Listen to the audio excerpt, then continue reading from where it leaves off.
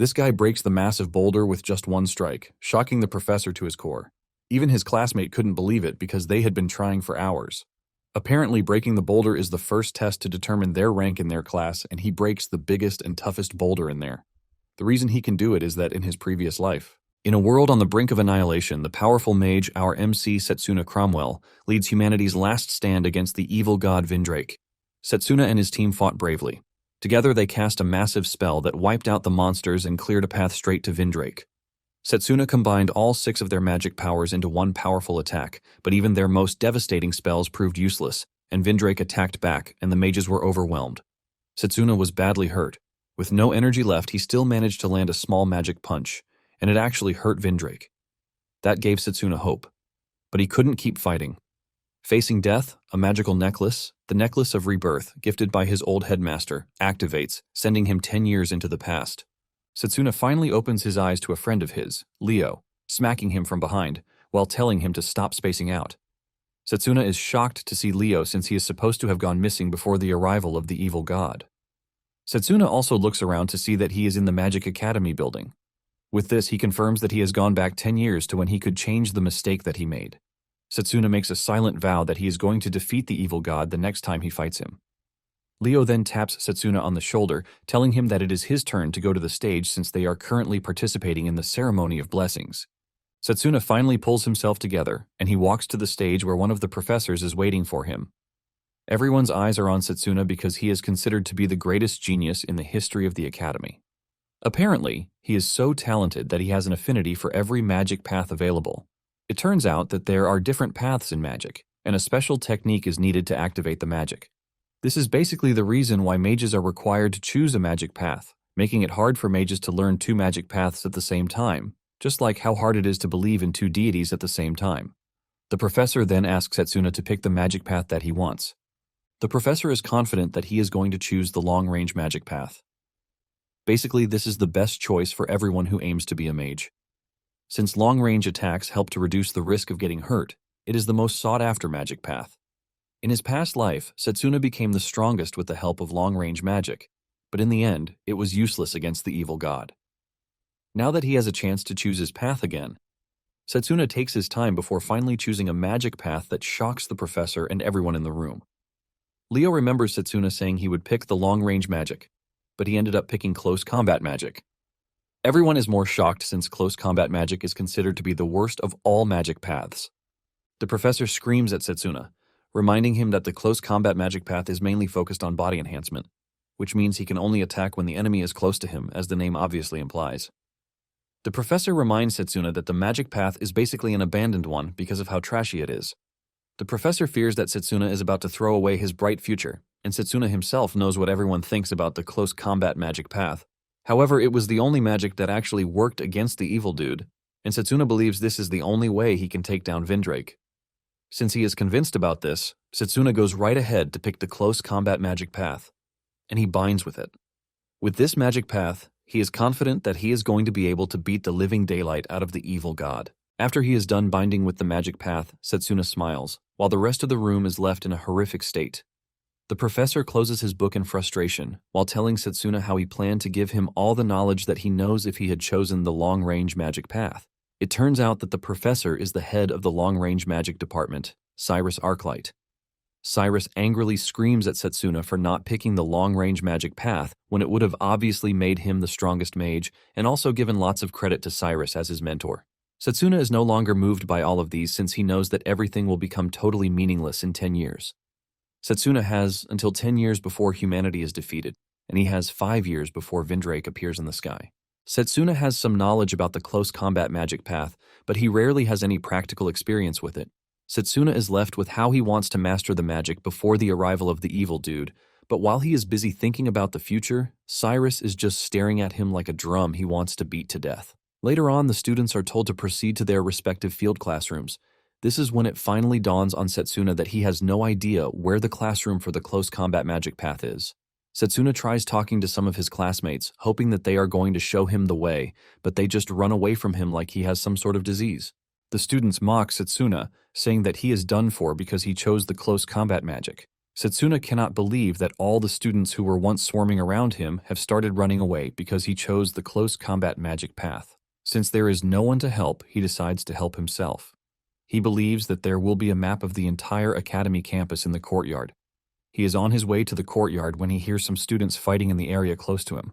It turns out that a redhead girl is fighting some dudes who took her brooch that was given to her by her mother. She demands that they return it, but they just laugh at her as they stare at the brooch, which can store mana.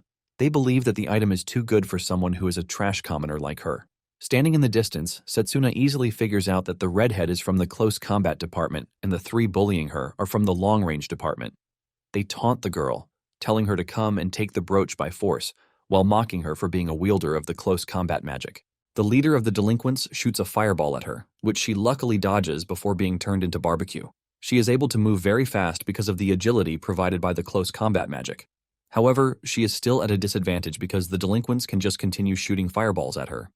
The redhead angrily conjures a mana blade, telling the bullies that she will never let them take the brooch from her. The bullies are not in any way scared of the redhead and her mana blade. The leader of the delinquents taunts her, asking if her mana blade can reach him.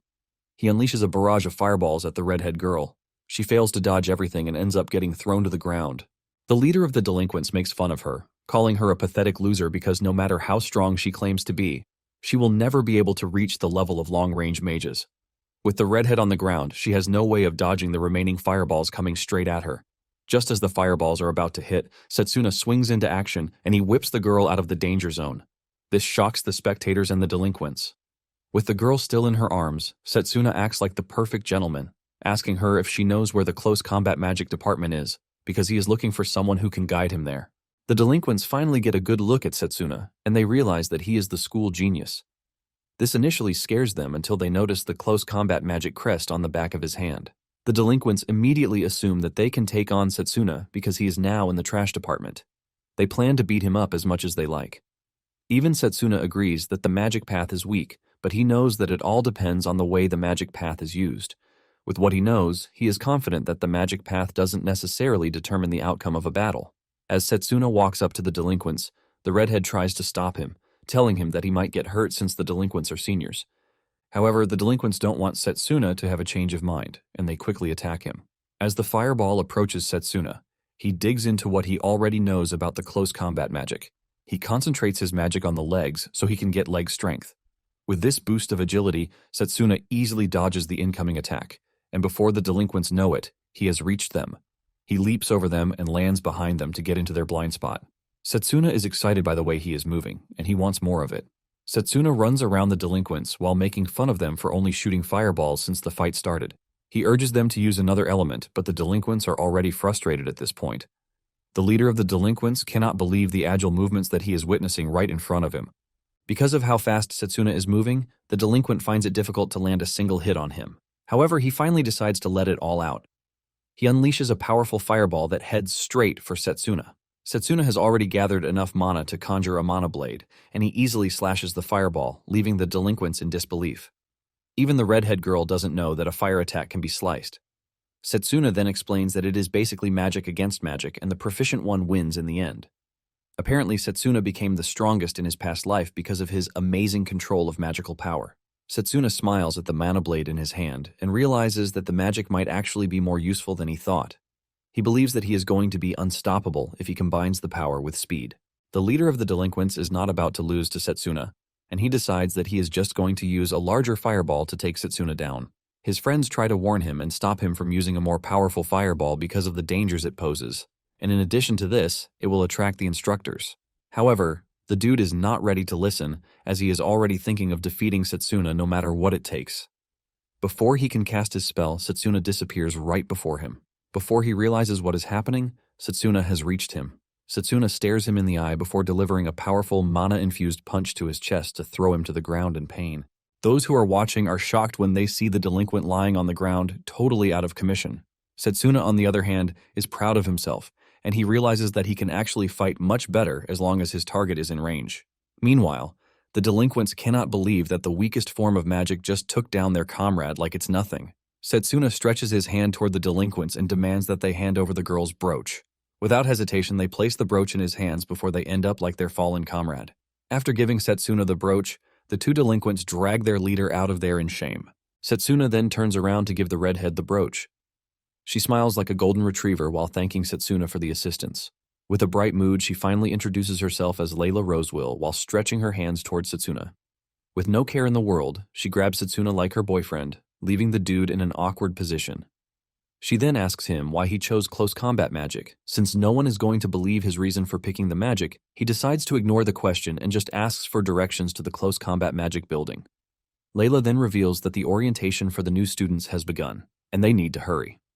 Layla then leads Satsuna down a lonely path, which obviously leads to the edge of the campus. Satsuna cannot believe that close combat magic is considered so trash that their department is located in a secluded area. Layla then smiles at Satsuna, telling him that she would like him to teach her how to make the mana blade that he used earlier. Satsuna doesn't think too much about this, and he tells her that it all depends on the control of mana. Satsuna is basically telling her the truth, since the magic can be used in many ways, depending on the circumstances. Satsuna believes that he will be able to bypass Vindrake's dispel if he masters the close combat magic. At the same time, he remembers something important, and this is the fact that the headmaster once showed him the back of his hands, and it turns out that he has been bound with two different magic paths. It is common knowledge that someone can only have one magic path. Satsuna recognized the first crest as the crest of summoning magic, but he didn't recognize the second one. Satsuna wanted to know, but the headmaster told him that he would know it when the time comes. The headmaster assures him that he is going to entrust the knowledge of the second magic to him. However, Satsuna never got to learn of the other magic till the evil god arrived and the headmaster was killed. Apparently, Vindrake quickly killed the headmaster because he sensed the danger posed by the old man's second magic path. Now that he has a second chance, Satsuna wants to make sure that he learns the magic to change the fate of humanity. Momentarily, they arrive at the close combat magic department. However, Satsuna is still worried that with his current status, he might not be able to get the headmaster's recognition. Upon arriving at the entrance of the department, they find a creepy-looking professor already waiting for Satsuna. He scolds Satsuna for coming late, and when Layla tries to explain, he just shuts her off, saying he doesn't give a damn. The professor tells Satsuna that he might be impressive on the outside, but the moment he joined the department, he became trash. He points his fingers at Satsuna, but Satsuna slowly pushes his hand off while scolding him for being rude. He reminds him that he is a professor in the department, and he is supposed to have some shame since everyone is calling the department trash. This gets on the professor's nerves, and he angrily grabs Satsuna by the shirt. Satsuna calmly replies that he is confident that there are several possibilities to be explored in close combat magic. The professor cannot believe the nerves on Satsuna, and he decides that he has to break his pride. He then asks Satsuna to show him what he has, since he is confident. There are a bunch of other students striking a bunch of boulders as if they are looking for gold. The boulders are so tough that they can't even get them to crack. Apparently, cracking the boulder is the first test needed to determine the student's rank in class. It turns out that there is a crystal stuffed inside the rock, and the students need to extract it as fast as possible. The professor smiles evilly at Satsuna, telling him that those who can extract the crystal will be punished.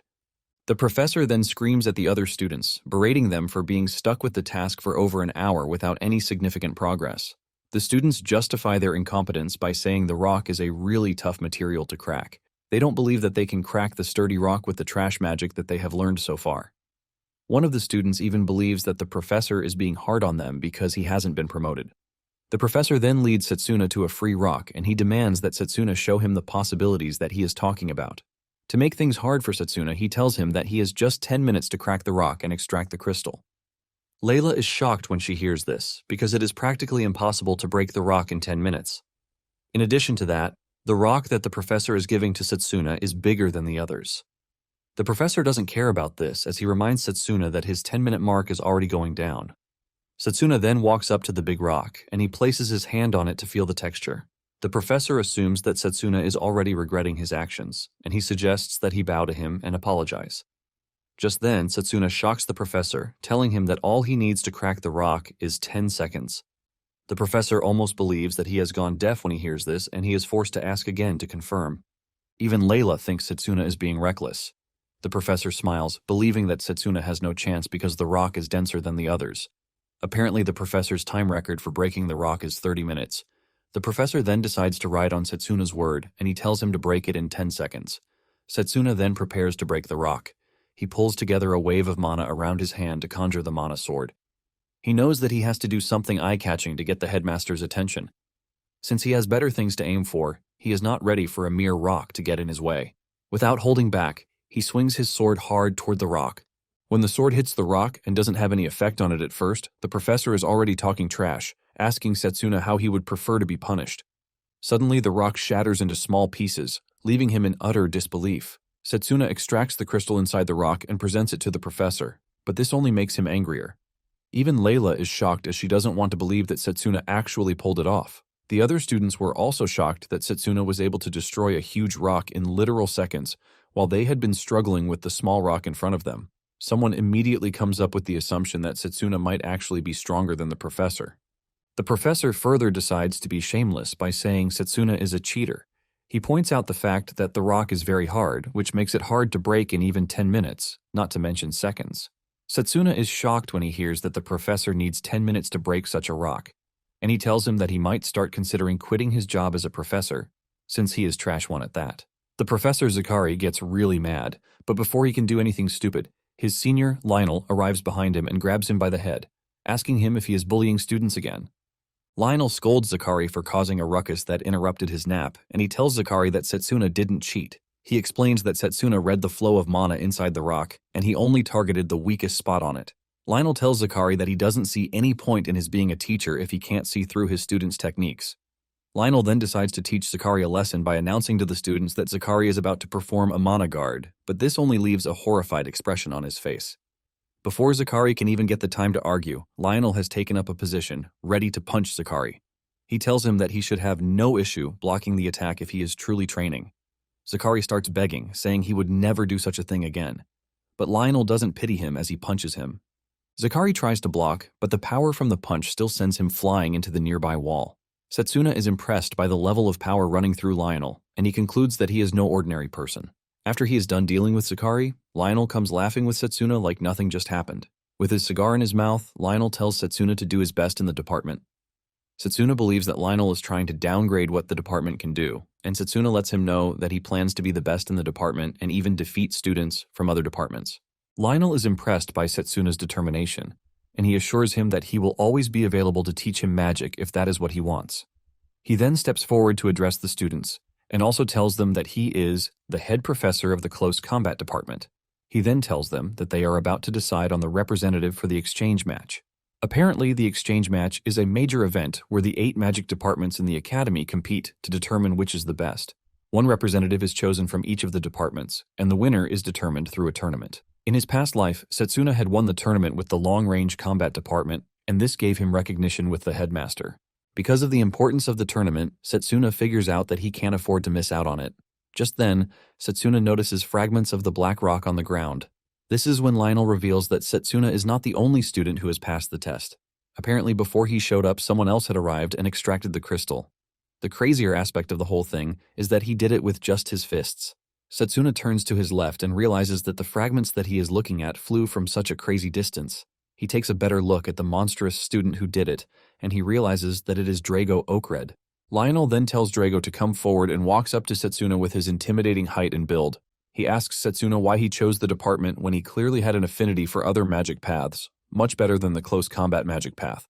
Satsuna replies that there are things he needs to do with close combat magic, but Drago shuts him up, telling him that there is nothing he can do with such a weak body. Drago shows off his aura while boasting of the fact that his family has excelled in the close combat department over generations. To live up to his family's expectations, Drago claims he has been training his body for years. Drago lets off a massive aura that shakes the other students, but Satsuna remains where he is. Drago then throws a punch at him, telling him to fight him because he doesn't want someone as weak to become the representative for the department. Satsuna remembers that Drago was the only outstanding student in the close combat department in his past life. Satsuna smiles when Drago challenges him, and he gladly tells him that he has accepted his challenge. Lionel is glad that the two managed to reach an agreement, and he tells them that the match between them will take place in 1 week. Drago walks away while telling Satsuna not to think of running away before the 1 week comes knocking. He even wants them to fight to the death since Satsuna is claiming that he is a close combat mage. The students are already envisaging who is going to win, but they all believe that Satsuna has no chance against Drago. Layla smiles at Satsuna, asking him if he can win. Her smile quickly fades away when she hears Satsuna say no.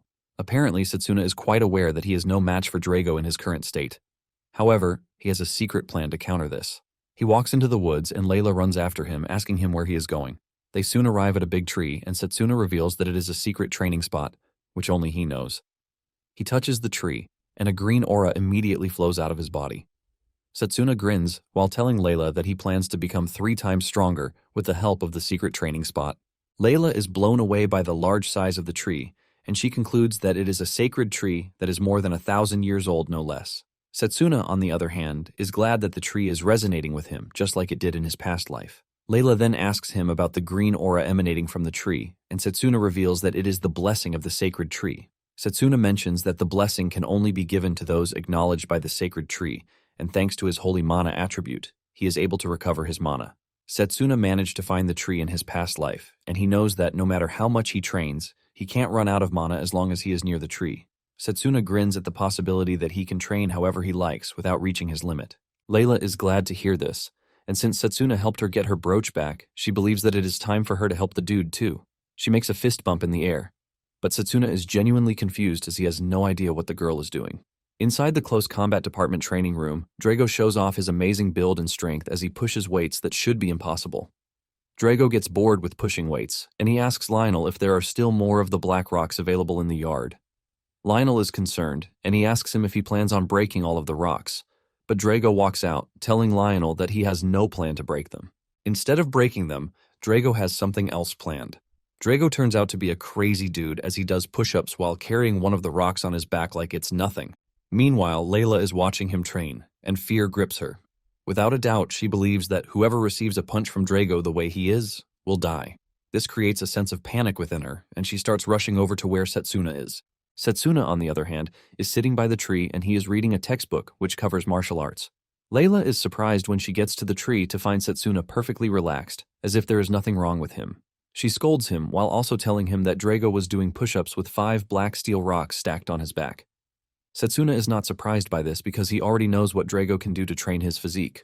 Satsuna then assures Layla that she has nothing to worry about because what he is currently working on is also part of his plan. Blue aura emanates from his eyes as he stares at the textbook in his hand. Layla is genuinely confused, and she asks Satsuna what he means by this. Satsuna explains that a physical boost is none other than a reinforcement and controlling the nervous system with mana. Basically, a boost to the legs means focusing on the said legs, and the same thing applies to the hands. With what he has explained, he tells Layla that to boost his memory, all he needs to do is focus on his head. It turns out that Satsuna has gone through a bunch of books while Layla was not around. Satsuna finally stands up from where he is sitting, and since he has gotten all the techniques in his head, he believes that it is time to practice them. Satsuna stands in the clear and throws a well-balanced kick before unleashing his mana sword too. Satsuna makes a graceful swing, but he doesn't stop there. He continues swinging, leaving Layla in awe. Layla admits that Satsuna's method is impressive, and she has never heard of it in the past. However, Satsuna is not impressed with himself because he knows that he still has a long way to go. Satsuna soon gets overwhelmed by all the techniques he is trying to fuse into his body at the same time, causing him to crash to the ground. Layla is worried about him, but he tells her not to because he is merely pushing himself to the limit with a physical boost. Because of this, he is focused on boosting his healing. The blessing of the sacred tree kicks in, and in no time, Satsuna's rough hands turn out to be as good as new. Layla is worried, and she suggests that Satsuna find another way to train himself instead of pushing himself to the extreme. Satsuna argues that he needs to train harder because he can't afford to face Drago with just trash methods. Satsuna points out the fact that Drago has been training himself in close combat magic for years. He tells Layla that he needs to follow the same painful procedure over 1,000 times till the week runs out. Layla is shocked when she hears this because a single cycle is painful enough as it is.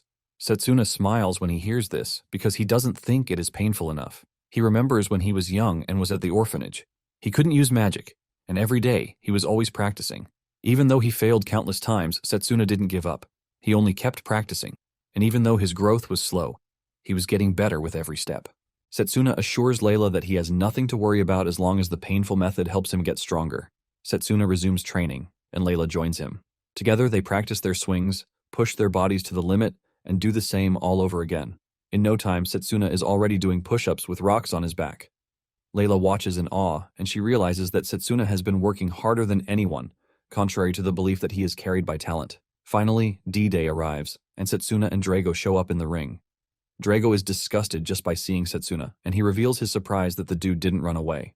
Satsuna smiles, telling Drago that he has no intentions of running away since he is the representative of the close combat department. Lionel stands by the ring to officiate the match, and once the two are ready to have a go at each other, Lionel starts the match.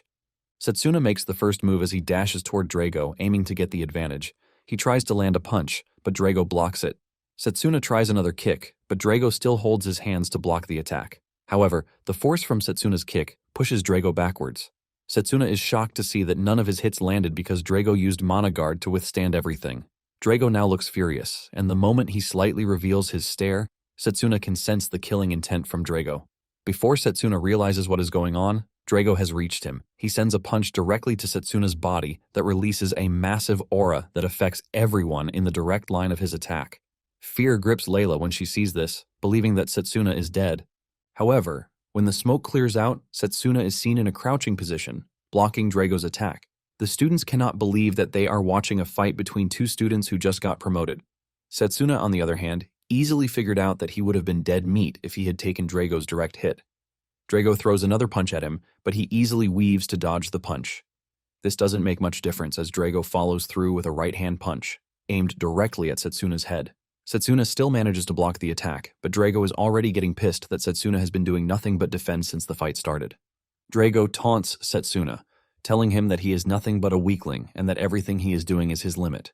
Layla, in the stands, is already worried that Satsuna is still no match for Drago even after he pushed himself to the limits multiple times. Lionel, who is an experienced tutor, sees the fight from another angle. He knows that to everyone Satsuna is being pushed back. But what they don't know is that Satsuna is perfectly blocking all of Drago's attacks with his mana control. Drago remains on the attack while berating Satsuna for being one of the elites who have been looking down on close combat magic. Drago claims that he and his family have suffered immense humiliation because they were born in a family that wields the close combat magic. However, Drago is determined to change the narrative with his efforts. Drago gets serious, and he unleashes a mana sword. Without hesitation, Satsuna does the same. The fight goes from a fist fight to a sword fight. They swing at each other with immense power, aiming to take each other's head off. Satsuna combines speed with his movements as he dodges all of Drago's attacks. He acrobatically leaps into the air, but this pisses Drago off, and he follows him. He tracks him till he reaches the ground and tries to smash him to pieces, but Satsuna gets out of the way before it is too late. The ground suffers Drago's attack and gets smashed, but he doesn't hold back. Satsuna is pushed backwards, but Drago still follows through with another strike. Drago finally has him pinned down, and at this moment, Satsuna remembers the harsh things the other students were saying about him when they found out that he had picked the close combat magic. Remembering this, Satsuna tells Drago that he understands his frustration. However, Satsuna lets him know that they are both aiming higher. Satsuna finally kicks in and he pushes Drago back by destroying his mana sword with just a swing. Drago is shocked when he sees the difference in Satsuna's movements. Satsuna almost cuts Drago in half, but he slightly dodges the strike. Drago takes Satsuna's words about aiming higher into consideration, and he also gets serious. Drago throws a left-handed heavy punch, aiming to catch Satsuna off guard, but Satsuna easily reacts to this and dodges it. Satsuna moves past him, and in no time, he reaches Drago's blind spot. However, before he can land a hit on Drago, he turns around. Drago puts his arms up to block the attack, but this clearly takes a toll on him. Lionel realizes that Satsuna is overloading Drago's offense and defense, using his exceptional mana control. However, he still doesn't see a clear winner between the two. As the fight progresses, Satsuna figures out that he has to find an opening if he's to break through Drago's tight and hard defense. Drago jumps backwards and he whips out another mana blade. He swings his sword very hard at Satsuna, but Satsuna dodges the strike. Satsuna figures out that Drago has resorted to using all of his mana to land a powerful and devastating attack, aiming to finish off the battle. Since he already knows this, Satsuna is able to time his movement perfectly to dodge Drago's strike. However, Satsuna is now a step away from falling from the ring.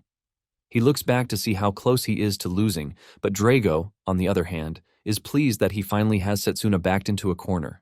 Drago believes that he has taken away Satsuna's chance to use his footwork.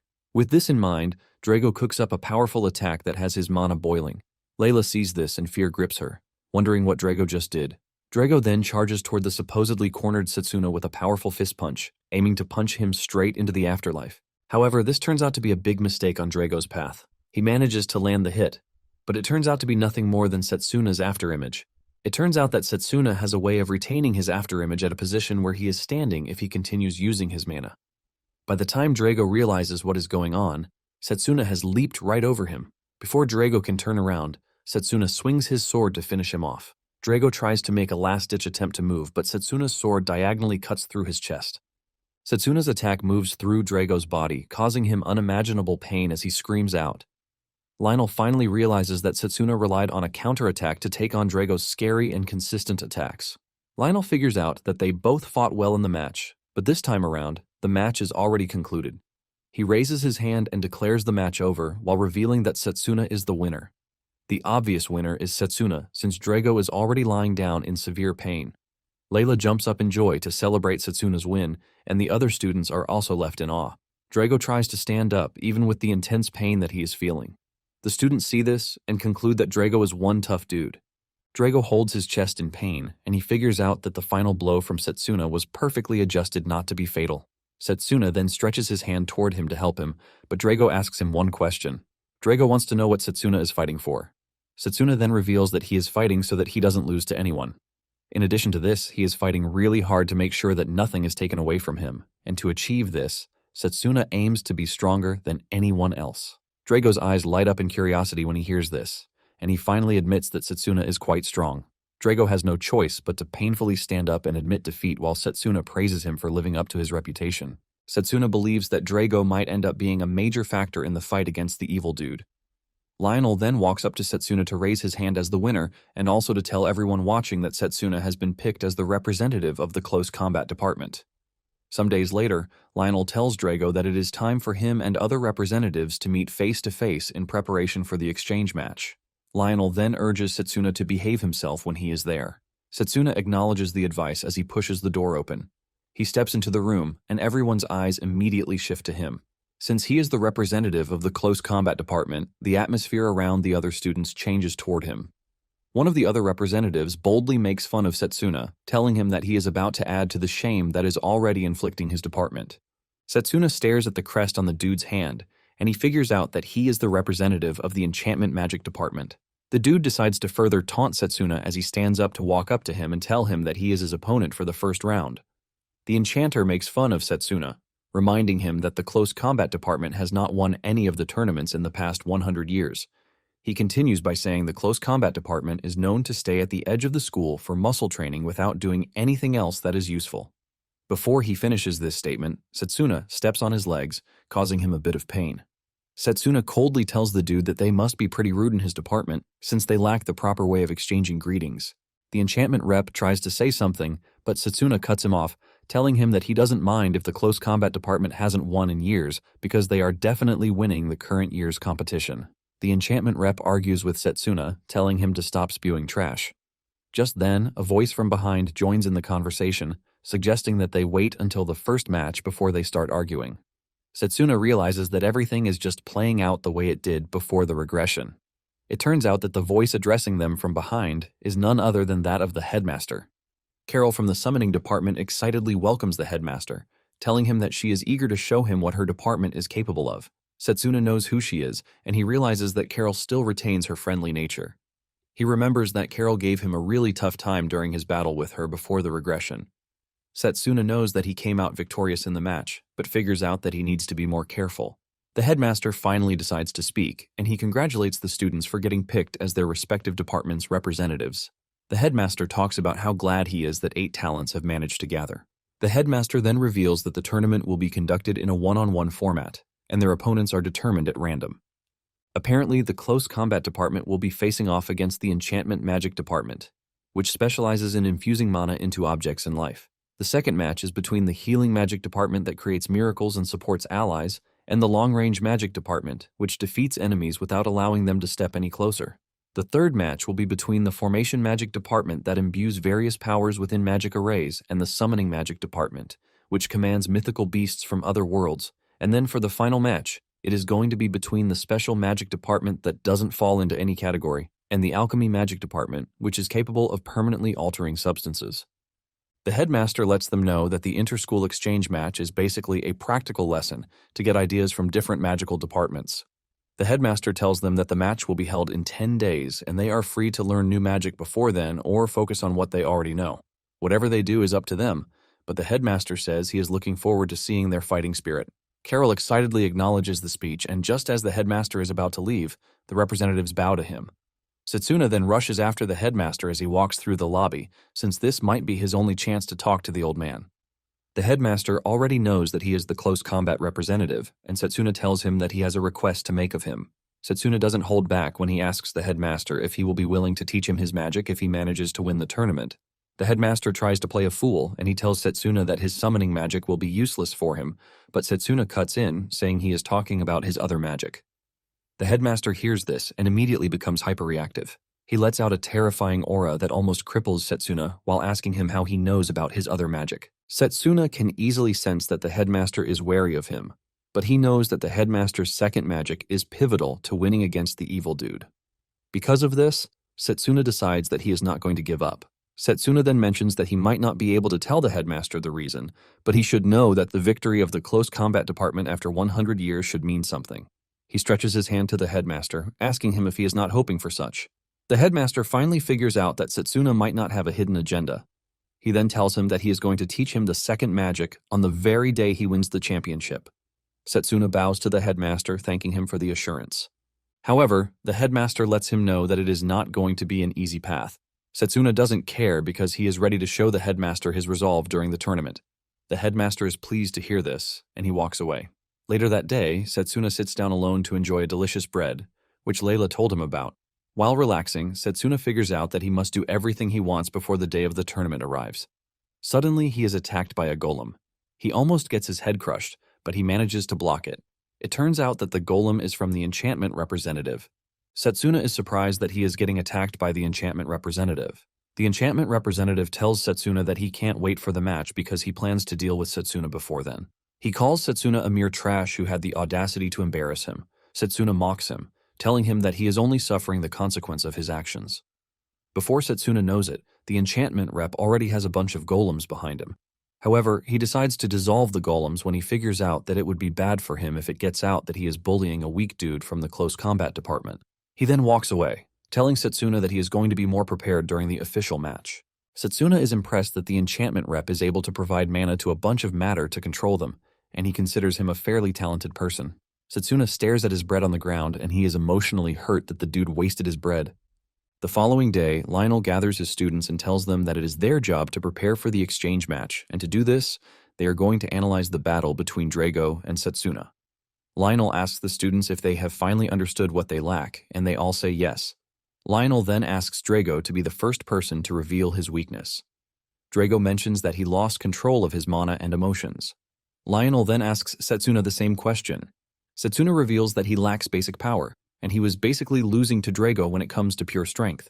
Lionel is pleased that the two understand their weaknesses because this is their first step to growth. Lionel then suggests that they work on improvement. Layla then asks Lionel if the match will serve as training for the exchange match. Lionel is pleased with the question, and he reveals that Satsuna will be going up against the enchantment rep, Joel, who, according to Satsuna, is capable of using multiple golems for both offense and defense. Since golems have physical bodies, their basic style of fighting is similar to that of combat magic. Layla is blown away when she hears this from the instructor. Lionel then reveals that he is going to give them each a task. Lionel wants Drago to focus on speed while acting as multiple golems so he can attack from all angles. For Satsuna, he is going to have to deflect Drago's attacks so he can launch a counterattack. Drago prepares himself for the training match, and he assures Satsuna that it is not going to be like the last time they fought each other. Satsuna smiles, telling Drago that he is looking forward to that. Drago charges towards Satsuna and he throws a left-handed punch straight at his face, but Satsuna dodges the strike. Satsuna believes that he has perfectly blocked Drago's attack until he realizes that another strike is heading straight for him. Satsuna immediately figures out that his reaction speed is slow. Lionel is impressed with the fact that Drago has managed to balance his speed and power. Drago looks like a mirage while throwing punches at Satsuna. Satsuna tries to predict his movements, but he fails at a point and almost gets his head thrown off by the giant dude. However, he is still able to dodge the strike, leaving Lionel pretty impressed. Lionel tells Satsuna what combination he needs, and Satsuna acknowledges the advice. Satsuna takes a step backwards and tries to land a counterattack. In the end, Satsuna and Drago crash to the ground in exhaustion. Drago admits that Satsuna gave him a run for his money. Lionel then commends the two, telling them that their movements were not bad. Lionel lets Satsuna know that he should be able to handle 4 or 5 golems in a couple of days. However, Satsuna knows that he is not allowed to let his guard down, no matter how much and how hard he trains. Lionel is pleased with the fact that Satsuna easily understands everything he wants to teach him. Lionel knows that Drago is well versed with the basics of close combat, without a doubt, but at the same time, Satsuna's sense is nothing short of exceptional. In no time, the D-Day arrives, and the arena is packed with students, teachers, and other spectators. The headmaster climbs the podium to address everyone. He lets them know that only one representative out of all 8 will be crowned the strongest. Just as expected, there are bookies placing bets on the match. Surprisingly, the delinquent that Satsuna beat up is betting on him to win the match. Some of the students turn around to look at the calm dude, Actar, who is representing the long-range department. Basically, he will be the one to face whoever wins between Satsuna and Joel. Actar wears a calm but very deadly look. Apparently, the matches change stages randomly, and the first round will be happening on a desert-type stage. Joel smiles evilly when he sees this because everything just worked in his favor. His classmates cheer him on, telling him to take down the weak Satsuna. Layla screams back at the boys, telling them to watch whether Satsuna will still remain the underdog or not after the match. Layla almost jumps up to go beat them up, but Lionel holds her down. Satsuna feels no pressure whatsoever, and he smiles when he sees this. With the 2 contestants ready, the referee starts the match. Joel then whips out a fragment of the black steel rock and smiles at Satsuna, asking him if he knows what he is holding in his hand. Without a doubt, Satsuna knows what it is. Joel is glad that he knows, and he reveals that it is a fragment that is needed to make a golem by fusing it with sand. Joel drops the fragment, and he infuses it with sand to create a scary golem. Joel confidently tells Satsuna that a blade wouldn't be able to leave a scratch on the black steel golem. It turns out that he has more than one fragment with him. He opens his pouch to unleash a few other fragments sitting in there. He drops everything in the sand, and he turns them into golems while evilly smiling at Satsuna, saying that he has nothing but a 1 in 10,000 chance to win. There are so many golems that Layla is gripped with fear. To make things worse, Joel reveals that the golems can be made infinitely on the sands that they are standing on. Joel lets Satsuna know that he has no chance of reaching him. Some of the students believe that the match is already decided, and they tell Satsuna to surrender before he gets hurt. Joel also acts all high and mighty, as he tells Satsuna that he is willing to listen to whatever he has to say. Just then, Satsuna drops a bombshell that cracks Joel's soul and efforts. Satsuna lets him know that he is disappointed that this is everything he can produce at his best. Joel is enraged when he hears this, and he loses it. He immediately orders the golems to go after Satsuna. The golems rush at Satsuna, and they all jump at him at the same time, leaving a cloud of dust that disrupts visibility. Joel laughs, telling Satsuna that he just reaped the reward of messing with him. The spectators cannot see anything in the arena because of the dust covering everything. Unknown to them, Satsuna is easily cutting down the golems like they are tissue. He is not even moving from where he was before destroying the golems. When Joel finally sees Satsuna, the golems have turned to nothing but broken pieces, and Satsuna reveals that he has already mastered the black steel rock. Joel cannot believe his eyes, because what he produced are exceptionally tough golems. Just then, Joel starts to remake the golems, reminding Satsuna that he already said he can infinitely make them. Satsuna then reveals that, when it comes to close-quarter combat, nothing beats close-range magic. Satsuna lets him know that no matter how many golems he makes, he won't lose, because all they know are basic combat moves. Satsuna leaps toward the newly formed golems, and he easily cuts them down in a flash. Satsuna swings his sword around like cutting butter, but Joel is not ready to give up. He reaches into his pouch to bring out more fragments, but Satsuna reaches him so fast before he even gets the chance to blink. Satsuna lets him know that he has just found himself in an unfair match. With no way to move, Joel gets punched right in the face. His glasses fly off, and he coughs up blood as he is sent across the arena. The spectators are still unaware of what is happening inside the dust cloud. Momentarily, the cloud dust starts to disperse, and they spot just one student standing. Before they can get a good view of who the standing student is, the referee announces that Satsuna is the winner of the first match. Joel is lying cold on the ground while Satsuna smiles because he just managed to win the first game. Layla smiles and rejoices when she realizes that Satsuna just won. Satsuna's haters cannot believe their eyes when they realize that Satsuna won his match, which is something that has not happened in years. Most of them don't know how Satsuna was able to defeat Joel. Some assume that Joel was unable to maintain his mana output, which leads to his self-destruction. With this assumption, they conclude that Satsuna only got lucky and shouldn't have been able to win against Joel. However, Cyrus knows that Joel didn't self-destruct, and Satsuna beat him fair and clear. Because Satsuna won, Actar finally decides to take him seriously. He figures out that he needs to set up against the dude. With this, the competition continues, and the second match begins. Satsuna returns to the stands, where Layla excitedly welcomes him. She asks him if he plans to watch the match, and he says yes. He wants to see if there is anything he is going to learn during the match. The departments currently going against each other are Summon and Formation. Since the start of the match, Carol of the Summoning Department has gained the upper hand. She sits on the back of a scary wolf that unleashes ice-type attacks at the Formation dude. However, the formation representative is trying to get close to Carol by cutting down the attacks. Satsuna is impressed by the representative of the formation department because his movements are quite impressive. Satsuna wonders if he will be able to do the same in close-quarter combat. Layla admits that the movements from the other departments are pretty cool, but she wishes to get stronger in close combat magic only. Satsuna then finally asks her why she chose close combat magic since there are other magic paths that she could have chosen. Layla then reveals that she was once saved by a close combat mage a long time ago. She narrates that she was playing with her little brother in the forest when they were suddenly attacked by a grizzly bear. Layla thought they were done for until a close combat mage rushed in to help with the situation. The mage punched the bear to death, and since then, Layla has made it her dream to become a close combat mage so she can start helping people around her. Layla chuckles nervously while saying her reason might be childish, but Satsuna quickly corrects her, saying it is not childish. Satsuna tells her that as long as she has a goal in her heart, she will definitely become stronger. Layla smiles like a baby when she hears this. The two are having their good moments when Leo suddenly shows up. It turns out that Leo was the second strongest in the long-range department after Satsuna. Leo pats Satsuna on the shoulder, telling him that he watched his first match and it was impressive. Leo immediately assumes that Layla is Satsuna's girlfriend. Layla's face is totally red while telling Leo that he is wrong. Momentarily, they get to the second round and the first match is happening between long-range and close combat. The stage selected for the battle is the Scorching Hell, where the participants cannot afford to fall because it is the end for them. When Drago sees the lava-infused stage, he realizes that it would be pretty difficult to approach the opponent. Lionel believes that the stage might be a difficult one, but it is quite advantageous for the opponent. It turns out that Cyrus was the one who arranged the stage because he is trying to get his department to win by all means. Cyrus aims to teach Satsuna a harsh lesson for choosing the close combat department. Meanwhile, Layla has gone to talk to Satsuna, who is studying. There is a vase on the table and Satsuna quickly tells her not to touch it because it is a contact-triggered magic tool. Satsuna lets her know that the vase will basically suck up all of her mana. Layla is shocked when she hears this, and she demands to know why Satsuna has put something so dangerous on the table. Satsuna then reveals that it is actually a trap set for him, which is basically the 7th trap that he has uncovered. Layla is shocked to hear this, and she asks Satsuna if he is fine with the traps flying around. Satsuna mentions that he has been trying his best to avoid them, so he doesn't think he is in any trouble.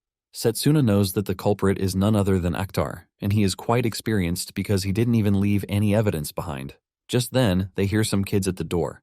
They step outside to see the kids holding flowers that are meant for them.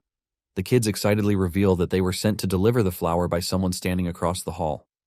However, by the time they turn around to point at the person, they find nobody. Layla asks why the person didn't come to give the flowers to Satsuna himself. The kids reveal that the unknown person claims that he is shy. Suddenly, the flower falls out of the girl's hand, and she complains about dizziness. A dark aura swirled around the girl, and Satsuna immediately kicked off the flowers because he had seen something like that in his past life. Layla is concerned, and she asks Satsuna what the problem is, and he reveals that the flower contains a poisonous grass called veninum. The kids start coughing, and they lose their balance. Satsuna and Layla attend to the kids, but Satsuna is already pissed that the culprit doesn't mind dragging kids into his scheme. Satsuna lets Layla know that they need to treat the kids quickly because the effect will become irreversible if it stays longer. However, Satsuna is worried about how they are going to find a healer to help them deal with the poison. They lay the kids on the floor, and Layla asks if their conditions need immediate attention.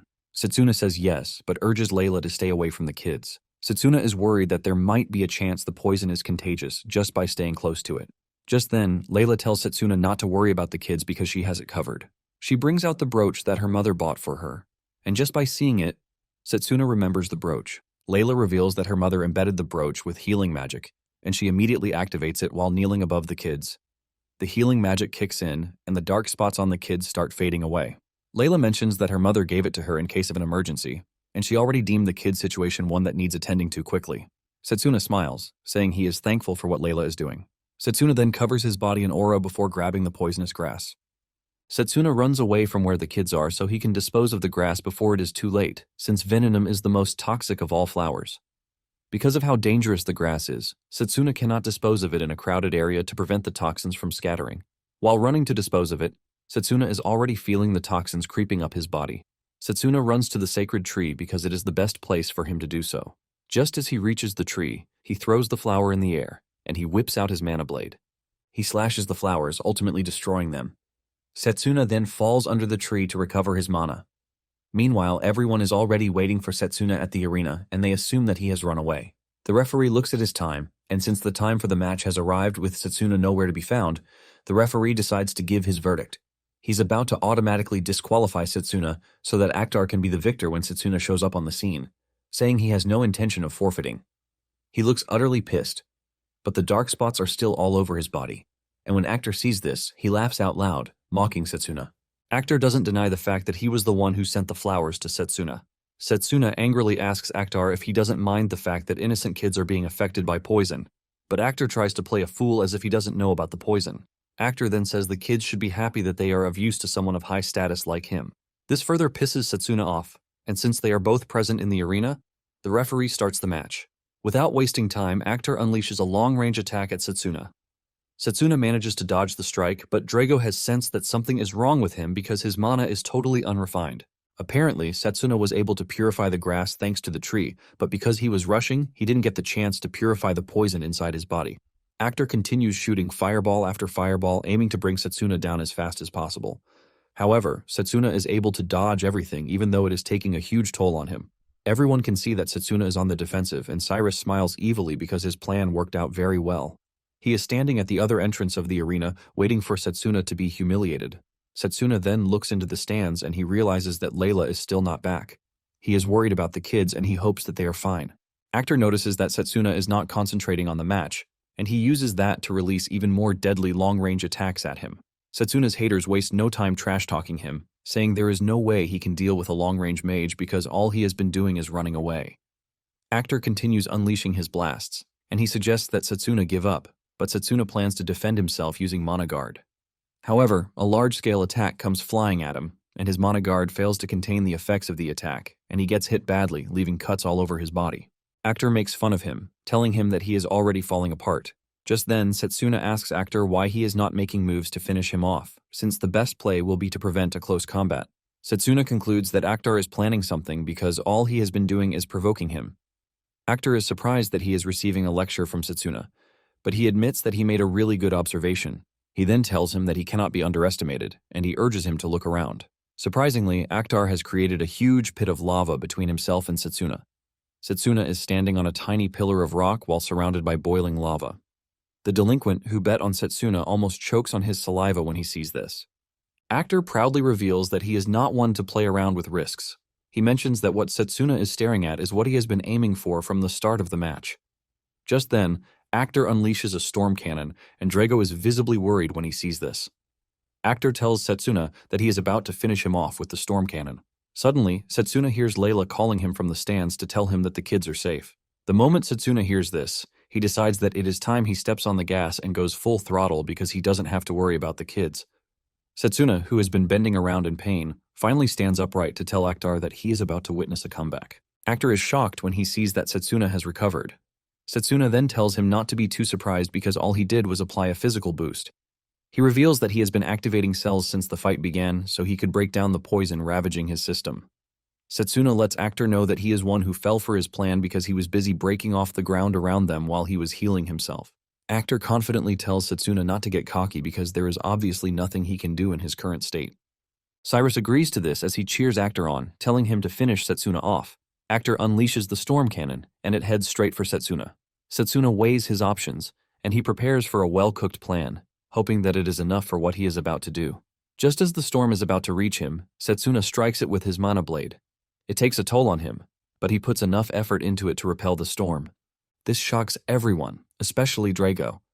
Before the magic can reach Actar, he nullifies, while boasting that he can confidently take down his own magic. Actar makes fun of Satsuna, telling him that his strategies have run out and the fight is over. Suddenly, the smoke in front of him clears, and the next thing he sees is Satsuna approaching him with his mana blade in hand. Satsuna stares Actar in the eyes, asking him if he thinks the distance between them was enough to keep him away. With no way to defend, Actar gets slashed by Satsuna. The cut goes diagonally across Actar's chest, ultimately taking him down. Satsuna then tells him to seek forgiveness from the kids if he is looking for whom to forgive him. Actar passes out cold on the ground, and the referee declares Satsuna the winner. Drago smiles when he sees this, but suddenly the ground under them gives way, and the two start heading into the destructive lava. Satsuna realizes that Actar is unconscious, and he has no way of evading the lava. He decides to save the dude, and he applies some physical boost to his feet so he can move faster. He manages to grab Actar, and just before they fall into the lava, Carol uses her summoned beast, the Fenrir, to save them. Satsuna is shocked when the large beast appears to save them. The spectators are hyped by what they just witnessed from the representatives. The Fenrir gets the two to safety, and Carol pats its head. The medical staff show up to take Actar away while they attend to Satsuna. Carol smiles at Satsuna, saying he probably would have been fine without her help. Satsuna argues against this, saying Carol actually saved his life. Satsuna sees Carol as someone who has the talent and also the style that follows. Satsuna realizes that his preparation needs to be top tier before he faces Carol. Satsuna's haters have started realizing that Satsuna's win against Joel might not be a fluke since he just won against Actar free and fair. The haters know that things are going to be bad if it continues the way it is. Meanwhile, the headmaster remains calm while watching the tournament. Cyrus is pissed that Actar lost to Satsuna, and in rage he tells Satsuna that he is never going to forgive him. After he has been attended to by the medical staff, Satsuna heads back into the stands to meet Layla. Drago lets him know that he heard about everything that happened from Layla, and he admits that he had it tough. Satsuna then asks Layla about the kids, and Layla reveals that they are currently sleeping in the infirmary. She assures Satsuna that the kids are going to recover according to what the doctor said. Satsuna is pleased to hear this as he lets off a cool smile. Suddenly, Satsuna feels a strange aura that causes him to turn around.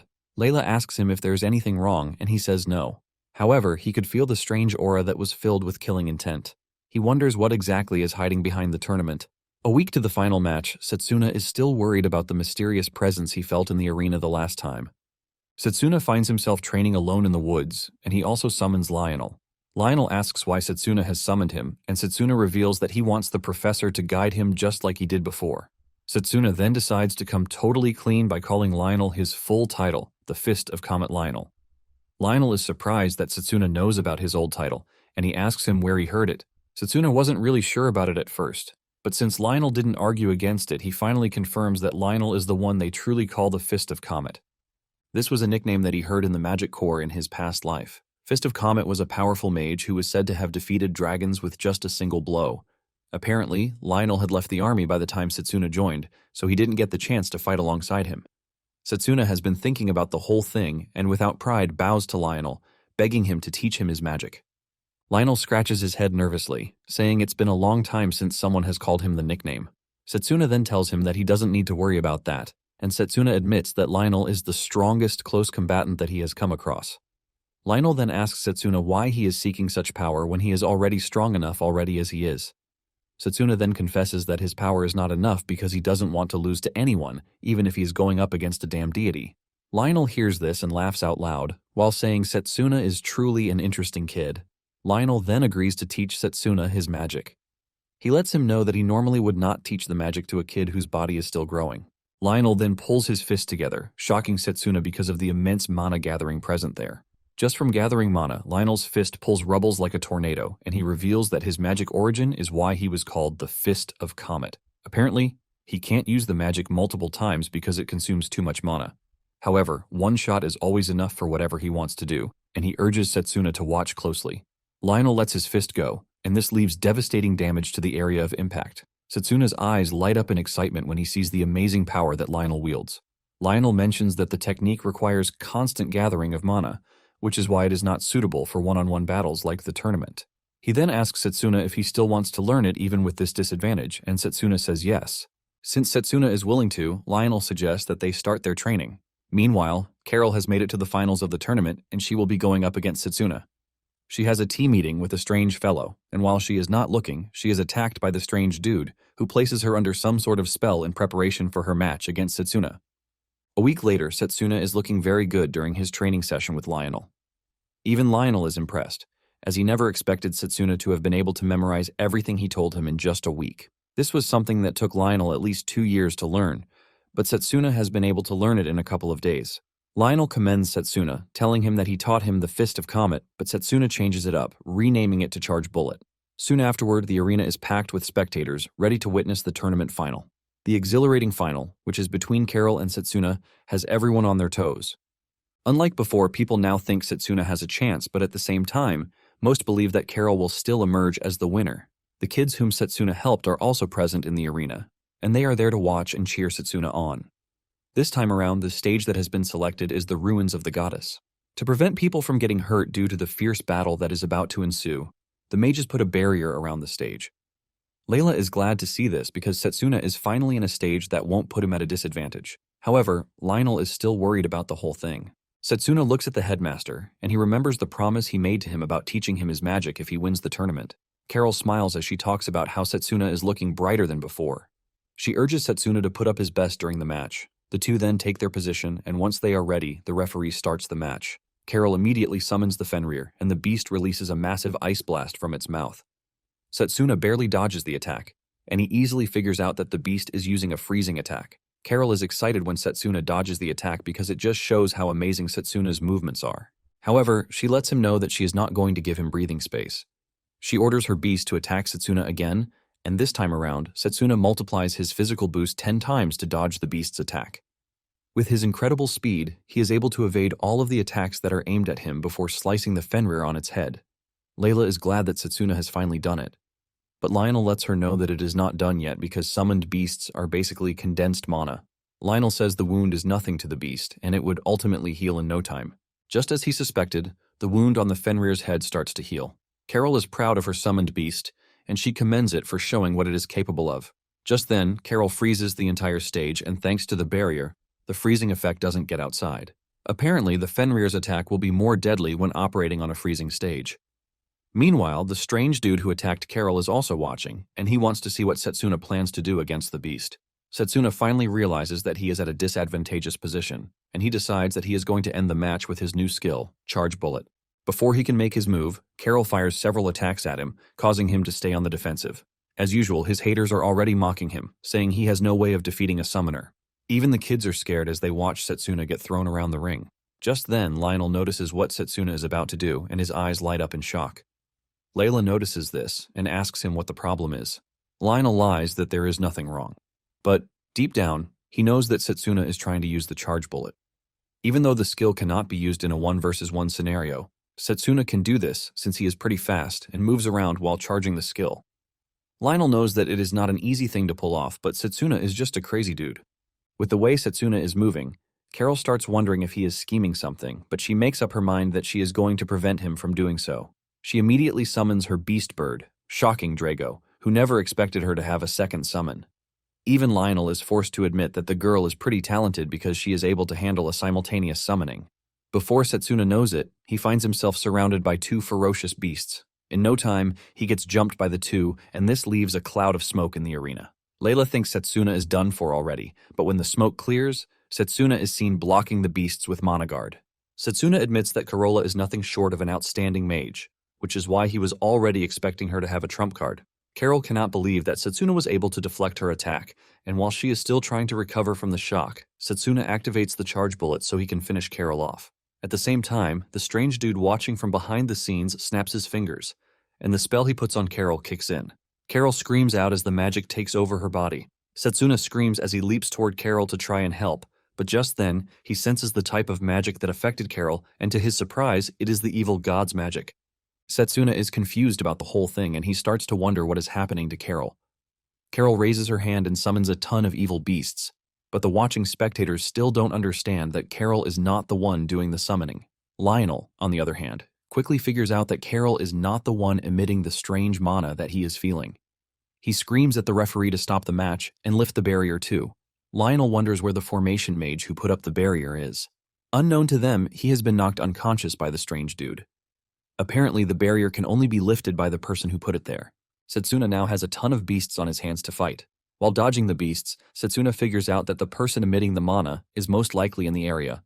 He decides to follow the trail of the mana, but while he is making his plan, the strange dude increases the intensity at which the beast will attack him to make sure that he doesn't have the time to cook a stupid plan.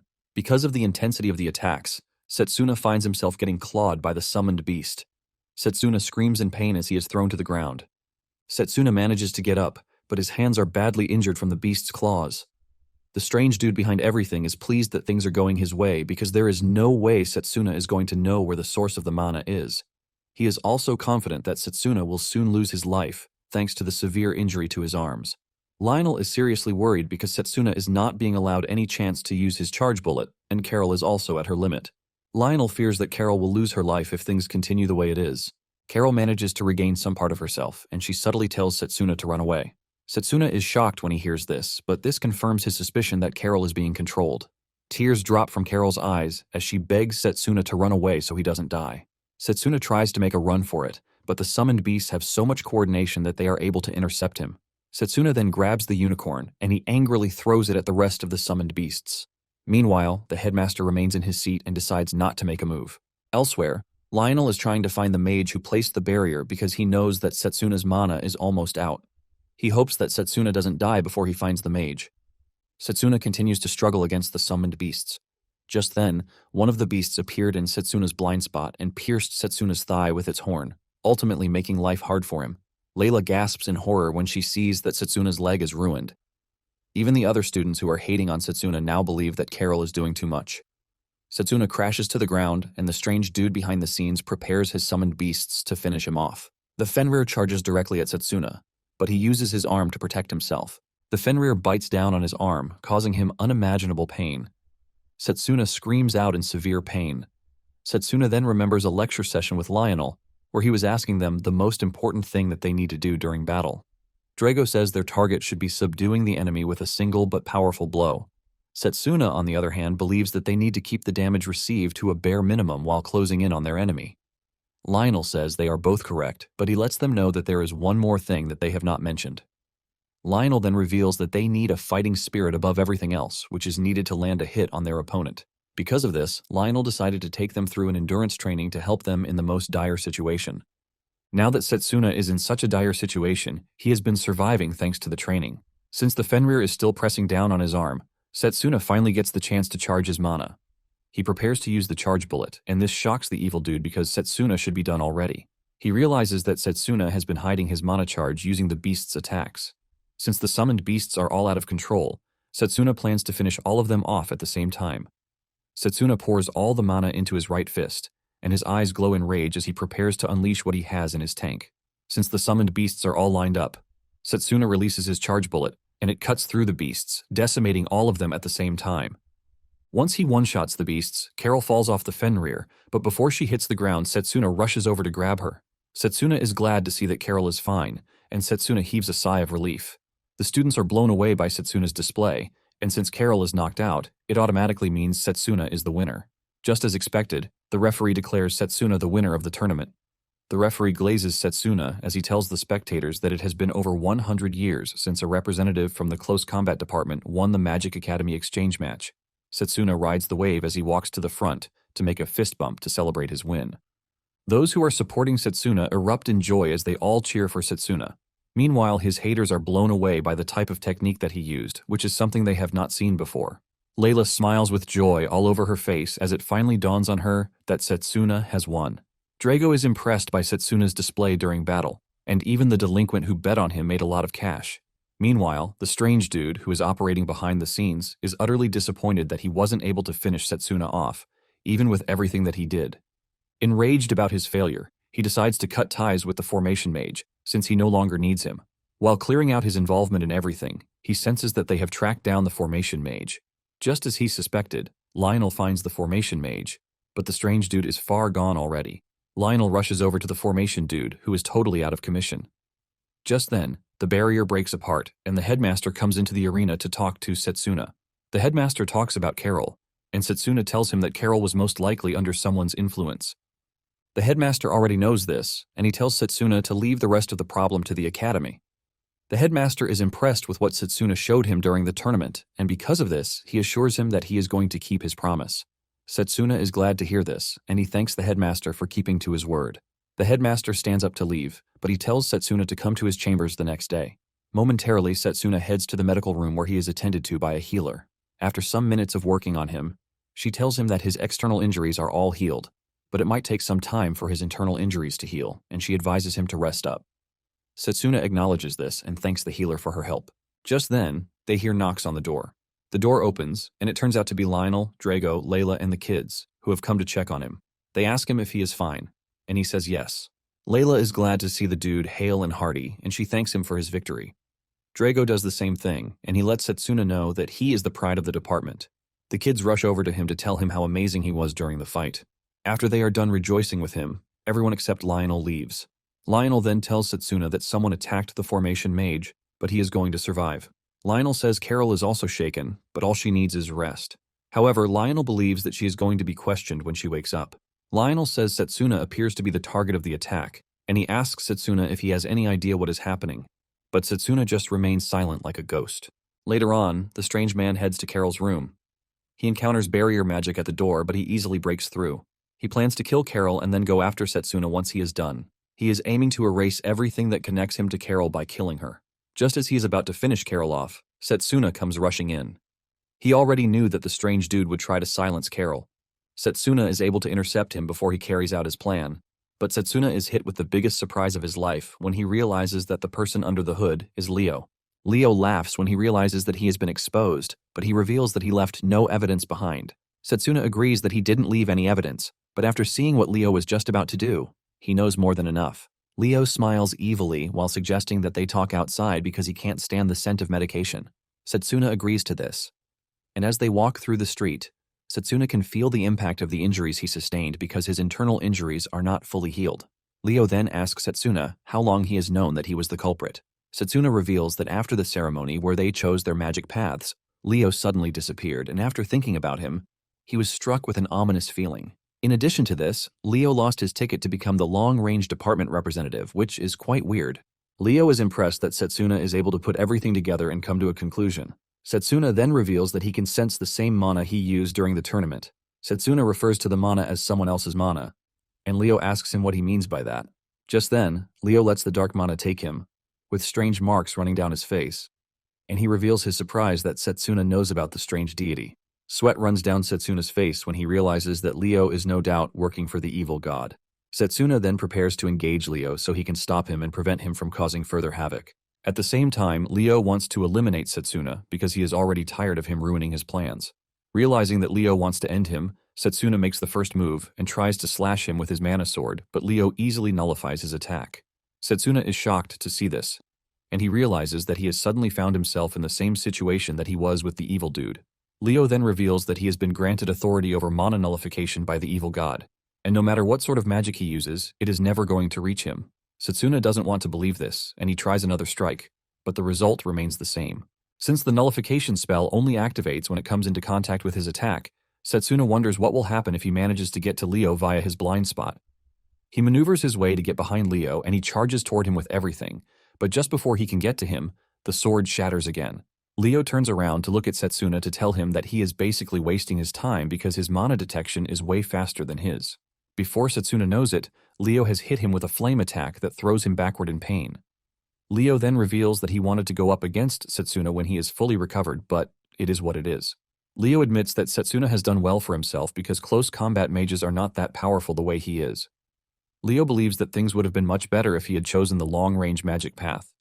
Nonetheless, Leo lets him know that it is the end of the line for him because he is about to die. Leo shoots a lightning attack into his thigh to cause him intense pain. Satsuna screams out loudly as blood gushes out of the wound. Satsuna figures out that Leo is most likely aiming for the wound he sustained during the final round of the tournament. While he is still in pain, Satsuna is forced to ask Leo why he is doing what he is doing. Leo then reveals that he is already tired of the world and he just wants it destroyed. Satsuna doesn't want to believe that this is the sole reason why Leo has turned evil because he knows the destruction that comes in the end. Satsuna screams at him to shut his mouth because he doesn't want to believe that he is talking to the real Leo. Leo angrily charges at Satsuna, and Satsuna is already planning what he wants to do. He knows that he has to wait for Leo to reach him before he unleashes his mana blade. Satsuna wants to do the same thing he did to the evil god at the last minute when he was fighting him. Satsuna is confident that he still has a chance against Leo even though he is badly beaten. However, Leo changes the game and releases a long-range spell before he gets to where Satsuna is. Satsuna's eyes light up in shock as he realizes that Leo's casting time is way too fast. It dawns on Satsuna that Leo is receiving a boost thanks to the power of the evil god running inside him. Leo is about to finish Satsuna off when a voice echoes from behind, telling them to stop, and what follows is white flames blocking Leo's attack from reaching Satsuna. The two are stunned when they see this because they obviously know who it is. Standing on the rooftop is the headmaster and his summoned dragon, as he looks down on the two with a fierce and scary expression. The headmaster and his summoned beast jump down, and he apologizes to Satsuna for coming late, but Satsuna doesn't take offense because the principal literally just saved his life. The headmaster easily figures out that Leo was the one who caused trouble during the tournament.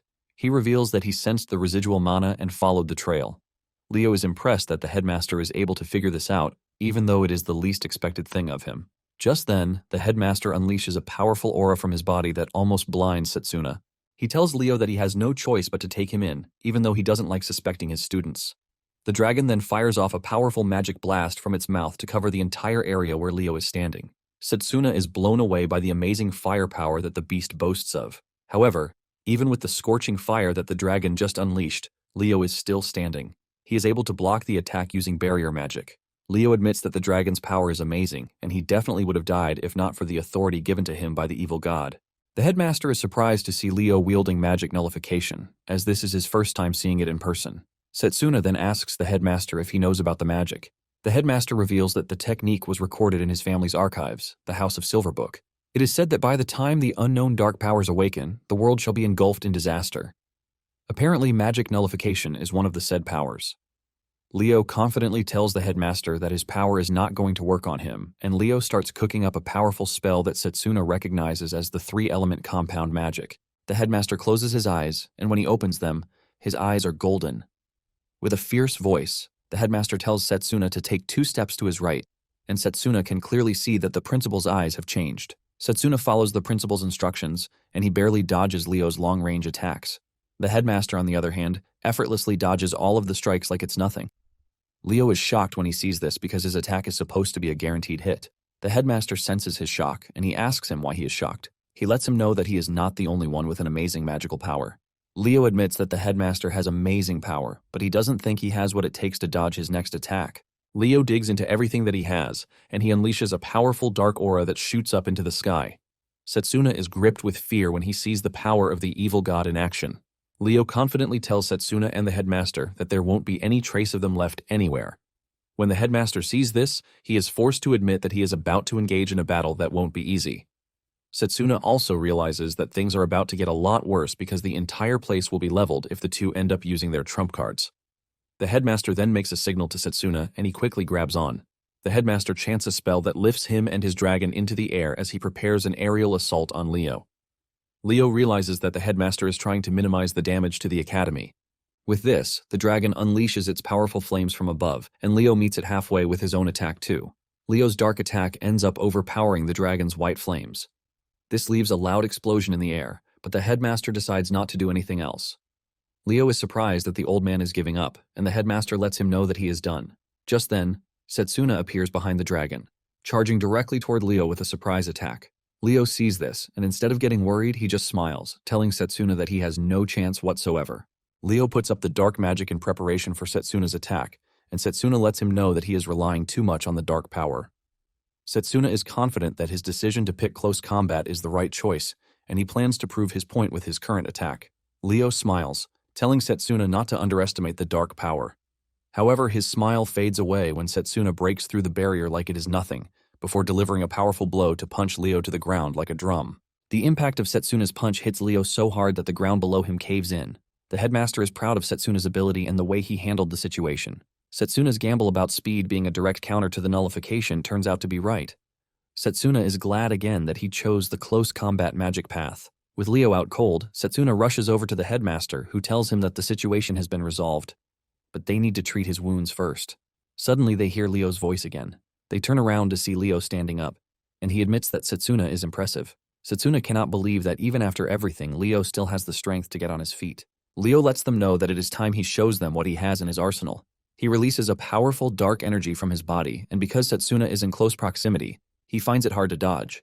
Satsuna whips out his mana sword, hoping to cut the energy attack with it, but the blast overpowers him, sending him flying. The headmaster screams out his name as he watches him get thrown to the ground. Losing consciousness, Satsuna figures out that Leo combined long-range magic and magic nullification. As he falls unconscious, he sees a memory of himself and Leo undergoing magic practice in the woods. It becomes so real that Satsuna now sees his head as the target board, with Leo aiming to finish him off. Leo makes fun of him for not being able to save anybody, even though they trusted him. This causes Satsuna to scream out in pain. When he wakes up, he finds himself in the infirmary with Layla beside him. Layla quickly rushes over to him, revealing her relief that he is alive. Layla mentions that he has been unconscious for 3 days. Satsuna is shocked when he hears this, and he angrily grabs the sheets with the realization that he was defeated. He is angry at himself for losing to the power of the evil god twice. Satsuna finally gets off his head, and he asks Layla about the principal. Layla reveals that the headmaster is in his chamber. She is about to continue talking when Satsuna gets off the bed. Layla is in disbelief as she asks him where he is going. Satsuna tells the girl that he needs to meet the principal to confirm something. Layla tries to dissuade him, since he still needs to rest. Satsuna taps her on the shoulder, apologizing for making her worry, but he lets her know that he has to go. Meanwhile, the headmaster is having a meeting with the professors of the school. Just as they rounded up the meeting and were about to leave, Satsuna rushed into the room. Satsuna screams out in worry, but to his surprise, the headmaster looks fine. The headmaster then reveals his relief that the kid is fine. Satsuna walks past the bitter Cyrus, and he just stares at him like some kid he needs to strangle. Lionel pats Satsuna on the shoulder, telling him how Drago and Layla were worried about him. However, he decides to let him be so he can talk to the headmaster. Once the professors are gone, Satsuna bows his head to the headmaster, apologizing for not meeting up to his standards. Satsuna then asks the headmaster about the aftermath of the fight. Satsuna's wounds open up, causing him to grab his tummy in pain, and the headmaster urges him not to push himself too hard. The headmaster then decides to narrate the events that happened after he passed out. Leo decided to retreat because he had used up so much mana. He opened a portal to escape, and the headmaster just watched him disappear. However, the headmaster notices that there is something sinister behind the portal, and he figures out that he has to build up his strength in preparation for the main battle. After hearing this, Satsuna becomes particular about the eyes behind the portal, and the headmaster asks him if he knows anything that he doesn't. Satsuna hesitates, but the headmaster insists that Satsuna tell him every little detail that he knows. Satsuna is hesitant to talk, and the headmaster removes his left glove, reminding him that he already mentioned his hidden magic too. The headmaster says he wants to believe Satsuna, but he needs him to come clean.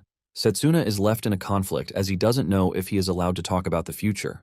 He also doesn't think the headmaster is going to believe him if he says he went back in time. The headmaster notices his stubborn refusal to talk, and he asks him if there is a reason why he can't talk about it. Just then, an idea comes into his head, and Satsuna asks the headmaster to check on the necklace of revival. The headmaster is surprised by this, and when he finally looks at the pendant on the necklace, he realizes that the blessing of the spirit of time has vanished. The headmaster wonders if the blessing has already been used in another timeline, and Satsuna confirms this. Satsuna then comes clean, telling the headmaster that he used the necklace 10 years in the future. He was able to use the power of the necklace because he had his regrets. Satsuna explains everything to the headmaster, and after digesting everything, the headmaster agrees that the future is one that is hard to believe without evidence. However, the headmaster knows how insane it is to go back 10 years to the past. Realizing how much Satsuna has suffered, the headmaster stands up and pats him on the shoulders. The headmaster then tells Satsuna that he is going to be his strength from that moment forward. Satsuna's eyes light up with joy when he hears this, and he thanks the headmaster. Satsuna knows that he can now confidently fight the evil god with the headmaster working with him. He believes that they finally have a chance to save the world. The headmaster then tells Satsuna that he is going to teach him the second magic to counter the evil god. The headmaster reveals that it is called the spirit magic, and it doesn't exist anywhere else. Because of how important the whole thing is, the headmaster suggests that they change environments. The headmaster then takes Satsuna to the large sacred tree, saying he used to train there. Satsuna is shocked to hear this since he uses the tree for his training too. The headmaster then explains that the spirit magic is one that merges someone with a spirit using mana as a catalyst, and then houses great power in the body. Satsuna is shocked and confused at the type of impressive power that the headmaster is explaining to him. The headmaster then decides that it would be better if he shows him rather than explain. The headmaster tunes into his power, and his eyes become golden, just like when he fought Leo. With a golden aura around him, the headmaster suggests that they play rock, paper, scissors. Satsuna is confused when he hears this, and the headmaster says he is choosing this since he can't spar with him because of his wounds. The game begins, and the headmaster defeats him in every round of the game. The headmaster then explains that he just witnessed one of the powers of the spirit of time. It is basically a precognitive eye that can see a few seconds into the future. The headmaster mentions that there are numerous spirits in the world. Apparently, if you make a contract with the wind spirit, it grants you the ability to fly. The spirit of water helps pass through physical attacks. Satsuna is blown away by everything the headmaster is explaining to him. Satsuna realizes that his close combat magic will become much better if he can master the headmaster's spirit magic. The headmaster says the magic requires a contract with a spirit, but there seems to be a step before that. Satsuna is curious about this, and the headmaster suggests that they get down to it. The headmaster closes his eyes and allows nature to run through his body. The headmaster then tells Satsuna that the spirits exist throughout the world, and all he needs to do is feel their presence. Satsuna gives it a try by closing his eyes and completely focusing. while asking the spirits to lend him their powers so that he can counter the evil god. Momentarily, Satsuna opens his eyes, telling the headmaster that he wasn't able to get anything done. The headmaster then explains that this might be the case because of his resentment. Satsuna is totally confused about this, and the headmaster tells him that he needs to achieve inner peace if he wants to become one with nature. This is basically a situation where he feels what is going on around him instead of thinking about it. Satsuna then closes his eyes to give it another try. Satsuna admits that he is always overthinking things. He tries to concentrate, but his mind is all muddled up. The headmaster soon touches him on the shoulder, telling him to calm his mind and not rush. The headmaster confesses that it actually took him 3 years to become one with nature. The headmaster is confident that Satsuna should be able to master it before the arrival of the evil god, which is in 5 years. Satsuna disagrees with this, saying he has to master it as fast as he can because they never know when evil god apostles will attack again. The headmaster is confused about this, and Satsuna reveals that the apostles are said to have come from the same realm as the evil god. Apparently, each of the apostles possesses powers that are totally different from magic. Satsuna is pretty sure that Leo is one of the apostles because of the type of magic that he uses. Satsuna reveals that he only fought one apostle before his regression, and it was his long-range magic that gave him an edge because of how insanely strong the apostle was. The headmaster figures out that the apostles are using the 12 dark powers recorded in his family's legend. Satsuna then says there is a high chance that there are other apostles like Leo who are hiding in the world. The headmaster understands his worry, but urges him not to rush himself because he might end up in a chaotic situation.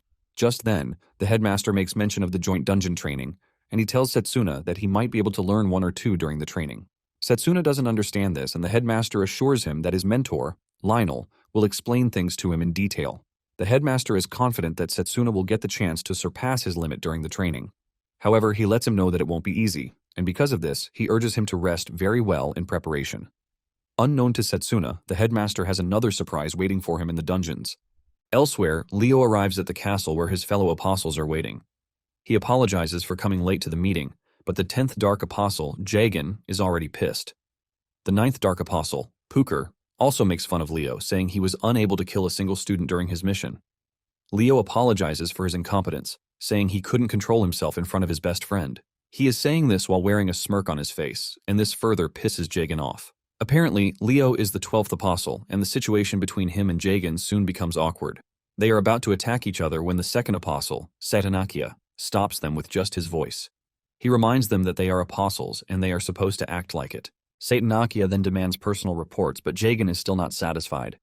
He points out the fact that Leo is a failure, and he asks Satsuna how they are supposed to deal with him.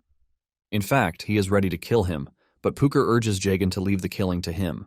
Satsuna then tells his comrades to back off because he has already made an arrangement. It turns out that he has someone else already, and he is pretty sure that they are going to succeed on the mission. Days after the tournament, Satsuna returns to class, but Layla remains worried because she believes that he is not strong enough to start attending classes. Satsuna then says he will be fine, since it is nothing more than a theory class. Layla then points out the fact that Satsuna mysteriously got injured again after the final. She wonders what happened, but Satsuna's mouth remains shut. It turns out that the headmaster has already told him not to divulge the existence of the evil god to anyone. The headmaster told him that he would only inform the professors whom he could personally trust about the issue. In addition to this, the headmaster says he is leaving the search for Leo and the protection of the school to the professors. Surprisingly, the headmaster postponed the training for the spirit magic. After thinking about everything that the principal said, Satsuna just smiles at Layla as he usually does, and he apologizes for making her worry. Deep down, Satsuna is thinking about how he is going to recover fast so he can get even stronger. Moments later, Lionel enters the room, telling the students about the faculty's joint training. The students are surprised to hear that there is joint training. Lionel explains that, as the name obviously says, the training will be conducted together with other faculties.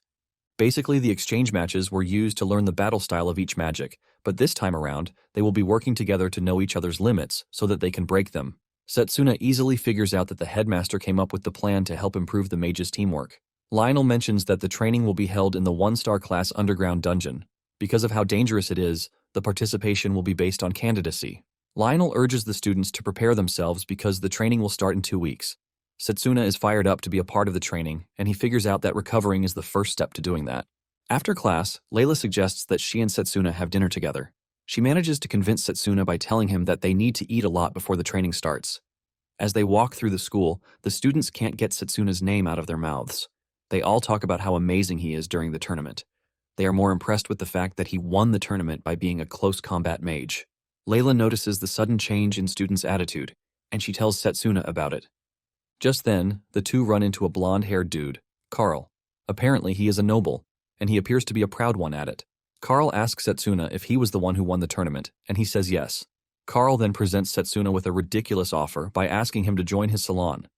Basically, the salon that he is talking about is the noble gathering, not the salon where they make hair. Carl confidently says only the respected nobles are invited to the community. Basically, commoners or close combat mages are not allowed. But Carl says he has made an exception for Satsuna. Carl is desperate to get Satsuna in his group because he knows that this will automatically make them unstoppable. The background NPCs are excited when they see Carl scouting Satsuna himself. Carl then tells Satsuna that he needs the connection because it is better he rolls with the big boys instead of rolling with a trash lady, like Layla. Without thinking twice, Satsuna tells the dude that he is not interested. This shocks Carl to his bones, as he was expecting Satsuna to jump at the offer. Satsuna lets Carl know that his magic is irrelevant, and he is the one wasting his time, not the other way around. Carl is pissed by this, and he accuses Satsuna of insulting nobles. He whips out his weapon, which is a golden blade, and he angrily dashes towards Satsuna, aiming to catch him off guard. Before he can get to Satsuna, Layla grabs his hand to restrain him. She tells him that personal fights are not allowed on the school grounds. With a scary look on her face, she subdues Carl. Carl finds himself totally overwhelmed but can't do anything about it. His friends rush over to check on him, and Carl demands that Layla leave his hand. Carl and his friends are forced to retreat, but not before promising to report the issue to his father so that the two can get in trouble. Layla's angry face soon turns into a bright one as she turns around to look at Satsuna. Satsuna grins back at her with the realization that the girl is getting stronger. Just then, Carol shows up with a big smile on her face, waving at Satsuna. Satsuna reveals his relief that the girl has recovered and is doing fine. Carol is thankful that Satsuna saved her, and this is why she wanted to personally thank him. Out of nowhere, Carol asks Satsuna if he will be willing to come to her room. After the embarrassing proposal, Satsuna, Layla, and Drago decide to visit Carol in her private room. Carol is happy to have them around, and she tells them that she is going to prepare a homemade meal for them. Layla immediately offers to help since doing everything alone will obviously make her tired. Layla is glad that all Carol wanted to do was cook, as she was already thinking it was something dirty. Drago starts questioning why he was invited, and Carol lets him know that he believes in having a full house. When they step into the kitchen, Layla is blown away by the healing ingredients that Carol has in her kitchen. Carol says she is trying to cook healing dishes. Satsuna, on the other hand, is worried about Carol, but from what the headmaster told him, she doesn't remember anything about the incident with Leo. He wonders if it is because of the shock or if she is suffering from memory manipulation. Satsuna is glad that everything went without a casualty, but he is sure other students might be under the apostle's target. Drago notices that he is completely carried away with his thoughts, and he calls him back to reality. Drago complains about the fact that Satsuna is always doing everything alone, and he urges him to take a break. Satsuna wonders if he can really take a break like he said. Just then, they hear the two girls talking loudly from the kitchen. From the way they are talking loudly, it appears that they are engaging in a physical exercise, which is definitely not something as simple as cooking. Just then, Carol shows up, asking Drago if he can come over to the kitchen to help them. Drago accepts, but before he knows it, Carol straps Drago with a maid's apron, telling him that it is the only one available. With no choice whatsoever, Drago joins the girls in the kitchen, and in no time, they finish cooking. By the time they are done, the dining table is filled with food, leaving Satsuna totally stunned. Carol apologizes if the food is too much, but Satsuna tells her that she has nothing to worry about. Satsuna is aiming to finish the food since they all put in the effort to make it for him. He grabs his spoon and he uses a physical boost on his tummy to enhance his digestion. Satsuna digs in and starts consuming everything in front of him, forcing Layla to ask him if he is okay. Satsuna says yes, while staring at the delicious egg soup in front of him. Drago notices that he is interested in the soup, and he lets him know that there is more if he wants. Drago makes sure to mention that he was the one who made the soup. Satsuna doesn't hesitate before accepting more of the soup, leaving Carol dazed because she just lost to a man when it comes to cooking. Satsuna is pleased with the fun that they are having, but he remembers that the same thing happened in his past life. However, everything was destroyed thanks to the evil god. Satsuna is determined to prevent the same occurrence again. Before they know it, 2 weeks fly by, and they reach the day of the joint training. The students participating in the training are all present at the entrance of the dungeon, and Drago asks Satsuna if he has totally recovered. Satsuna assures Drago that he is back in top form, which is thanks to the healing meals prepared for him by Drago and the girls. With a good smile on his face, Satsuna thanks them. Drago is happy to help, and he says the effect of the food would have diminished if he hadn't eaten it continuously. Since Satsuna is in the same team as Drago, he is confident that he has nothing to worry about. Momentarily, their seniors start to show up. One in particular walks up to them and introduces himself as Mifune, a third-year student from the formation department. He is accompanied by a lady called Yuzuha. Drago and Satsuna also introduce themselves to the two. Apparently, they are on the same team, and Mifune urges Satsuna to put his best into the training. After Mifune and Yuzuha walk away, Drago tells Satsuna that he looks like a good person, and he agrees. Unknown to them, Mifune is trash, and he can't wait to sabotage them. Once the students are complete, they are addressed by the teacher in charge of the training, Giovanni. He tells them what the joint training is all about, and he lets them know that the dungeon that they are entering is the ruin of the sealed demon. He tells them that ancient undead are inside the dungeon, but it is a 1-star dungeon. Giovanni lets them know that they have to defeat the monsters during the training session. Giovanni informs them that their performance inside the dungeon will be recorded with the bracelet he is wearing, which is known as the Bracelet of Memory. In addition, the loot dropped by the monsters will be considered as bonus points. Apparently, the best team will receive rewards from the academy. However, the best individual student will have the chance to join the training of the kingdom's Magus Battalion. Satsuna hears this and gets excited. The Magus Battalion is the strongest mages in the kingdom, and this is where he met most of his comrades in his past life. He knows that joining the battalion again this time around might give him the chance to meet his former comrades. Giovanni then gives each student their own bracelet, while telling them that they won't be going deep into the dungeons because they might meet dangerous monsters that they won't be able to handle. He then tells them to inject mana into their bracelet if they are in danger, and they are going to be transported back to the entrance. Satsuna, on the other hand, is aiming for the top spot, but he knows that Drago is also waiting to compete with him, making it 200 points. The two stare at each other while saying they are both eager to know how well they are going to perform. Once the teacher tells them to enter the dungeon, the two are the first to unleash a massive aura before rushing into the dungeon. From the story that Satsuna heard, the ruin was made by an ancient civilization, and most of it still remains unexplored. As expected, the monsters inside will be hostile toward intruders. Satsuna figures out that they are still in danger, even with the teleportation circle. Drago and Satsuna lead the way until they find a beautiful, spacious room with some ancient vegetation. This makes Satsuna question whether there was really an ancient civilization living in the ruins. He remembers the principal telling him that the training will be crucial for their future missions. Satsuna is aiming to master the spirit magic and also to be the top student in the training session. Momentarily, the other students finally catch up to them. Mifune talks about how fast the two were, while he is completely exhausted. It turns out that they have finally reached the point where they are going to split up. After a quick deliberation, Mifune points to a path which he suggests they take. Mifune believes that going deeper is the right choice, and since they are in a point-based competition, Satsuna believes that Mifune is pointing them in the right direction. However, he notices that the wall in front of them is fake because the vegetation on it appears to be off. Satsuna then tells them that there is a possibility that there is a room behind it. Mifune doesn't want to believe this, as he thinks it is a mere coincidence. Drago agrees with Satsuna, saying he can hear the sound of wind from the other side of the room. With a single punch, he destroys the wall, and it turns out that Satsuna was actually right about a room being behind the wall. Satsuna smiles at Mifune, saying that they are most likely on the right path with this. Mifune is forced to agree that Satsuna is right. With this, they dash into the new path, and Mifune is confident that they will be able to make loads of points. Drago and Satsuna lead the way as usual, but they soon run into a falling boulder. Without hesitation, Drago takes control of the situation, and he cuts down the boulder with his mana sword. Satsuna is impressed because Drago appears to be hyped, and Drago confirms this, saying he wants to show people how impressive close combat magic is. In addition to this, Drago wants to do everything in his power to make sure that he doesn't lose to Satsuna. Suddenly, Satsuna senses a projectile coming towards him, but he is able to dodge the projectile at the right time, and it ends up hitting the wall. Drago realizes that their reaction time and insight have increased a whole lot. Drago then suggests that they should start clearing the traps so that Mifune and his companion can have an easy time on their hands.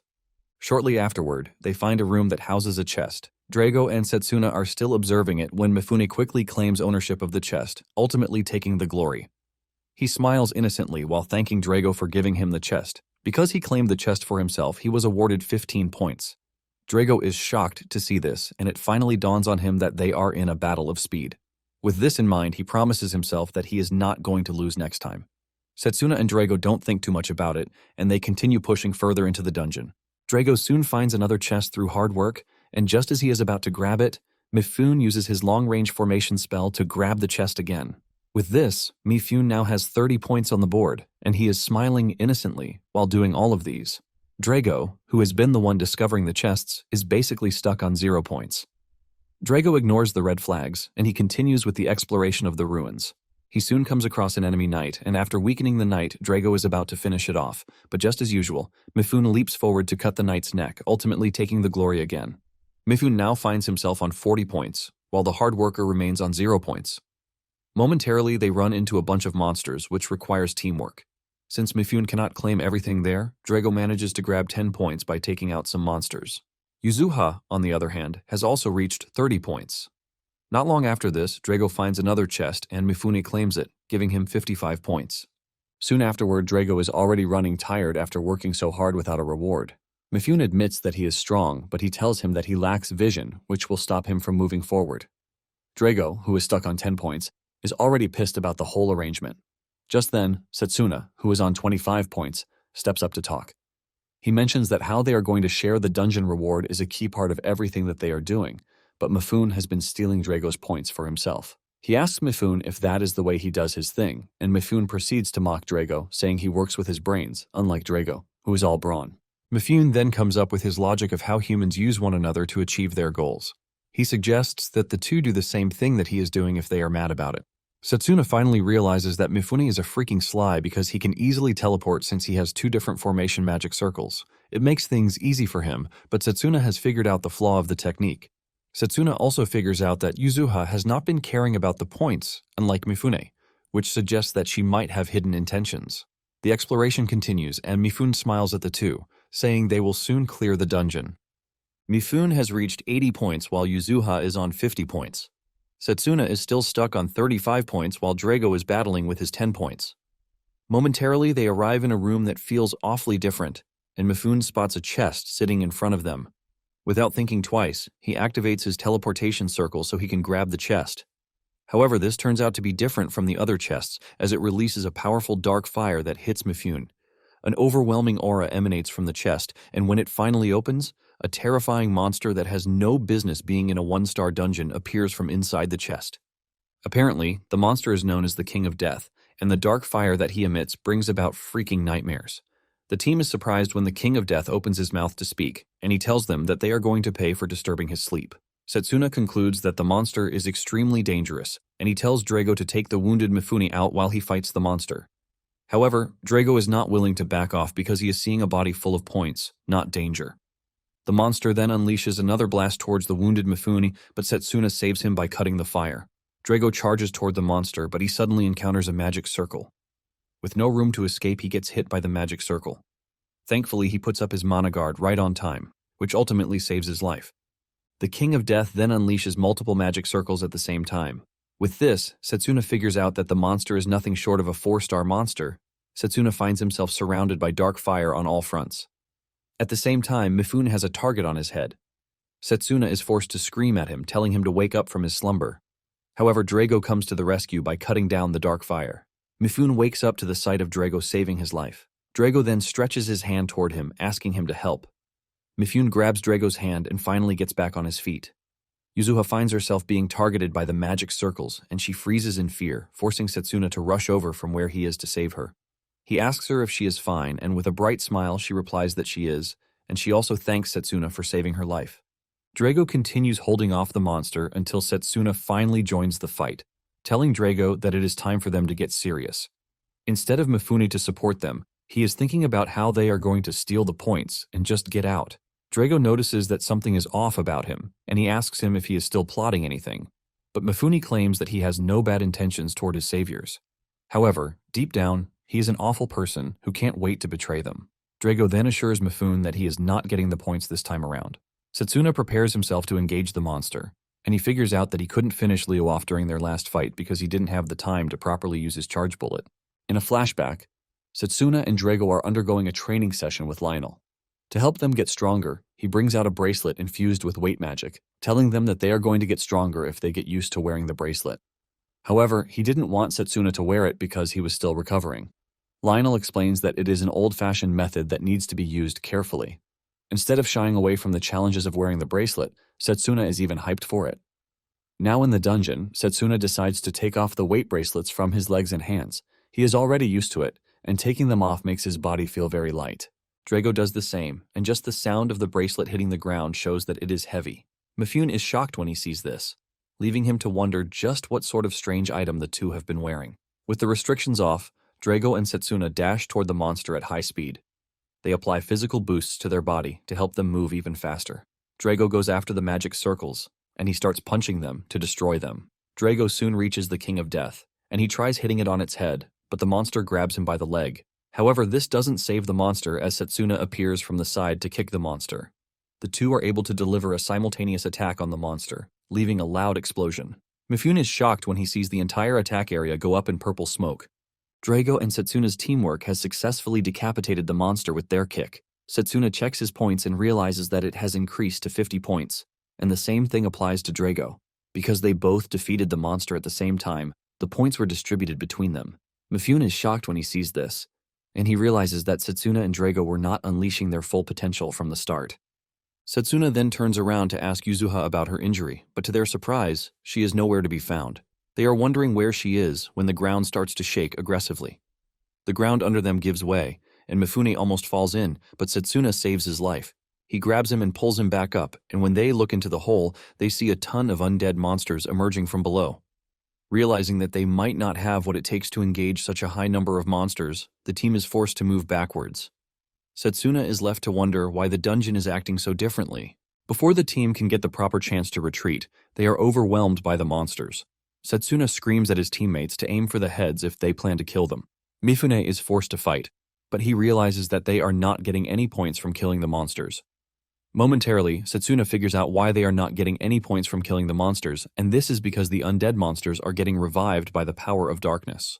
Drago complains about the high number of monsters, and Mifune reveals that the dungeon is a strange one because the monsters inside are not those of a one-star dungeon. Just then, Satsuna senses the source of the magic power, and it turns out that it is coming from the lower floors. Satsuna then asks the team if they can sense the same thing that he is feeling from the lower levels.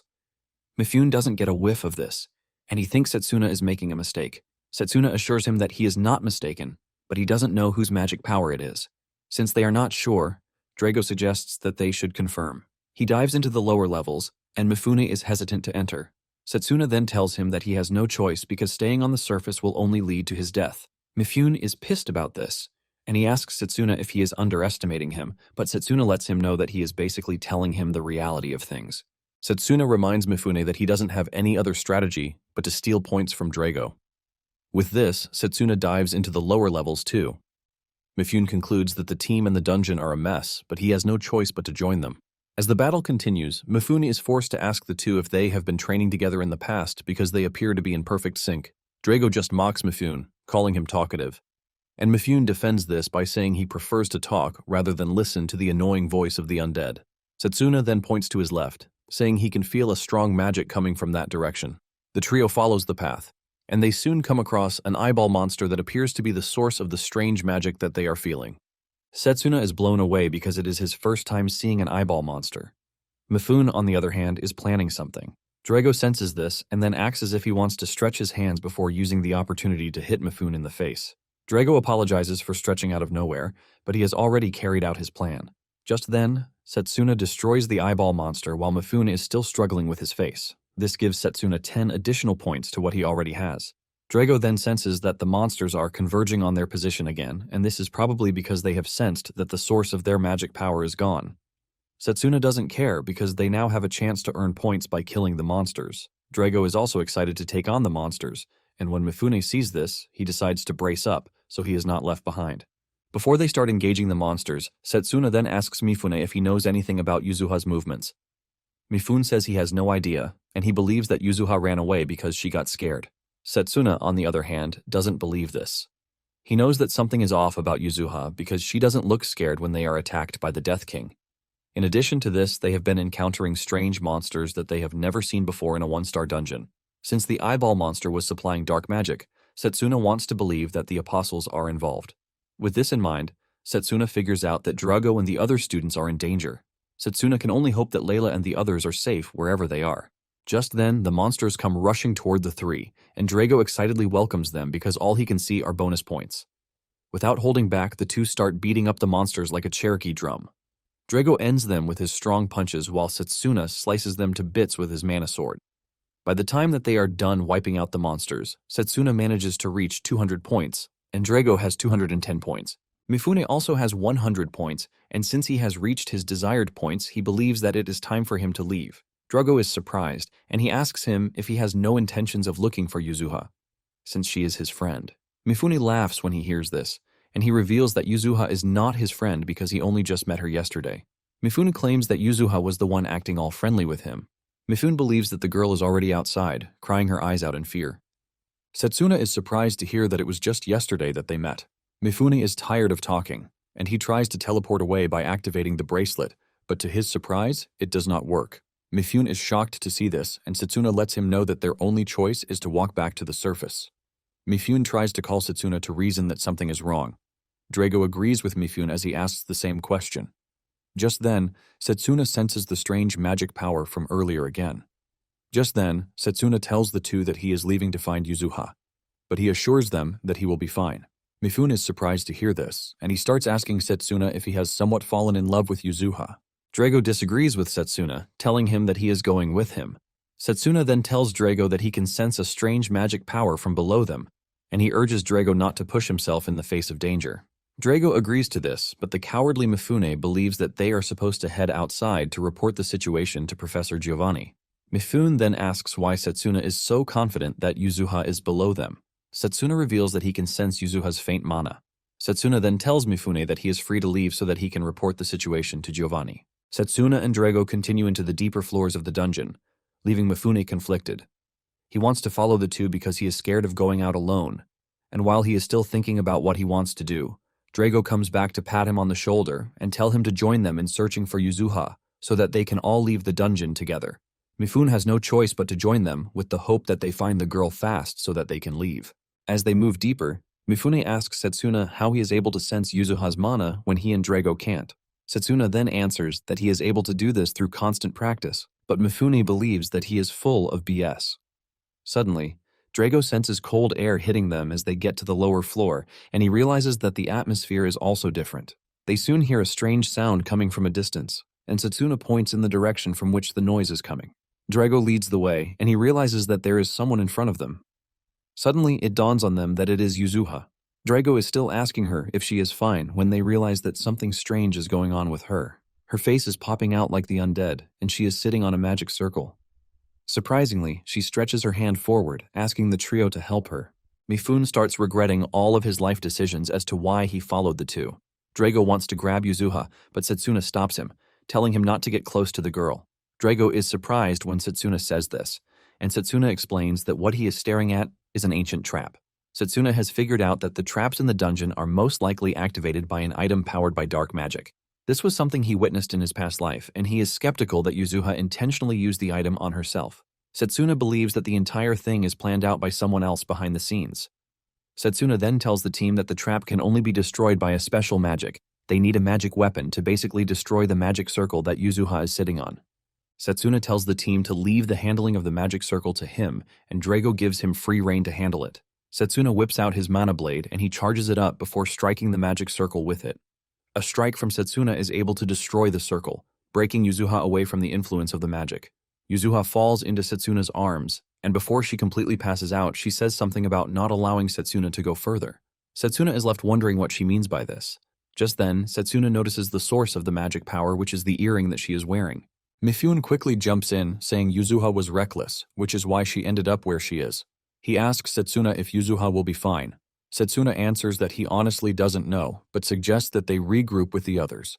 Satsuna carries Yuzuha on his back, and he is confident that the event is the handwork of the apostles. Drago lets Satsuna know that he has a lot he wants to ask him, but he is going to wait until they leave the dungeon. Satsuna then asks Mifune if the bracelet has started working. Mifune tries out the bracelet, but the result remains the same, leaving him to ask if Giovanni gave them a defective magic tool. Satsuna tries Yuzuha's bracelet, but it also doesn't work. Drago then suggests that they continue moving, but suddenly, the room is rocked by an earthquake. This triggers their sense of emergency, and they start running for their lives. Mifune is already crapping his pants as he wonders what is going on with everything. Momentarily, they find themselves trapped, even though Drago tried his best to break a path for them to follow. Satsuna suggests that they find a safe path instead of using brute force to break through the blocked path.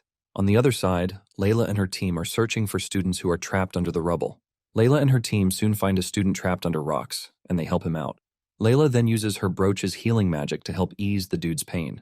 While healing the student, Layla is secretly praying that Satsuna and Drago are safe. Still trapped behind the rubble, Drago asks Satsuna if he can't do anything with his charge bullet. Satsuna replies that he can actually do it, but it is risky since the force from the skill might end up triggering another earthquake. Drago then says they should be fine as long as they are able to remove the rubble. Satsuna is worried because the air is getting thinner, and before they know it, they will find it difficult to breathe. To make it worse, they have exhausted themselves from fighting the monsters. Satsuna then tells the team that there is actually a way for them to get out of the situation, but it might require them to go deeper underground. Drago is worried about Mifune and Yuzuha, but Satsuna says he will be carrying out the mission by himself. Mifune is surprised at just how confident Satsuna is. Mifune agrees that Satsuna is strong, but he lets him know that there are stronger monsters residing in the deeper levels, and because of this, Mifune thinks it's best for Satsuna to stay with them. Satsuna then replies that he might be wrong, but he thinks the reason for the earthquake is that the dungeon boss has woken up. Basically, they can't teleport back to the surface because the mana is being overridden by a stronger mana presence. Satsuna lays it out for them, saying that the dungeon is no longer a one-star dungeon. Drago is impressed by just how much knowledge Satsuna has in his small head.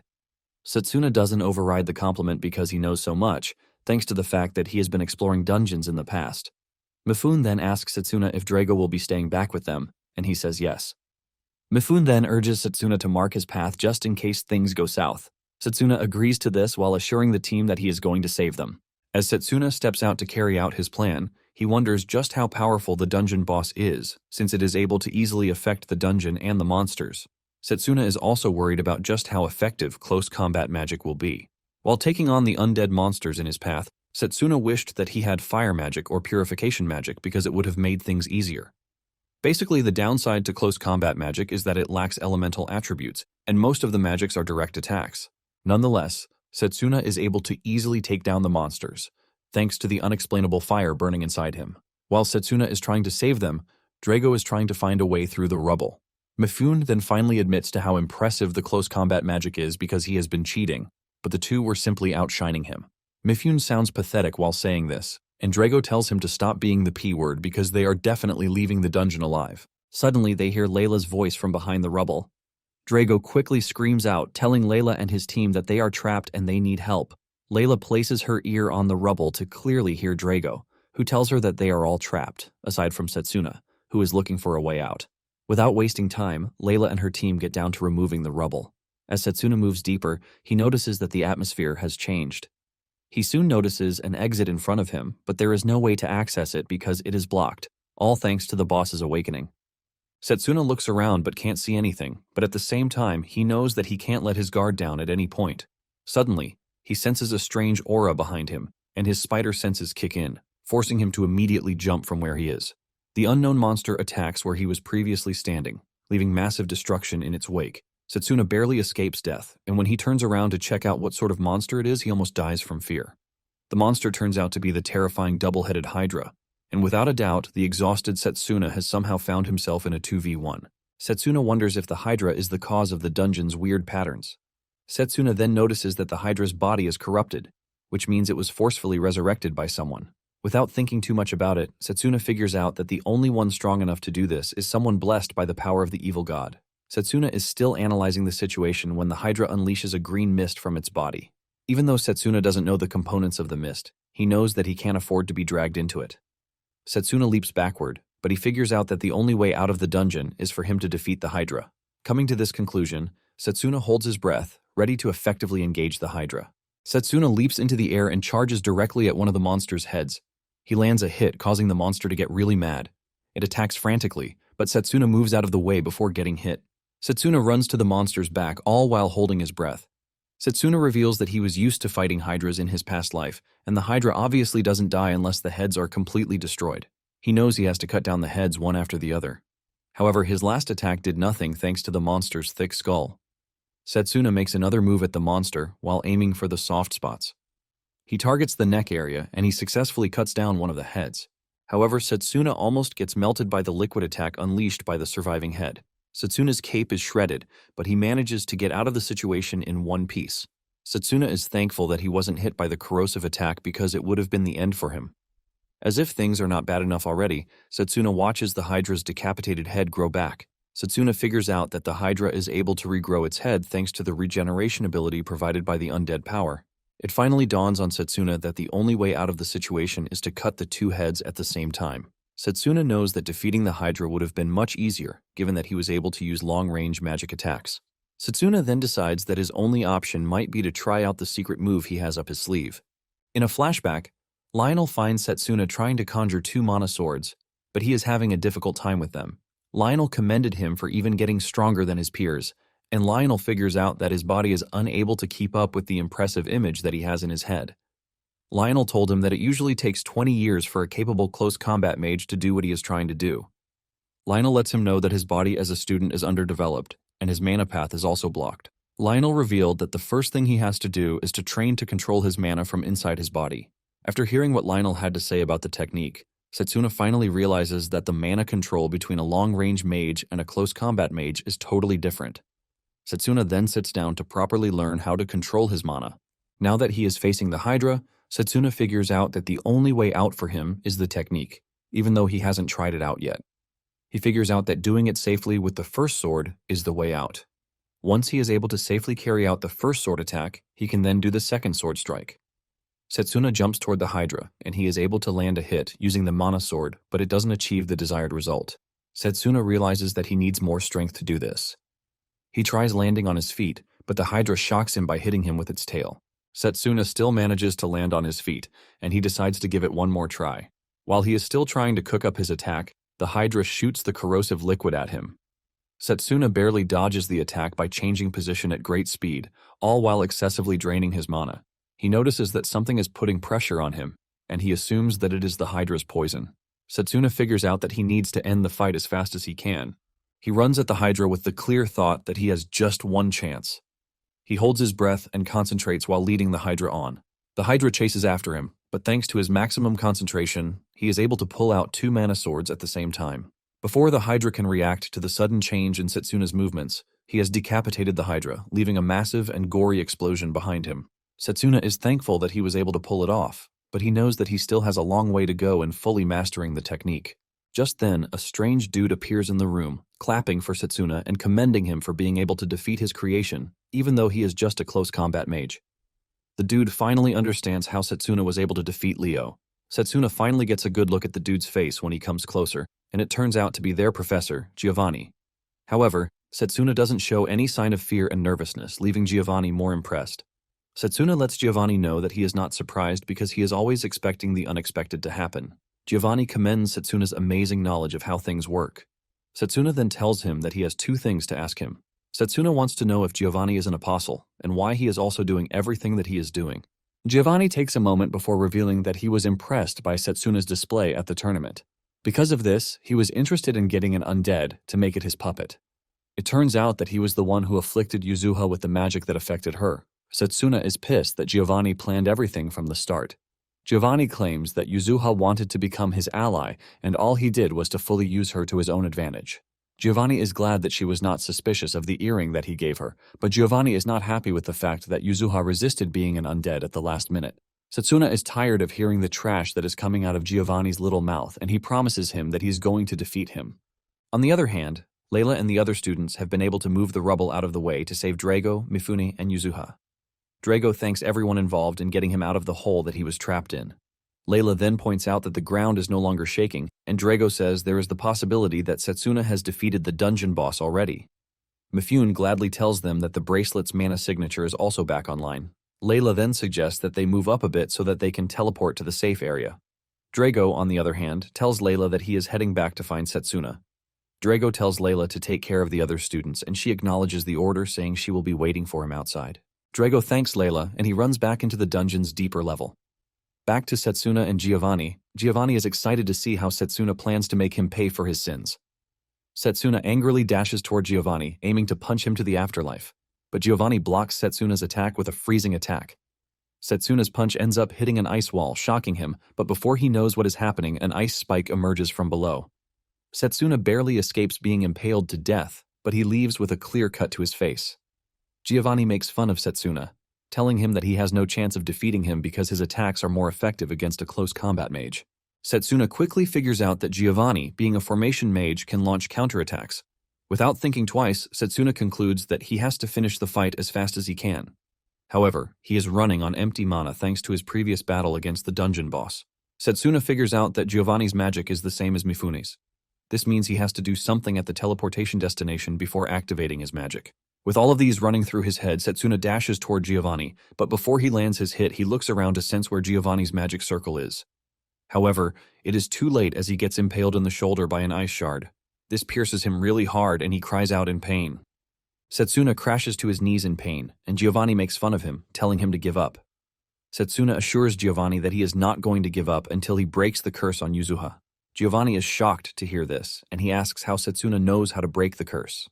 Giovanni also asks him why he is so passionate about saving Yuzuha when the girl was ready to sacrifice him to become an undead. Giovanni then tells Satsuna that he will easily break the curse on one condition, which is pledging allegiance to him. Giovanni grabs Satsuna's head like a baby while saying this, but Satsuna angrily replies that he is never going to pledge allegiance to an evil dude like Giovanni. Satsuna tries punching Giovanni's head, but he blocks the attack with an ice wall again. However, Satsuna has figured out where Giovanni will be this time around. Just as Giovanni is emerging from the magic circle, Satsuna is already onto him with his mana sword in hand. Giovanni is shocked when he sees an enraged Satsuna in front of him. He can't believe that Satsuna has already figured out his magic pretty fast. With no time to react to Satsuna's surprise attack, his hand gets sliced off. However, Giovanni is an evil dude with much in his arsenal. He smiles while commending Satsuna for his wise moves. Giovanni then grows his hands back, revealing that he is also an undead. He claims that he was saved by the evil god when he was on the verge of death. He calls himself the evil god's masterpiece because he has been given the power of immortality. Giovanni starts talking about his stupid logic on how weak humans are because they grow old and die. Because of this, Giovanni plans to turn all humans into undead.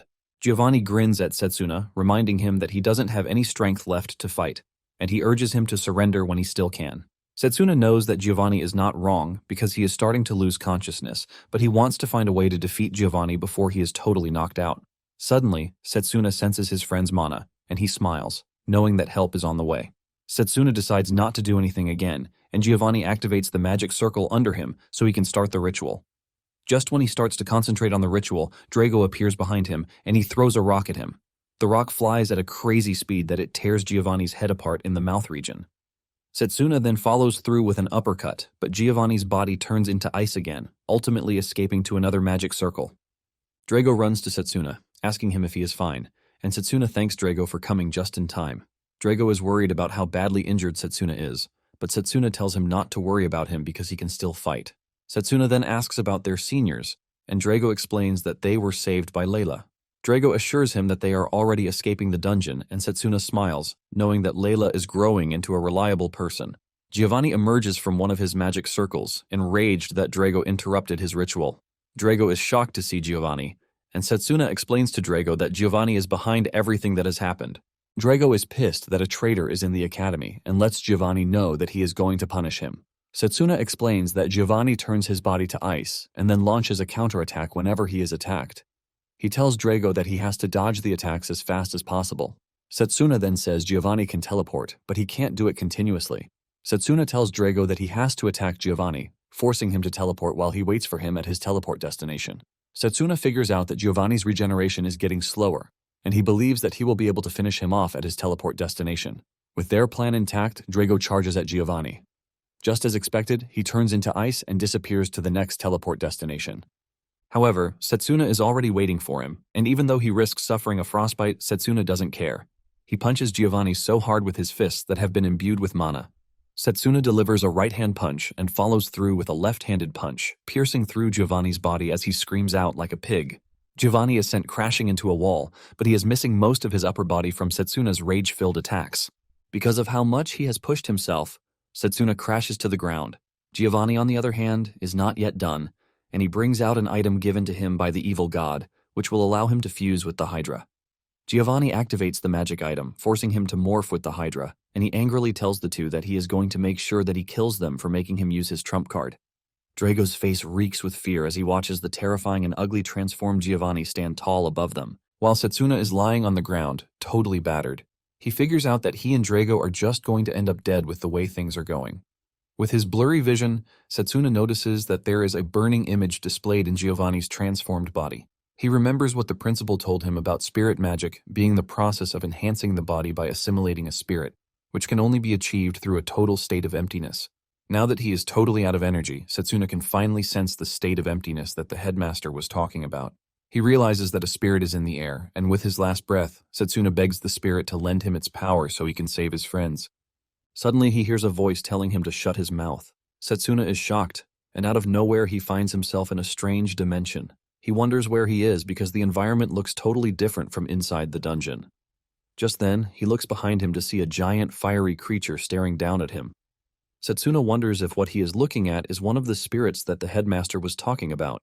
And if this is the case, he realizes that the spirit has a titan form with an aggressive mana form. Satsuna's legs are visibly shaking just from standing in the presence of the fiery spirit. Satsuna manages to pull himself together, and he tells the spirit that the evil god threatens the safety of him and his friends, and to save them, he needs his power. The spirit looks down on Satsuna before opening his mouth to tell him not to be arrogant. The spirit gets mad and unleashes a fiery aura from its body, causing the entire ground where it is standing to erupt in fire. Satsuna is blown away by how powerful the fire magic is because he feels affected even though he is standing at a distance. The spirit looks even more terrifying than before, and he asks Satsuna if his request is going to benefit him in any way. Before Satsuna knows what is happening, he gets hit with a fiery boulder which pins him down. Satsuna is shocked, and he asks the spirit why he is acting all strange. The spirit then replies, telling Satsuna that he is not obligated to agree to his requests. The spirit shows how serious he is by choking Satsuna further with the boulder, while increasing the intensity of the fire. Satsuna soon finds himself engulfed by fire, and the spirit reveals his intention to make the realm hell for him. Satsuna is consumed by the fire, and this causes unimaginable pain, forcing him to scream. However, Satsuna knows that he has to find a way to persuade the spirit, or else it is going to be the end for him and his friends. The spirit is surprised when it realizes that Satsuna is still conscious, even though he has increased the intensity of the fire. The spirit knows that a normal human should have passed out. Just then, the fiery spirit senses the presence of the spirit of time in Satsuna, leaving him to wonder why. Satsuna is not ready to give up even though he is getting roasted like a chicken. He screams out, telling the spirit to listen to him. The spirit is surprised to see how much Satsuna is resisting, and he also notices the presence of the evil god and his apostles. Once Satsuna realizes that the fiery spirit knows about them, he tells him that what he wants is to defeat the apostles. The fiery spirit remains stubborn, telling Satsuna that he is just going to burn him to ashes. Satsuna then replies that he doesn't care because he has no intention of backing down. This reaches the fiery spirit, and he finally tells Satsuna to prove himself. He releases a massive wave of fiery breath on him that engulfs his entire body down to his soul. Satsuna is completely overwhelmed by the fire, but he manages to stay conscious by using the well-being of his friend as a focal point. Satsuna is in so much pain, but he maneuvers his way around by telling the fiery spirit that he can't do it until he defeats the evil god and his minions. The fiery spirit is surprised to see just how much Satsuna is willing to endure. He admits that no one has ever endured a whole year in his dimension. The fiery spirit cannot believe that Satsuna is taking all the pains just because he wants the power to save his friends. Momentarily, the fiery spirit realizes that Satsuna is losing consciousness already, but he has shown enough to impress him. Because of this, the fiery spirit bestows upon him his powerful crest, while telling him to get rid of the evil god and his detestable minions. With this, Satsuna is sent out of the fire dimension, and he returns to his body. Meanwhile, Drago is getting battered by Giovanni because he can't properly defend against his ice attacks. Giovanni is surprised that even after everything that he has done to him, he is still standing. Giovanni cannot believe just how stubborn he is in defending his pride. Giovanni lets him know that his stubbornness is not going to lead him anywhere. Drago finds himself unable to move because Giovanni had hit him so badly with his ice powers. Giovanni easily grabs Drago, telling him that he is about to finish him off. Giovanni then tells him that he will kill Satsuna, whom he has been protecting, once he is done with him. Giovanni makes fun of Drago, telling him that he and his friend will get along well as corpses. Giovanni throws Drago to the ground like he is trash, and since Drago can't use Mana Guard again, there is no way to defend himself. Drago lies on the ground, watching Giovanni prepare to finish him off.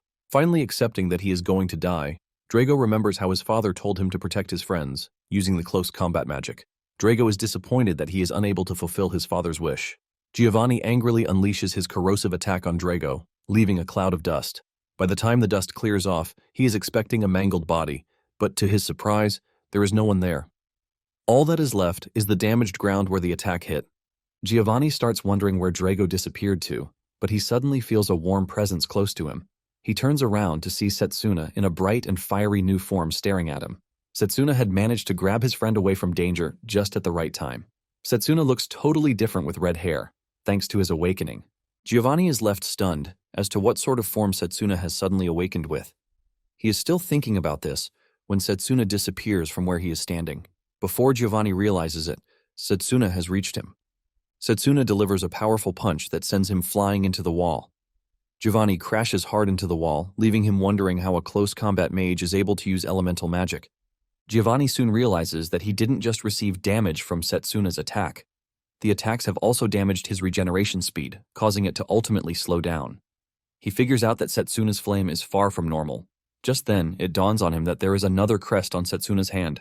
Giovanni doesn't want to believe the fact that Satsuna now has 2 magic paths in his body. Suddenly, Giovanni finds himself trembling in the presence of the amazing firepower that Satsuna wields. Giovanni doesn't want to accept that he is actually scared of Satsuna. Giovanni then motivates himself with the fact that he is an undead who has conquered the idea of death. He unleashes a poison mist from his mouth, claiming that it is a broken skill that no living being can handle. Satsuna proves him wrong by simply cutting through the poison wave with just a flamed-up punch. He easily pushes the poison wave aside, shocking Giovanni to his bones. Giovanni is still asking himself where Satsuna is able to get such power when Satsuna dashes toward him at great speed. Satsuna hits Giovanni with a flame-powered punch, forcing the F word out of him. Giovanni is thrown across the room, but to his surprise, Satsuna has not even started yet. Just then, Satsuna misfires the power, and he loses consciousness. Giovanni realizes that Satsuna is still a newbie when it comes to the power, and he makes fun of him for passing out during battle. Giovanni immediately takes control of the situation, and he tries to hit Satsuna by punching him, but to his surprise, Satsuna dodges the hit. Giovanni is shocked at this, leaving him to wonder just how Satsuna was able to dodge it. He figures out that Satsuna is moving based on instincts, and he thinks of restricting his movements to properly defeat Satsuna. Giovanni unleashes his ice powers, and it turns out to be a direct hit. The ice shards penetrate Satsuna's body, restricting him to one place. Giovanni commends Satsuna's powers but lets him know that he is still a baby when it comes to fighting the big boys. Giovanni then runs towards Satsuna, aiming to decapitate him, so he can prove that being an undead is much better. Just as he is about to reach Satsuna, he sees his arm flying in the opposite direction, leaving him shocked. He looks down to see what happened, only to see Layla standing in front of Satsuna with her mana sword in her arms. Layla apologizes to Satsuna for coming late, and she assures him that nothing will happen to him again. Giovanni is pissed at himself for putting all of his focus on Satsuna, which is why he didn't see Layla enter the room. However, he is not worried about Layla as he plans to end Layla very quickly. Layla turns around to check on Satsuna, and because of the changes happening to Satsuna, Layla is left to wonder what is happening to the dude. Nonetheless, she is willing to protect Satsuna as long as she can. On the other hand, Satsuna finds himself back in the fire dimension. The fire spirit makes fun of him for losing consciousness to just a weak level of flame. Satsuna expresses his concern because he thought he had become one with the fire spirit. Just then, Satsuna notices that Layla has joined the fight and she is in danger.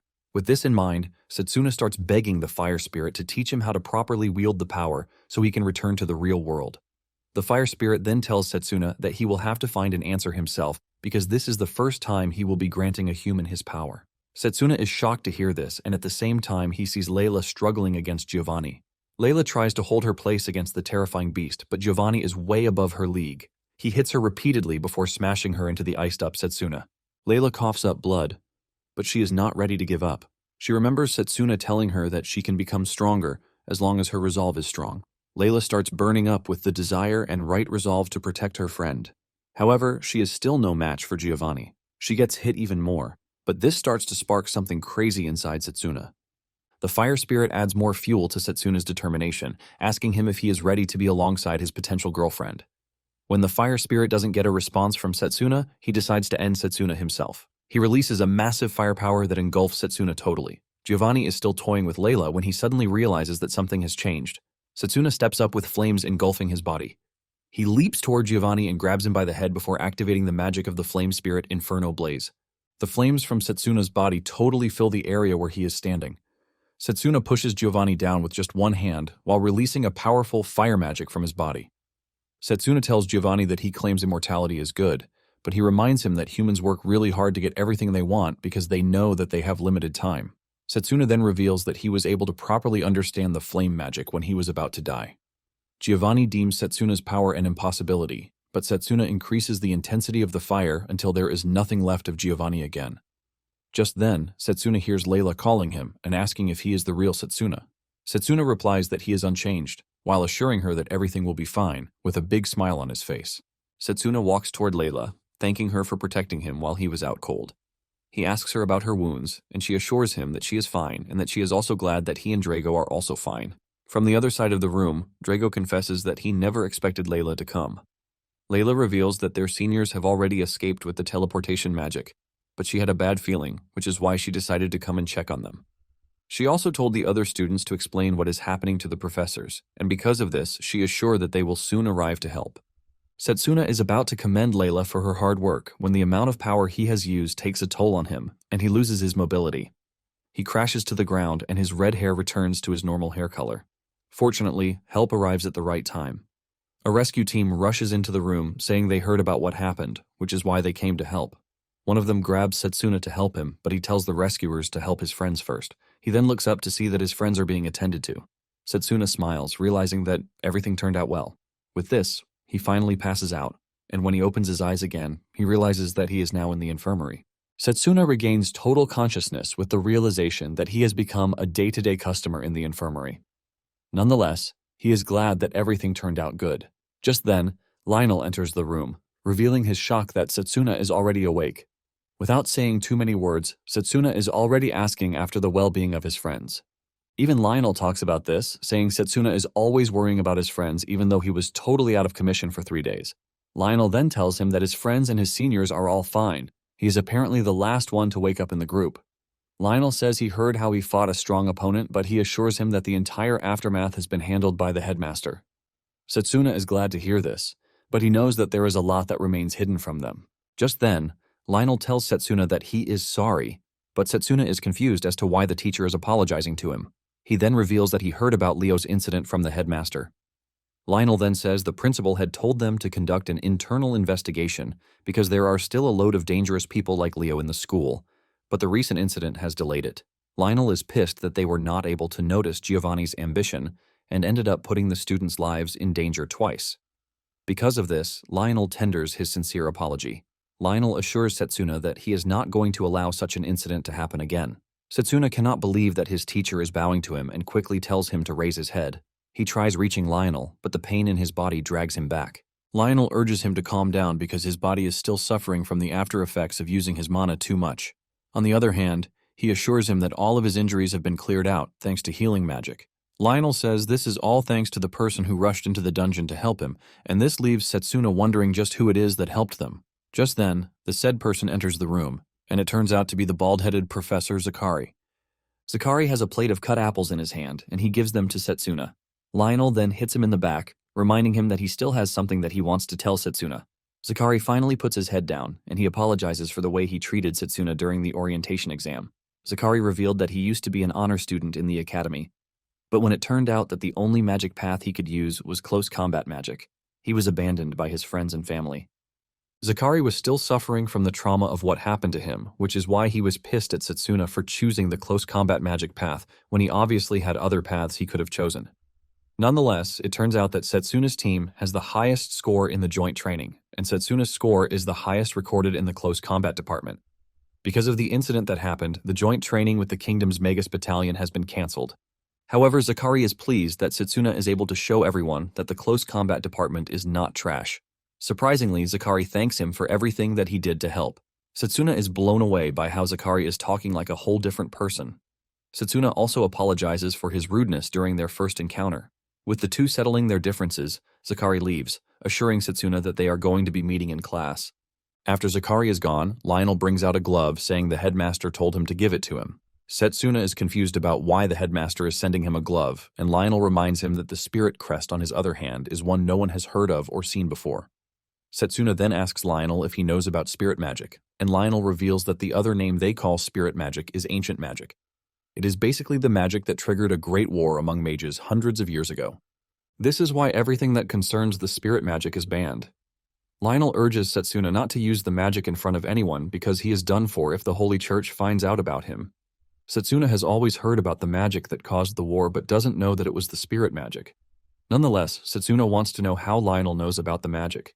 Lionel then confesses that it was the headmaster who explained it to him. Lionel adds that the principal has told him about everything, including how Satsuna regressed. Lionel assures Satsuna that only he and the principal are aware of this in the entire academy. Satsuna is relieved that Lionel now knows about it too, but he wonders if Lionel is the best person to know. Just then, Lionel lets Satsuna know that he doesn't care what kind of life Satsuna lived in his past life. All he cares about is the fact that Satsuna is a student of the academy. Satsuna is relieved to hear this, and he thanks the professor for this. Satsuna asks about the headmaster, and Lionel tells him that the old man will be away for some time because he found some clues about the apostles. Satsuna is curious when he hears this, but Lionel tells him to ask the headmaster himself when he comes back. Lionel leaves the room, urging Satsuna to rest so he can recover because he has something to tell him afterward. This further increases Satsuna's curiosity because he doesn't know what Lionel is hiding from him. Satsuna then realizes that he would have been dead meat if not for the power of the spirit, although it was all thanks to Layla's confidence in him. Satsuna is worried that he might not have what it takes to use the power again.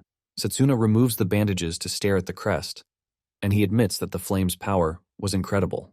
Suddenly he hears the spirit's voice, telling him that he is a mere human, and he should not think he has the strength to wield his power. Satsuna is confused as to where the spirit is talking from until the spirit finally shows itself in a physical form and it sits on Satsuna's head like a loyal puppy. The spirit jumps off of Satsuna's head before introducing himself as Blazer. Even with how cute Blazer looks in his animal form, Satsuna can't get the terrifying image of how he previously saw him out of his head. Blazer rushes to the window to see how much the world has changed, and he is blown away. Blazer says everything is so huge, but Satsuna knows he is feeling that way because he is small. Satsuna then asks Blazer if he is that impressed with what he is seeing. Blazer admits that human society might not be special, but because it is his first time seeing it in his current form, he is blown away. Since it is his first time, Satsuna asks him why he chose his current form. Blazer, being the proud dude that he is, says he has no obligation to answer, but he decides to make an exception. Blazer then reminds Satsuna that they are connected via the crest, and since he needs to manifest physically, he needs mana. However, he can't manifest in his true form because Satsuna will just run out of mana in no time. This is basically why he chose his current form, and Satsuna finally understands what isn't clear to him. However, it dawns on him that this might be his only chance to know everything that he needs to know about spirits. Satsuna then decides to ask about the Great Magic War from hundreds of years ago. He asks him if he was involved in the war and what happened at the end of the war. Blazer realizes that Satsuna is a sly dude, but he decides to answer anyway. Blazer tells Satsuna that he doesn't remember much about the war, but he knows he went on a rampage just as his contracted human wanted him to. Blazer then stops there, saying he is not interested in the past and just wants to live in the moment. Blazer leaps off the bed and runs out of the room, forcing Satsuna to chase after him. Satsuna is scared that things won't end well for him if the church finds out about the existence of a spirit. He puts on his glove, ready to capture Blazer before this happens. Blazer runs through the school like a lost cat, while Satsuna tries chasing him down. Blazer runs past students, who are surprised to see such a weird creature. While some are weirded out, some think Blazer is a cute creature. Satsuna finally catches up to Blazer, but Blazer still makes fun of him for having such a weak body. Blazer decides to push him further, and he runs away again. Satsuna has no choice but to continue chasing Blazer, and he knows that things would have been better for him if he were in the perfect condition. Joel spots Satsuna running toward him, and he thinks he can get his attention, but Satsuna just runs past him like he is invisible. Joel cannot believe that he just got ignored by Satsuna, but the same thing happens to Carl too. Meanwhile, Cyrus is watching from behind a pillar as Satsuna tries to catch up to his rogue pet. Satsuna soon finds himself in a classroom, but there is no sign of Blazer anywhere. Satsuna looks up to see that he is in Mifune's class, ultimately shocking him. Mifune hears the girls in his class mocking Satsuna, but he quickly steps in, telling them with a serious tone not to mock his friend. The girls are surprised when they see Mifune defending Satsuna and even calling him a friend. Mifune then tells Satsuna that the atmosphere in the school changed towards him because he scored the highest during the joint training exercise. Mifune knows that it is that way because none of the other students know the real story. Satsuna smiles, saying he never expected to be called a friend, and Mifune lets him know that whoever he can use is worth being his friend. Satsuna grins, talking about how unique Mifune's personality is. Mifune then tells Satsuna about Yuzuha, and he lets him know that Yuzuha is no longer in danger, but she is still suffering from the after effects of what happened to her. Basically, she's being interrogated by the professors. Satsuna hears this, and since he knows how meticulous Giovanni is, He doesn't think he is going to leave any trace. Just then, Satsuna asks Mifune if he has seen any red animal in the area, and Mifune tells him to head toward the courtyard. Satsuna looks from the window and sees Blazer running in the courtyard just like Mifune said. Satsuna thanks Mifune and continues his chase. Meanwhile, people are already gathered as they are all attracted by the type of animal Blazer is. Some wonder if it is a magical beast, while others think Blazer is a pet. Blazer, on the other hand, couldn't care less as he enjoys himself with some flowers. Satsuna stands by the corridor shouting Blazer's name, and this catches Actar's attention. Because of the way Satsuna is calling Blazer, Actar quickly figures out that the creature is his pet. He decides to act rashly by punishing Satsuna through his pet. Trying to act like he is protecting the students from a magical beast, Actar decides to attack Blazer with ice magic. Blazer watches as the ice shards fly towards him, and all he does is blow out some flame from his mouth to entirely destroy the ice shards. Actar is shocked to see this, and he almost dies from fear when Blazer smiles at him in a creepy way, while asking him if he just attacked him. Blazer then decides to teach Actar a lesson as he breathes fire on him, burning him up a bit. Actar screams in pain before rushing off to avoid further damage to his body. Satsuna witnesses everything unfold from where he is sitting, and he is only glad that his pet is okay. Just then, it dawns on him that the students might be in danger, since Blazer can use his powers even in his animal form. Some students who witness the incident also get curious about Blazer, but they decide to back off when Blazer wants to associate them with Actar. Satsuna is still standing on the balcony when Layla arrives on the scene. Satsuna fears that his friend is in danger, and he tries rushing toward Layla. However, the pain in his legs prevents him from doing this. Layla is now face-to-face with Blazer on his guard because he was attacked by Actar. Just then, Layla senses a familiar presence in Blazer, and she walks toward Blazer, asking him if he was the one who helped Satsuna in the dungeon. Layla, being the nice and modest girl she is, goes on her knees and she bows to Blazer, thanking him for helping her friend. Blazer is impressed by Layla's attitude, and he commends her for it. Satsuna is shocked when he realizes that Blazer is no longer trying to hurt people, and his mood has totally changed. Layla then reaches into her basket and brings out one of the fruits that she wanted to give Satsuna. She offers Blazer the fruit, and he happily accepts the gift. Blazer bites into the fruit, and his eyes light up in happiness because of how delicious the fruit tastes. Satsuna cannot believe just how easily Blazer can be domesticated. Later on, Blazer joins Satsuna and his friends in the dining hall. Blazer sits on Layla's lap while consuming everything sitting in front of him. Drago is blown away by just how much Blazer can eat, and he asks Satsuna what kind of animal he is. Satsuna nervously answers that it is a magical beast. Satsuna decides not to tell his friend about Blazer's original nature because he might be in danger if the church later finds out. Satsuna is relieved that Blazer is not acting aggressively toward the students. Satsuna thanks Layla for her help, and she replies that she only did what she could because Blazer only acted the way he did because he was surrounded by a lot of people. Blazer himself soon notices that his presence is drawing the attention of the students, and since all they are doing is gossip, he decides to let them off. Satsuna is also relieved that all the students believe that Blazer is nothing but a rare animal. Blazer turns to Layla, telling her that he won't mind making her his subordinate if she continues bringing him gifts. Thankfully, Satsuna is the only one who can actually hear Blazer's voice. Satsuna then thanks Layla and Drago for saving him in the dungeon. Layla lets him know that it is their duty to save him as their friend, and Drago agrees with her. Drago then reaches into his pocket to bring out a letter that was sent to him by his parents. They heard the news that his team got first in the joint training exercise, and this made them really proud. Satsuna is happy to hear this, and Layla tells Satsuna that she is worried about Giovanni's real identity. Satsuna tells her that he shares the same worries because he doesn't know all the details, but he thinks they might have a lead once they are done interrogating Yuzuha. Satsuna initially thought Giovanni was an apostle, but the only impressive power he showed was fusing with the Hydra, which makes him really weak to be an apostle. Just then, Drago asks Satsuna what sort of power he used in the dungeon because it clearly wasn't close combat magic. Layla then cuts in, telling Drago that Blazer lent Satsuna the power that he used. Blazer is impressed that Layla has some really keen eyes to have known where the power was coming from. He rolls around on Layla's lap while being patted on the head, and Satsuna concludes that Blazer has been domesticated by the girl. The kids are enjoying themselves when Cyrus suddenly shows up, calling on Satsuna. The other students in the room wonder why Cyrus is there, and with the type of expression that they are making, Cyrus can clearly see that they don't want him there. Cyrus decides to act like the shameless man he is by asking Satsuna about Blazer's origin. Cyrus claims that he has never seen such a magical beast before, and he starts wondering if it is a banned magical beast or not. Satsuna already knows that things won't end well if Cyrus continues with his stupid accusations. Cyrus then moves closer to Satsuna to talk directly to his face, while reminding him that he was supposed to register his pet in the academy.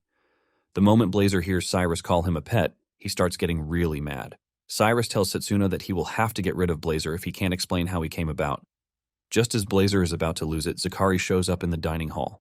Zakari interferes in the case, saying he was the one who received Blazer's registration form, but he misplaced it.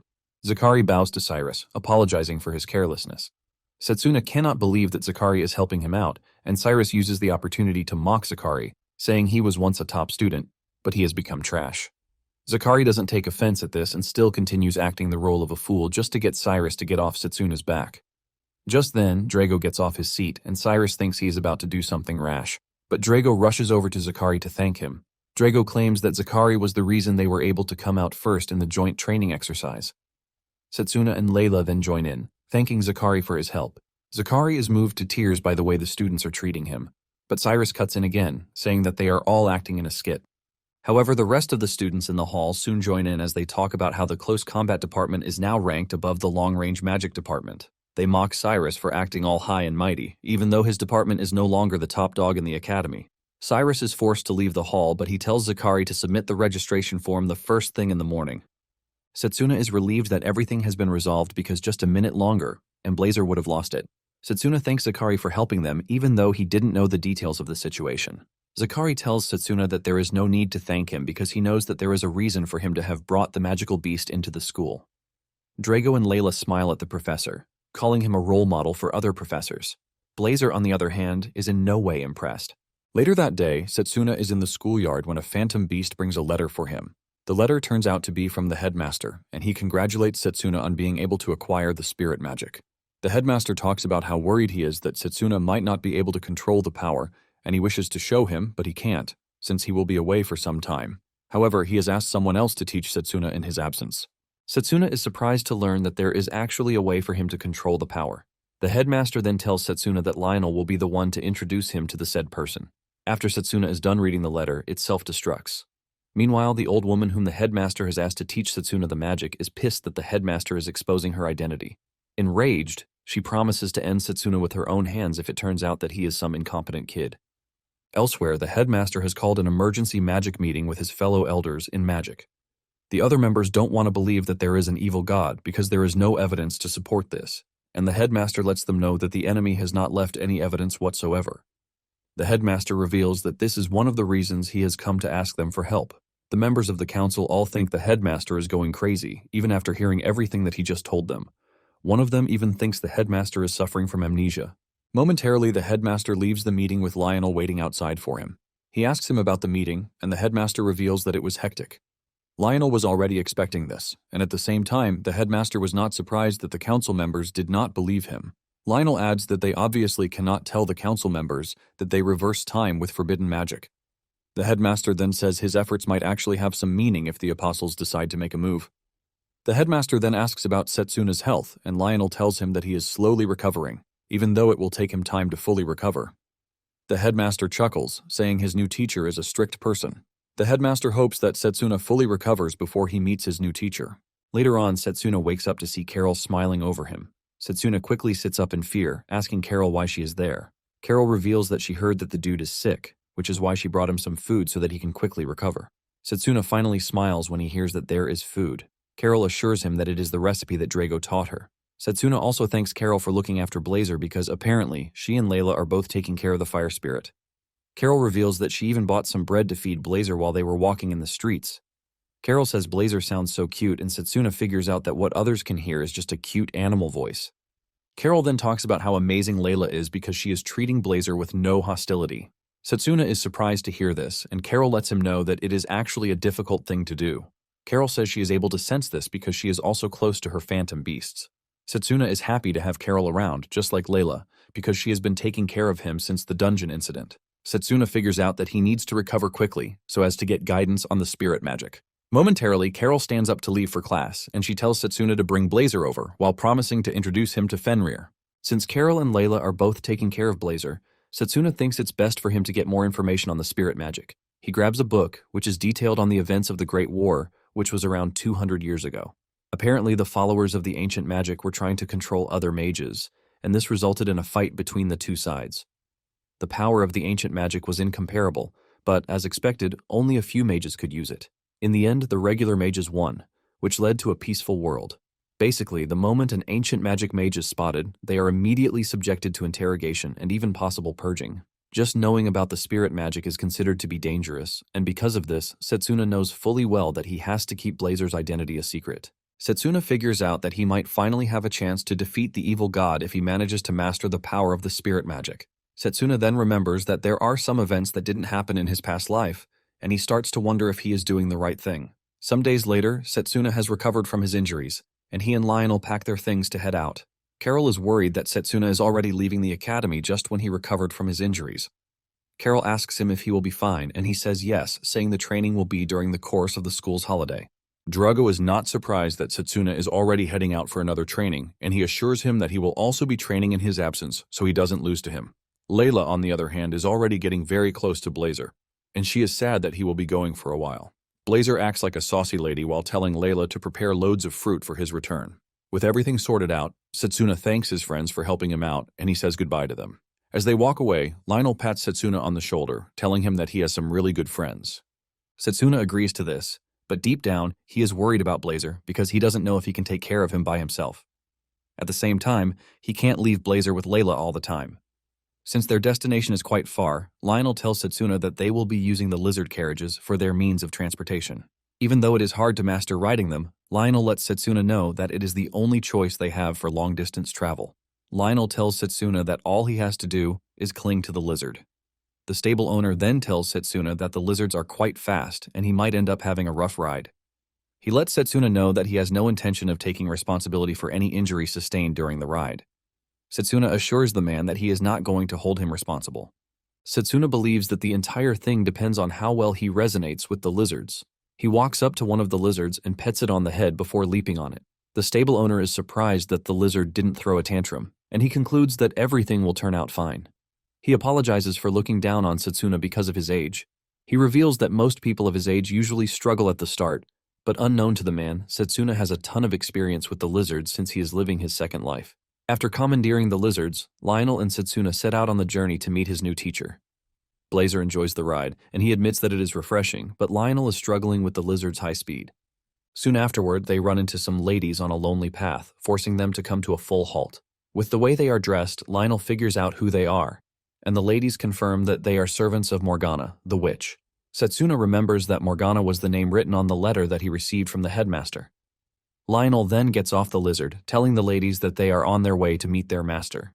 He asks the ladies if they are there to welcome them, and one of the ladies arrogantly tells Lionel that she has no intention of meeting a close combat mage. The lady's voice sounds completely different, and the aura from her body also feels different. In addition to her scary appearance, she is wielding a scythe, and Lionel asks her if she is Morgana. It finally dawns on Satsuna and Lionel that the ladies are most likely dolls, created by alchemy. Apparently, Morgana is speaking through the dolls, and she expresses her discontent that Satsuna was chosen by a magic spirit.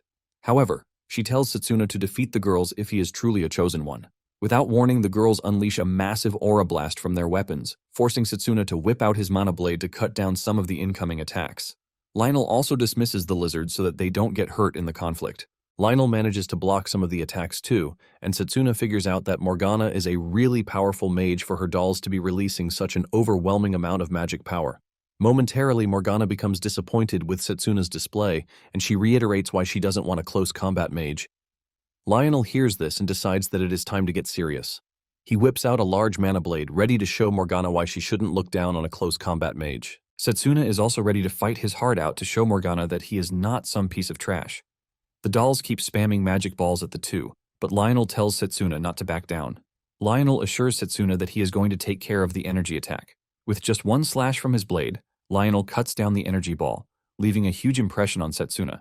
He is stunned at how much power Lionel can wield with just his mana blade. The two now have direct access to the three dolls. They charge at each other, and Satsuna figures out that the lead doll has a lightning-imbued weapon, the scythe. Satsuna barely avoids having his head chopped off by the scythe as he leaps backward. The other dolls follow through with long-range attacks, forcing the two to jump back even further.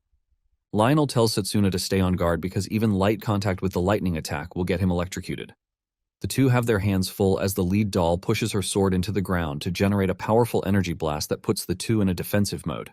Morgana speaks through her doll, teasing the two about not being able to handle elemental attacks, since it's a rare branch of magic. Satsuna knows that the elemental magic that Morgana uses is a very tricky one for close combat mages, since it causes damage to the body when touched. Other magic paths would have had it easy since their mana is far from the body. Morgana then unleashes golems at the two while still making fun of them for losing to an extension of herself, which are the dolls. Just then, Satsuna makes a daring move to show them that close combat magic hasn't even reached the peak yet. He dashes at one of the dolls at light speed, and before she can react, Satsuna lands a hit. Lionel also takes on the other doll and delivers high-powered punch to her body to take her out. Satsuna soon finds himself going up against the doll with a scythe, and Satsuna thinks of the best weapon he can use in the scenario. He whips out a hook-shaped mana sword as he leaps toward the doll. He is able to use this to hang from the tree, forcing the doll to miss her strike. Once the doll is open, Satsuna kicks her in the head. The doll immediately retreats as she realizes that Satsuna has started taking advantage of his surroundings.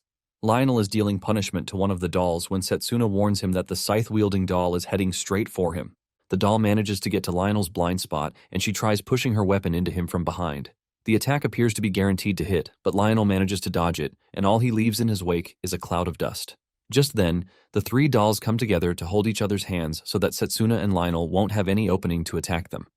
The trio unleashes a powerful water elemental magic, taunting the two and asking them how they plan to break it. Satsuna is confused about what to do because he would have had it easy with Charge Bullet, given that it was close range. Just then, Blazer walks up to Satsuna, telling him that he will easily break the magic if he uses his power. In fact, he might end up destroying the entire forest if care is not taken.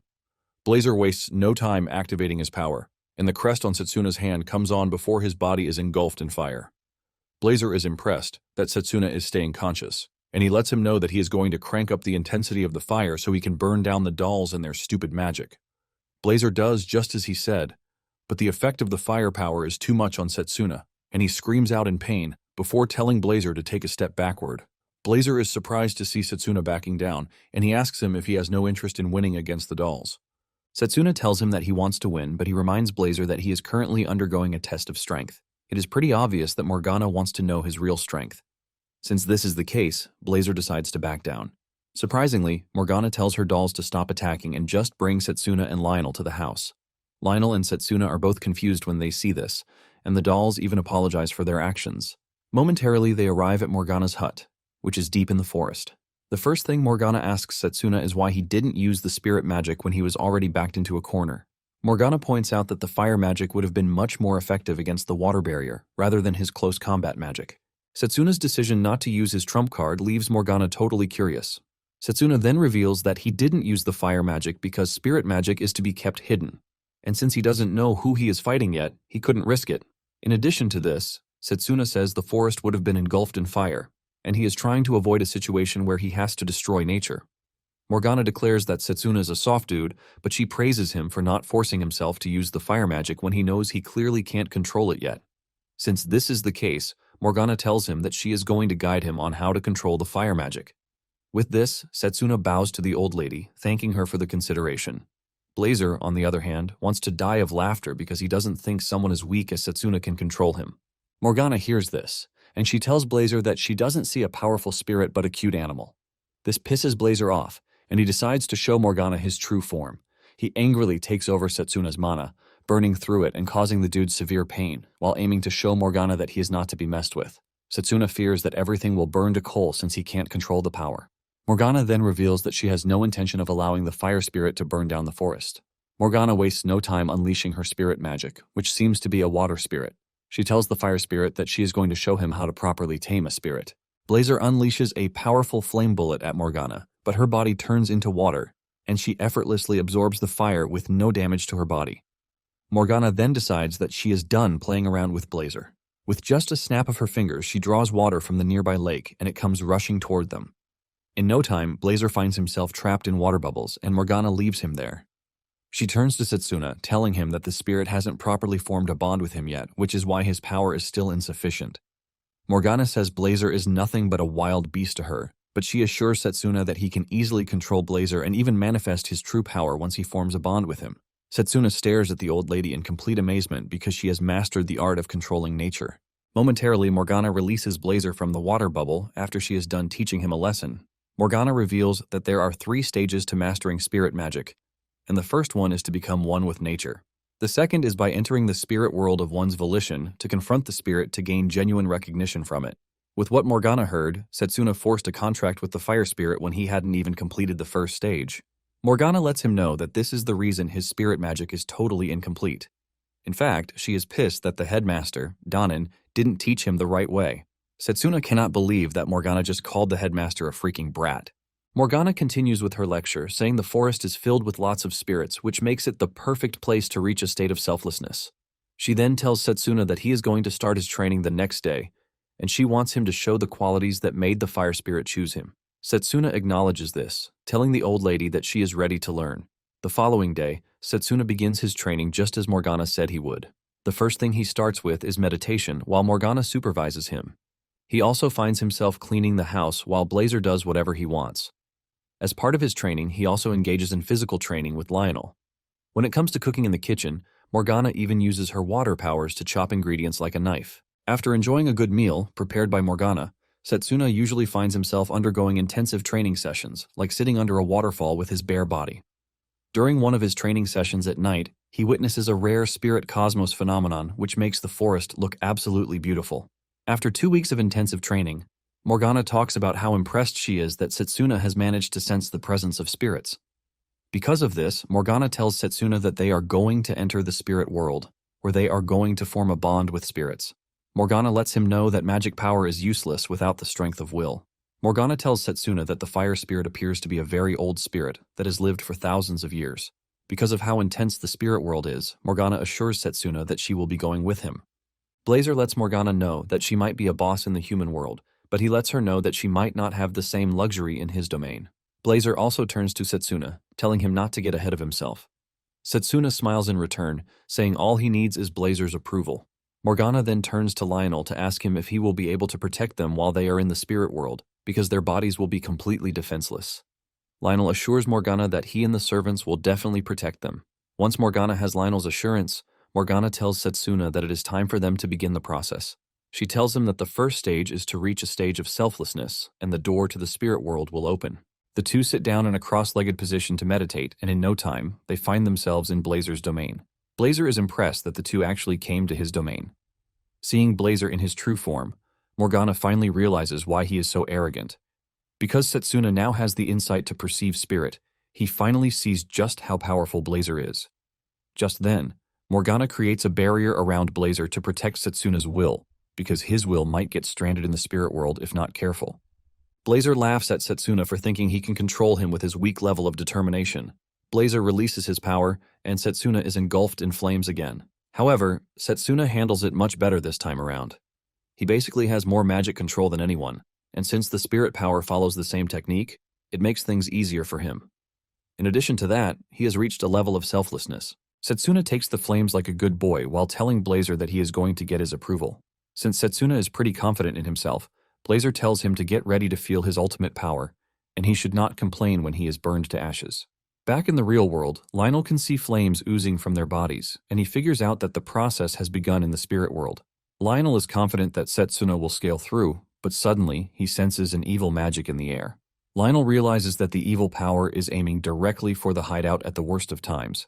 Lionel has a duty to protect the two, and he immediately prepares himself to engage whatever it is that wants to take down the hideout. Just then, the ominous presence enters the room, and it turns out to be Leo. Leo is surprised to see Lionel and Satsuna at the hut. Lionel shows no sign of fear, even with Leo's evil presence. Just then, things go from bad to worse when Jagan enters the room. Lionel now has two evil dudes to deal with, and Jagan is eager to get his hands on Satsuna and Morgana. Leo grins at Jagan, urging him to take Morgana and leave Satsuna to him, since they were once old buddies. From the overwhelming power emanating from Jagan, Lionel can sense that he is also an apostle. Lionel then tells the two that they have come at the wrong time because he is a teacher and will not run away. Leo arrogantly tells him that he is free to run away, since they are not after him. But this pisses Lionel off. He whips out his large mana blade, and he dashes toward Leo to teach him that teachers of the academy are not cowards who will run from fights. Back in the spirit world, Blazer is playing a psychological game with Satsuna to get him to fall off, but Satsuna is trying to keep his calm to avoid getting reeled in by the annoying fire spirit. Satsuna is prepared to keep his heart strong and overcome, but suddenly he notices that there is worry on Morgana's face, and he asks her what the problem is. Morgana lets him know that something serious is going down in the real world. Morgana can sense that an evil power has invaded the forest and her servants have been taken down. When Satsuna hears this, he immediately figures out that it might be the apostles. Satsuna then steps up to take on Blazer by himself. Morgana is worried and she doesn't want to leave because her barrier is what is protecting Satsuna's will. She lets Satsuna know that he might not be able to return to the real world if he fails, but Satsuna lets her know that he doesn't care about this. He considers the trial one he has to overcome by himself. Satsuna begs Morgana to take care of Leonel and the servants. With this, Morgana decides to leave, but she urges Satsuna to make sure he returns because she doesn't want her teachings to go to waste. After Morgana is gone, Satsuna now has to face Blazer, and Blazer asks him why he desires his power when it is something far above his reach. Satsuna takes a minute before answering the question, and he tells Blazer that he actually lost everything in his past life. When Satsuna says this, Blazer is able to get an insight into his memories, and he sees the overwhelming destruction. Satsuna reveals that the army was manipulated by the apostles, which caused the collapse of the force. He lost everyone who meant something to him because of this. The regret of this was what awakened the spirit of time and sent him back 10 years. Burning with desire, Satsuna tells Blazer that he has no intention of letting anyone take the things he cares about. Blazer hears his reasons and calls it a petty motivation, but he is impressed that Satsuna is willing to face his fears. Because of this, Blazer tells Satsuna that he is worthy of facing a trial from him, but he lets him know that what he is asking for is the totality of his power, not a portion of it. Since this is the case, Blazer tells Satsuna that he won't be taking him through an endurance test just like before. Blazer reduces his size so that they can engage in a battle of wills. Satsuna is not shy to take on the challenge, and he makes the first move by charging at Blazer. Now in the real world, Lionel has his hands full against the apostles. Even Jagan admits that Lionel is pretty decent for a human. Just then, Jagan is hit with alchemy magic from the last surviving doll, but this gets him mad. He unleashes a powerful dark aura from his body before taking out the servant in rage. He unleashes a powerful energy blast that sends Lionel and the servant flying out of the house.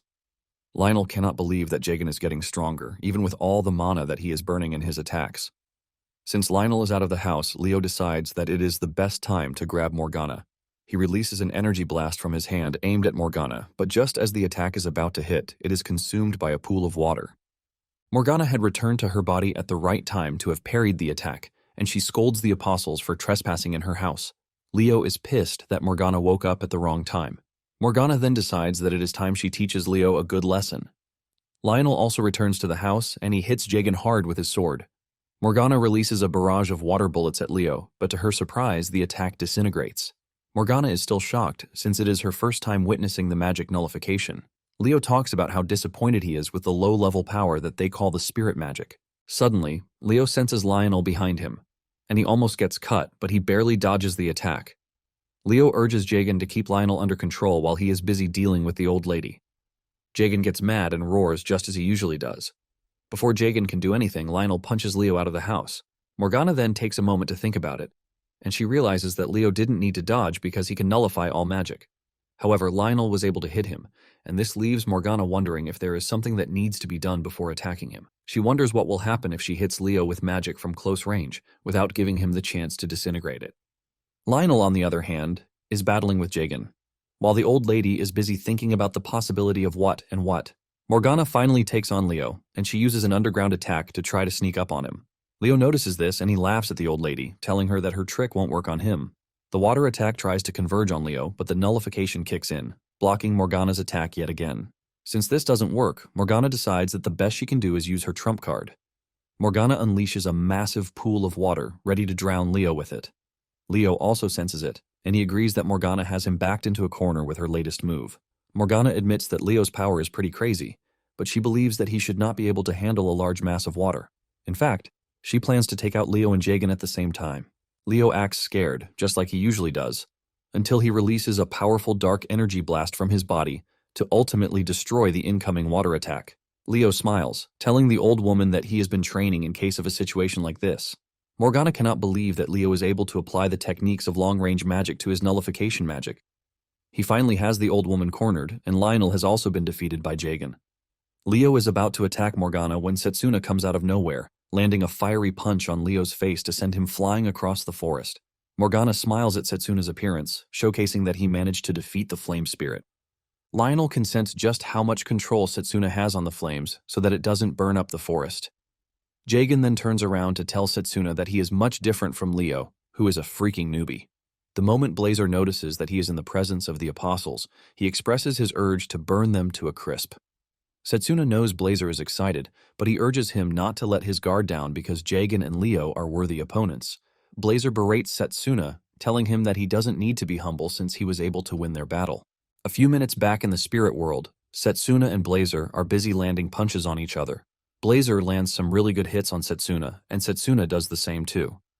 Satsuna is able to make Blazer bleed, forcing him to admit that Satsuna has some incredible willpower. Suddenly, Blazer notices that Satsuna is actually smiling, and when he asks him why he is smiling, Satsuna confidently says he's going to win. Even though all of Satsuna's face is totally disfigured from Blazer's hard punches, Satsuna has no intention of giving up. Blazer dashes toward Satsuna, telling him that he is too confident for a weak human. But Satsuna tells Blazer that he is riding on certainty, not confidence. Satsuna is forced to match Blazer's overwhelming firepower, and this leaves Blazer blown away. He never expected a human to be able to withstand his full power. Satsuna tells Blazer that he is actually pretty strong, which is why he hasn't lost until then, but he lets him know that it is also his weakness. Blazer is confused as to what Satsuna is talking about, and Satsuna reveals that he has faced despair and defeat loads of times in his past. And because he has failed plenty of times, he knows just the right way to rise again. Satsuna assures Blazer that no matter how much he is pushed into a corner, his heart will never break, which is why his willpower will help him become victorious. With a confident exclamation, Satsuna assures Blazer that he is about to face his first defeat. Blazer, on the other hand, tells Satsuna that it is going to be his last defeat. The two are locked in with one hand while throwing the other fists at each other with all the power that they can put into the fist. The clash of their fists leaves a powerful explosion that blinds everything like a nuke. When the explosion clears off, Satsuna is still standing, and Blazer has no choice but to admit that Satsuna is pretty strong and has even surpassed his expectations. Because of this, he finally acknowledges Satsuna, telling him that he has won. However, Blazer is curious to know when Satsuna became so strong that he was confident of victory. Satsuna reveals that during the battle he could feel his willpower rising. Satsuna tells Blazer that his own will also felt like a blazing fire, and he started absorbing it. Blazer is surprised to hear this, and because of how Satsuna handled everything, Blazer acknowledges Satsuna as an ally that he can entrust his power to. For the first time, he calls Satsuna by his name, not the usual way of calling him boy. The two then make a fist bump, and with his battered face, Satsuna thanks Blazer for entrusting his power to him. Blazer tells him that he has no reason to thank him, and he urges him to return to the real world. Now that Satsuna is face to face with Jagan, Lionel tells him to be careful of Jagan's claws. Satsuna already knows what Jagan is capable of because his claws steal the power of whatever they touch. Satsuna knows this because Jagan was the only apostle he fought before regressing, and the authority given to him is the devourer of all. Basically, he can't nullify magic, but he can absorb the mana of those he slashes. Jagan was the one who single-handedly wiped out the Northern Kingdom in Satsuna's past life. It turns out that the Northern Kingdom had some of the world's best alchemical equipment, but Jagan annihilated them while stealing their magic power. Jagan is surprised that Satsuna knows about his power, but at the same time he is confident that Satsuna cannot win. On the other side of the forest, Leo also manages to stand up, and he realizes that Satsuna has gotten stronger and faster than before. Satsuna is also surprised that Leo still has the energy to stand up from the hit he delivered. This basically tells Satsuna that Leo has also gotten stronger. Jagan is excited to take on Satsuna, and he tells Leo to back off. Not ready to argue, Leo lets Jagan know that Satsuna is all his. Satsuna knows that he was only able to defeat Jagan in his past life thanks to the long-range magic. However, he doesn't have the luxury of long-range combat in the current timeline.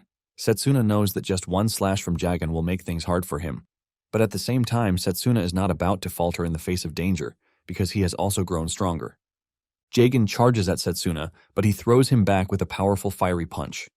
Satsuna doesn't give Jagan any breathing space as he dashes toward him to deliver more flame-imbued punches to his body.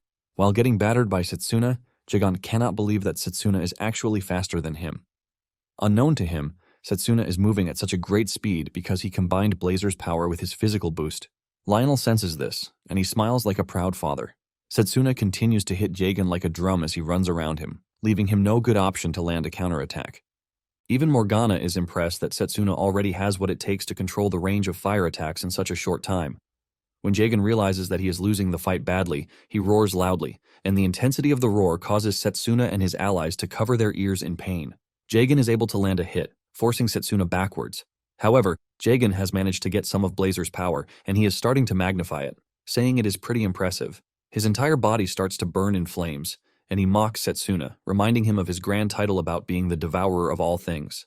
Satsuna is more hyped when he realizes this, as he dares to see just how powerful Jagen is with the flame powers. Jagen dashes towards Satsuna at high speed, but Satsuna is able to match his speed and he dodges the hit. Jagen continues his rampage as he cuts through everything in his path, but Satsuna dodges everything.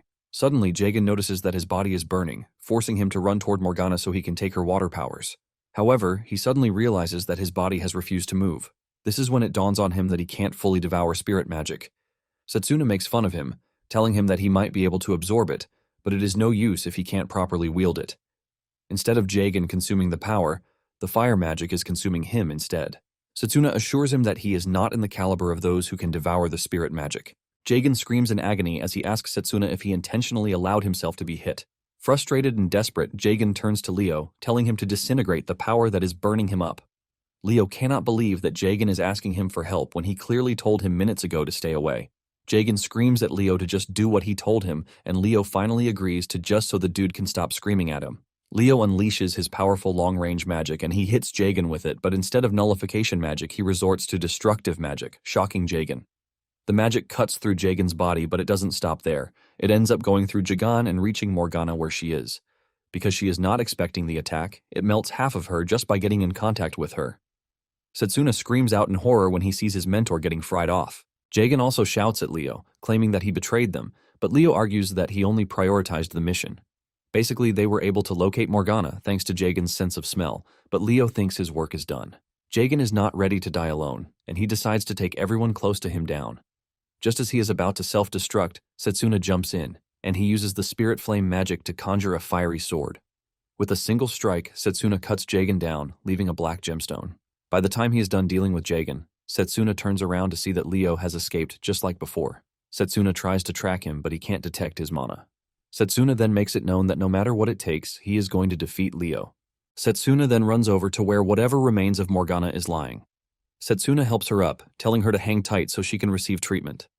Morgana smiles, telling Satsuna that there is no way to save her because Leo used a disintegration magic to hit her. Satsuna doesn't want to give up, but Lionel taps him on the shoulder not to push his luck. Morgana then tells Satsuna that he needs to be proud because he is a close combat mage who is recognized by the flame spirit. Morgana then tells him that she has something that she has to entrust to him.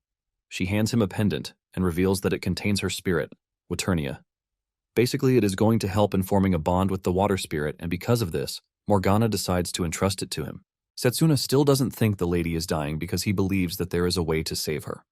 However, before he can even finish his statement, Morgana dies right in his arms.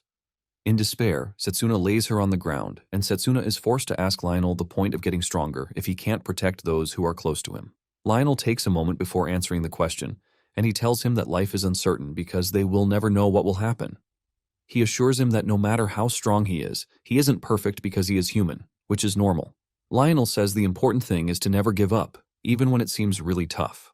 Lionel believes that Satsuna, of all people, is supposed to understand this. Satsuna is bawling his eyes out when Morgana's servant shows up and smacks Satsuna on the head, telling him that he just got tricked.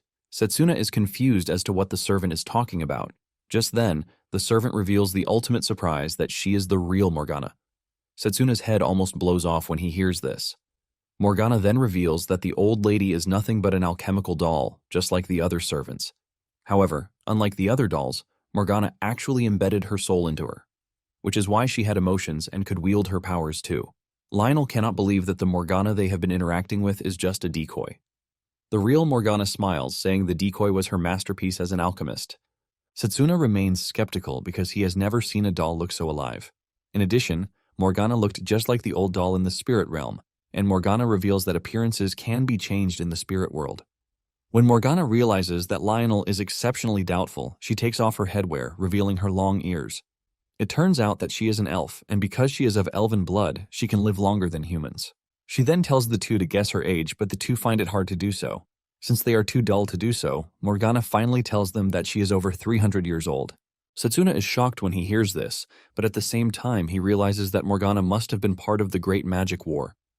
When he mentions this, Morgana quickly figures out that Satsuna is interested in the Great Magic War. She assures Satsuna that she is willing to tell him, but it comes with a price. Satsuna immediately mentions that he has money and is ready to offer it, but Morgana cuts him off, telling him that she is just teasing him. Since it is not safe where they are, Morgana suggests that they move to the lake, where they can talk about the erased history, the Great Magic War.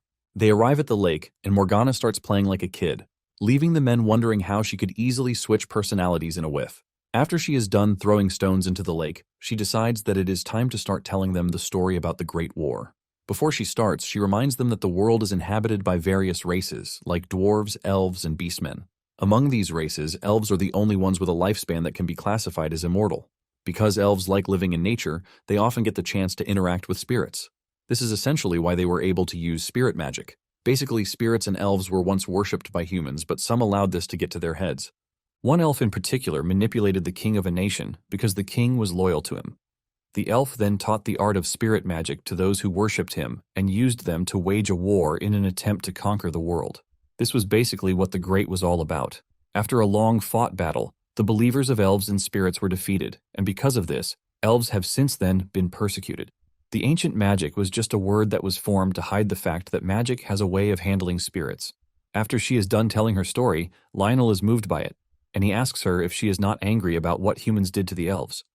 Morgana admits that she once hated humans, but she no longer does, even though she keeps her distance from humans. Morgana is aware that even after years that the war has ended, there are humans who want to terminate elves. And this is why she resorted to the use of a body double to safely hide her identity. Satsuna then asks her why she chose to reveal her true form to them, and she simply replies that she did so because the headmaster trusts them. In addition to this, Satsuna has proved that he is worth the trust. Morgana teases Satsuna, saying she saw how he was crying and just decided to show him her true self. Satsuna tries to act like a man by saying he wasn't crying, and when he looks to Lionel to back him up, Lionel is busy laughing at him. After the story, Satsuna and Lionel help Morgana with the cleanup of her place before they start preparing to leave. Morgana thanks them for the help, and in return, Satsuna thanks the lady, saying he is happy that he met her. Lionel asks Morgana what she plans to do, and she reveals that she has no choice but to move to another place, since her hideout has been discovered. Morgana believes that they might never see each other again, and this strikes a cut in Satsuna's heart. He then tells Morgana to help them again whenever humanity is in danger. He completes the request by bowing his head to Morgana and adding the word, "please" to it. This is enough to get to Morgana, and she tells Satsuna that when the time comes, he should ask the headmaster because she sometimes exchanges letters with him. Satsuna is happy to hear this, and he thanks the old lady, but Blazer, who still has a beef with Morgana, jumps out of the crest to threaten her. He tells her that he is going to burn her to ash next time they meet, but Morgana quickly shows him a bit of water magic to scare him off. With this, Lionel and Satsuna finally go back to their lizards so that they can return to the academy. Lionel remembers what he was told by a sister at the orphanage where he grew up about not allowing his power to control him, but to be responsible with it. Satsuna then redeems his vow to use the power of the spirit of good and justice only. Satsuna and Lionel are glad that they are about to have a blissful ride back to the academy. Meanwhile, Leo is facing trial for not killing Satsuna and even abandoning his comrade. In his defense, Leo says he was able to kill Morgana, and Santanakia asks him if he confirmed the death of the witch. Leo confesses that he didn't, but he is pretty sure that she can't survive the intensity of the attack that he used on her. Santanakia is pissed when he hears this, and a scary aura emanates from his body as he reminds Leo that he was told to confirm that the witch is dead. The pressure from Santanakia almost crushes Leo's bones until the 8th apostle, Tsukuyomi, comes in, saying Leo should have at least returned with Jagen's body because she would have turned him into an undead. Just then, Leo mentions that no one told him about Satsuna knowing about Jagen's power, but Santanakia cuts him off, saying he has no excuse for failing his mission. Nonetheless, Santanakia believes that it is time that they recheck everything concerning Satsuna. Santanakia believes that Satsuna has some hidden talent that they don't know about. Puker then reminds the group that the 8th apostle's toy, Giovanni, was also a failure. Santanakia then asks her if she can handle Satsuna, and she confidently says yes. Apparently, she has something cooking behind the scenes because of her power, which is the power to revive the dead. On the other hand, Satsuna and Lionel are having a peaceful journey back to the academy. Satsuna is curious to see how they are all faring without him. Lionel is pretty sure that Drago is training himself to death. Satsuna agrees with Lionel, and he looks into the sky, wondering just when he started caring about those who are around him. Lionel then asks him if it was different in the past, and he says yes, because all he cared about was training himself. Satsuna thought about how he was always dreaming of getting to the peak of long-range magic, and he was on the course of doing this because he won every battle with it. Satsuna never needed anyone's help, and he barely had friends too. However, everything is now different in his current life. He basically has people he now relies on, and he also learned that other magic paths are not useless, as people termed them to be. In addition, he is thankful for the magic control he cultivated in his past life because this is what has helped him master close combat quite well. Lionel then tells him that the magic control was a skill he learned via training, not that he had the aptitude or talent for it. Lionel lets him know that his level of competence is not something that can just be achieved in a few years. Deep down, Lionel knows Satsuna has gone through rigorous training, which is why he ended up being the strongest in the world. Shortly afterward, Lionel suggests that they take a break. Satsuna sits down and he brings out the magic item that Morgana gave him. He reads the note attached to it and he finally realizes that it is a very important item that will come in clutch when the time comes. Blazer takes an interest in the necklace because he senses the presence of the water spirit in it. Satsuna then puts it on just like Morgana told him, and he silently whispers to the water spirit, asking if she can hear his voice. Surprisingly, the water spirit speaks back to him via the pendant. Satsuna is stunned, but the water spirit tells him not to because she already knows who he is, since he is hanging out with Morgana. The water spirit assures him that she is going to lend him her power if he manages to overcome her trial. Satsuna is excited to hear this, but it suddenly dawns on him that he must not celebrate because it's going to be a tough battle. Just then, the water spirit urges Satsuna not to be worried or scared because the trial she is giving to him is to move her. Satsuna is confused by what she means, and the water spirit reveals that she is already getting tired of the spirit world, and because of this, she needs a new experience.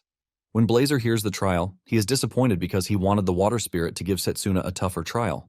Just then, the water spirit tells Blazer that she bears no ill intent toward him. Satsuna is surprised to see that the water spirit is actually friendly, unlike Blazer. However, Satsuna is still confused about moving the water spirit. Just then, Lionel taps him on the shoulder, telling him that he is such a lucky dude. In addition to this, he tells him that he has a story for him that will move him to tears. The water spirit immediately becomes interested in this, and Lionel sits down to tap into his narrating skills.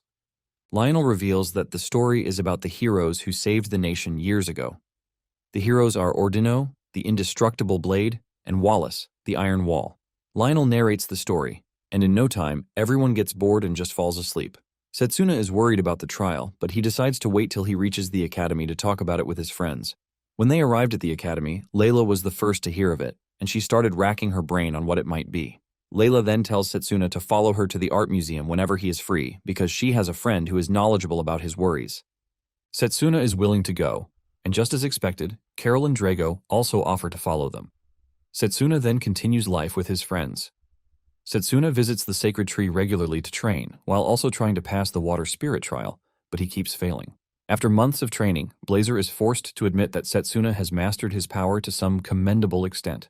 Satsuna is surprised to hear Blazer commending him, which is a really weird thing to hear. Momentarily, winter comes upon them, and Satsuna remembers that the incident he is worried about is fast approaching. Satsuna is disappointed that he couldn't make a contract with the water spirit before the incident. Nonetheless, he decides to put the trials aside because he has other things to do. Blazer asks him if he is confident that he is done training, and he says yes because it is finally time. In addition to this, he can't train using the sacred tree again because he has drained the tree's mana, and it is going to take a few years to recharge. However, he is thankful because he was able to master Blazer's power at the time when the tree was still active. Satsuna then tells Blazer that the year's break is coming, but there is no time for them to rest. Blazer asks him if they are preparing for a big battle, and Satsuna says yes. He reveals that the arrival of the evil god was preceded by 4 great catastrophes, and one of them is happening in 7 days. Blazer then asks Satsuna about the said 4 causes of defeat. Satsuna explains that the invasion of the evil god had 4 particular fatal events. The first one is the Great Plague of Dragon Silence. The second is the destruction of the Magus army. The third is the overnight disappearance of the royal capital. And the last one, which will come first, is the undead army attacking the world. The massive surge of undead army caused a lot of death to the human populace in his past life. Blazer is surprised to hear this since he doesn't see the undead as a big deal. Satsuna then tells him that the undead are not the regular ones that he knows. Apparently the enemy undead were former heroes who had an influence on the world. Satsuna believes that the power is one that turns the dead into extraordinary undead. He initially thought Giovanni was the apostle behind the undead surge, but after fighting him, he realized that the dude is too weak to command the army of the underworld. Apparently, the first incident will happen in Eldina, Satsuna's hometown. This is an incident where corpses were taken from the graves of the heroes, leaving people initially believing that someone was trying to steal the heroes' treasures. Unknown to them, the main target was the corpses themselves. Since Satsuna already knows this, he plans to head to the royal cemetery before the night of the incident in an attempt to stop it. During lunch that day, Layla asks Drago if he will be going home, since it is the winter break. Drago says yes, confirming that his father is going to teach him the secret techniques of close combat that have been passed down through generations. Carol also mentions that she is going to have fun with Fenrir in the icy plains of her family's territory, and she asks Blazer if he would like to join her. Without thinking twice, Blazer ultimately refuses the proposal. Layla, on the other hand, is blown away by this because Carol's family happens to be a rich one. Layla then asks Satsuna how he plans to spend his break, but Satsuna is already lost in thought. Layla is forced to call his name twice before he finally comes back to life. Satsuna has no idea what Layla asked him, and he had no choice but to ask her what she was talking about. Layla realizes that something is up with him because he is always thinking, and in addition to that, he returns injured after the last break. Carol notices that Layla is puffed up already, and she whispers in her ear, telling her to make a move on Satsuna before it is too late, since he is quite popular among girls. Layla is taken aback by this, and she tries to play a fool, saying Carol has it all wrong, but Carol tells her that she has no reason to hide it. Layla then moves past the conversation as he asks Satsuna about his hometown. Satsuna reveals that he is from an orphanage in the Eldina region. This surprises Layla because the region is close to her family's inn. They are in the middle of the discussion when the trash noble, Carl, shows up to join, when he is not asked to. After hearing where Layla came from, he extends a hand to her, asking her if she is willing to join his luxurious vacation. But Layla just looks at him like he is an infested pig. Before he can touch Layla, Carl suddenly gets uprooted from the ground with an earth magic. This shocks everyone, and when they turn around to see who attacked Carl, it turns out to be a girl wearing a nun's outfit. Satsuna is surprised when she runs over to hug Layla, leaving him to ask Layla who the girl is. Layla then reveals that the girl is Roberta and that she is her relative. Apparently, she is there to take her home for the winter break. Roberta mentions that she is planning to help with the Saints Festival being held in Eldina. The moment Satsuna hears this, his face lights up in excitement because he knows about the Saints Festival, which is always held at the end of the year. Basically, the event is about praying to the heroes, who are resting in the royal cemetery. Satsuna also remembers that the festival was the trigger for the grave robbery incident. Because of the reduction in security during the festival, it was easy for the heroes' corpses to be stolen. Momentarily, Roberta finally releases her tense face after she concludes that Drago and Satsuna have no ulterior motive in being around Layla. Layla's friends finally introduce themselves to the uptight lady, and Roberta takes an interest in Satsuna, particularly because he has heard about him. Layla then tells Roberta that Satsuna's hometown is Eldina, and she immediately suggests that they give Satsuna a ride. Satsuna is happy to hear this, since it is going to take a lot of stress off his neck. On the first day of the winter break, they begin their journey, and Roberta reveals that they are going to stop at Layla's home first. After this, she is going to take Satsuna to Eldina. When Layla hears this, she remembers what Carol told her, and she becomes worried that Roberta might just elope with Satsuna. To prevent this, Layla immediately reveals her desire to join the Saints Festival, but just as she is saying it, something hits the carriage, grabbing their attention. They step outside to check, and it turns out to be a pack of demonic dogs. Roberta reveals that there has been an increase in monster activities in recent times, leaving her to wonder what the problem might be. Roberta whips out some seeds and throws them at the monsters. Satsuna is confused about the essence of the seeds until they suddenly sprout into full-blown trees, ultimately terminating the monsters. Satsuna immediately figured out that Roberta applied healing magic on the seeds, and Roberta confirms that he is right. She sent mana into the seeds to accelerate their growth, leaving Satsuna impressed. Apparently, the tweaking of healing magic to make it more offensive later turned out to be effective in the war against the evil god, and Satsuna is happy that someone has already mastered it very early. Satsuna then tells Roberta that he is going to help, but Roberta tries to stop him, telling him how dangerous it is to be bitten by demonic dogs. However, Satsuna assures her that she has nothing to worry about. With just a swing from his punch, Satsuna activates Charge Bullet, and he wipes them all out in one go. Roberta is left stunned, forced to ask Satsuna if he is really a student. She walks over to Satsuna to touch his arm, while saying his magic control is top-notch. She starts asking several questions, like who his master is and what type of training he does. Satsuna realizes that they are just going to be stuck on questions, and he tells Roberta that they need to check on the others first. However, during the entire thing, Layla notices that Satsuna is protecting his glove, and this makes her confirm that our MC is definitely keeping something from them. Later that day, they arrive at an inn, and just as they are about to start eating, Roberta raises more questions for Satsuna. That night, Layla finds it hard to sleep, and she decides that she will have to tell Roberta to take her to Eldina. She walks to Roberta's room to talk to her about this, but arriving at the door, she notices that she is speaking to someone. She's about to walk away to avoid hearing her conversation when she hears her speak Satsuna's name. This grabs her attention, forcing her to stay back and listen. From the way she is talking, it appears that she is in contact with the church via a magic tool. She tells them that by her report, Satsuna is a wielder of ancient magic, which makes him dangerous. To subjugate him, Roberta initially asks for 10 purification nights, but immediately changes it to 20 purification nights. In fact, she is willing to carry out judgment herself, if needed. Layla is shocked when she hears this, causing the cup she is holding to fall from her hand in fear. Roberta hears the noise and immediately rushes outside to see if someone was spying on her, but she finds nothing. Even the broken cup has somehow been cleared up by Layla. The following morning, Roberta appears to them as her normal self, leaving Layla to wonder if she truly meant what she was discussing at night. Layla knows she has heard of ancient magic as the type of magic that evil dudes use. She wonders if Satsuna is truly using evil magic, and she is also thrown into confusion about what she is supposed to do. Momentarily, Satsuna returns from his early morning training session, and he joins the two. Roberta plays her spy agent role pretty cool by talking to Satsuna in a good way and even asking him if he would like to eat breakfast. Satsuna thanks the lady for the gesture, but tells her that he would like to eat breakfast first. Roberta then suggests that Satsuna try out the sauna because it is a recommendation from the inn. This is Blazer's first time hearing about a sauna, and he immediately asks Satsuna what it is all about. Since Blazer is interested in the sauna, Satsuna thanks Roberta and assures her that he is going to give it a try. Momentarily, Satsuna heads to the sauna to soak himself in the heat. Blazer tries to act all cool by saying he is not affected by the heat, but Satsuna can clearly see that even though he is the king of flames, he is susceptible to heat. Satsuna is minding his business when Roberta enters the sauna in a towel too. Satsuna is shocked to see this, forcing him to ask the lady what her business is in the sauna. Roberta sits close to Satsuna, telling him that the sauna is open to both genders. Roberta realizes that Satsuna's glove is not off, which confirms her suspicion that he is hiding something. She plans to know what secret Satsuna is hiding in the sauna with whatever method available to her. Roberta then asks Satsuna if he is comfortable with the gloves since they are in a heated environment.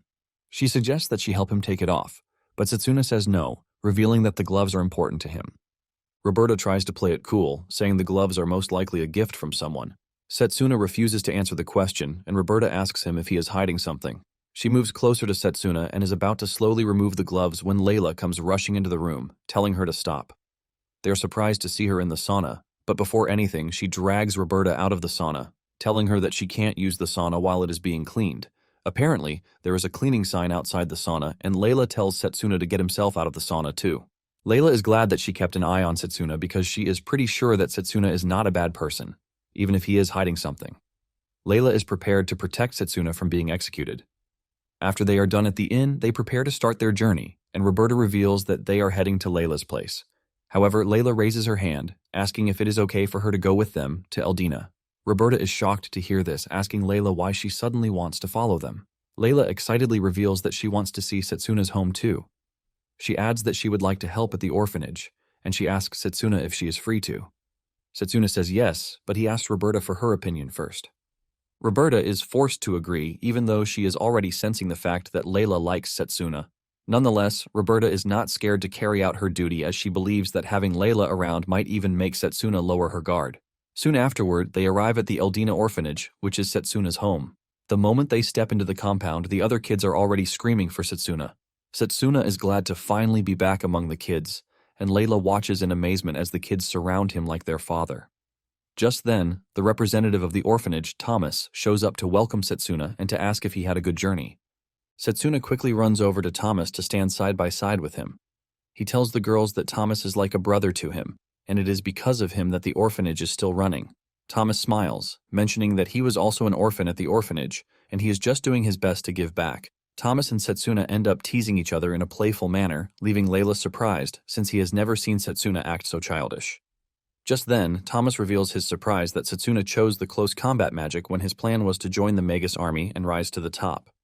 Satsuna then tells Thomas that he has nothing to worry about because he is still aiming to be the best, even with the close combat magic. Layla then cuts in, telling Thomas that Satsuna is a really amazing mage. Thomas smiles, saying Layla is a great addition to Satsuna's life. Momentarily, Satsuna heads to the grave of the orphanage's founder, Deborah, to pay his respects. Satsuna reveals that Deborah is his savior because without her, he definitely wouldn't be alive. With the way Satsuna is talking about her, Layla easily senses that Deborah was important to him. Roberta then joins in, asking him if he can share some of his memories with her. Her request is subtly denied by Satsuna, who tells her that he has something else to attend to. Later that night, Satsuna heads to the royal cemetery and hides in a safe place like Batman, watching over the cemetery. Just as he suspected, the security around the cemetery is low thanks to the festival. The barrier around the cemetery has also been lifted, making it more open to enemy attacks. Basically, the bodies in the cemetery were once high-ranking mages when they were alive. When the evil power brought them to life, they caused a lot of destruction to humanity. Satsuna knows that he has to find a way to stop the grave robbery to prevent the heroes in the cemetery from becoming humanity's enemies. Blazer then assures Satsuna that he has nothing to worry about, no matter how strong their opponent is. Satsuna is glad to hear this coming from Blazer, but he warns him not to use magic in front of Roberta. Blazer says he already knows that there is something suspicious about her. Satsuna is prepared for the decisive battle that will take place in 2 nights to come. He assures Deborah that he is going to keep his promise to her. Meanwhile, Roberta is asking Thomas about Satsuna's past in the orphanage. Thomas subtly replies that he can't tell Roberta what she wants to hear. Enraged, Roberta whips out her Inquisitor's badge, telling Thomas that she is making an order, not a request. Thomas is shocked to see this, and Roberta mentions that there is the possibility that Satsuna is dangerous, which is why they are investigating him. Thomas is pissed at this, and he argues with Roberta that there is no way Satsuna is a dangerous person. Just then, Roberta turns to Layla to point out how calm she is. With the way she is acting, Roberta figures out that she already overheard her conversation. Layla quickly apologizes, saying it wasn't intentional. Layla then urges Thomas to tell them both about Satsuna. Thomas finally agrees, and he begins by explaining how Satsuna came to the orphanage on a rainy day. Thomas tells them how he clearly remembers the night that Satsuna arrived. He was brought to the orphanage by a lady riddled with arrows and on the verge of death. With every strength left in her, she begs Deborah to save little Satsuna. Apparently, the lady who brought Satsuna is none other than her mother. Thomas then suggests that they take a dive into her background before they continue talking about Satsuna. His mother's name is Emma, and she was born into a farming family. Emma was always happy with farming, and she was always doing her task diligently. Everything was going smoothly until one day when a powerful noble with large territories passed through the village. The noble senses a bright ray of light from Emma's soul, and he wastes no time asking for her hand in marriage. He called Emma his fated one, and because Emma has always hoped for a fateful encounter, she accepts the proposal immediately. Emma was immediately taken to the Schneider family, which is a big family. Emma was blown away by all the luxurious things in the estate as she ran around like a free bird. However, the noble had loads of concubines, and Emma was just another addition. Because of this, he rarely visited her, and Emma believed that by having a child for him, he would love her. Soon afterward, Emma got pregnant and gave birth to baby Satsuna. The noble praised her for this, and Emma heaved a sigh of relief, believing that she finally had what she prayed for. Just then, the noble tested the baby's magic affinity with his magic brooch, but to his disappointment, there was none. Enraged, he dropped the baby and walked out of the room. Basically, it is important in the noble society to pass on superior bloodlines, but the noble was pissed that Satsuna had no talent for magic. Basically, he fell for the magic power that was hidden inside Emma, not her beauty or personality, and this was what he wanted. Emma was pissed when she realized that her baby had no talent, and she grabbed a knife, aiming to kill Satsuna for failing to bring her happiness.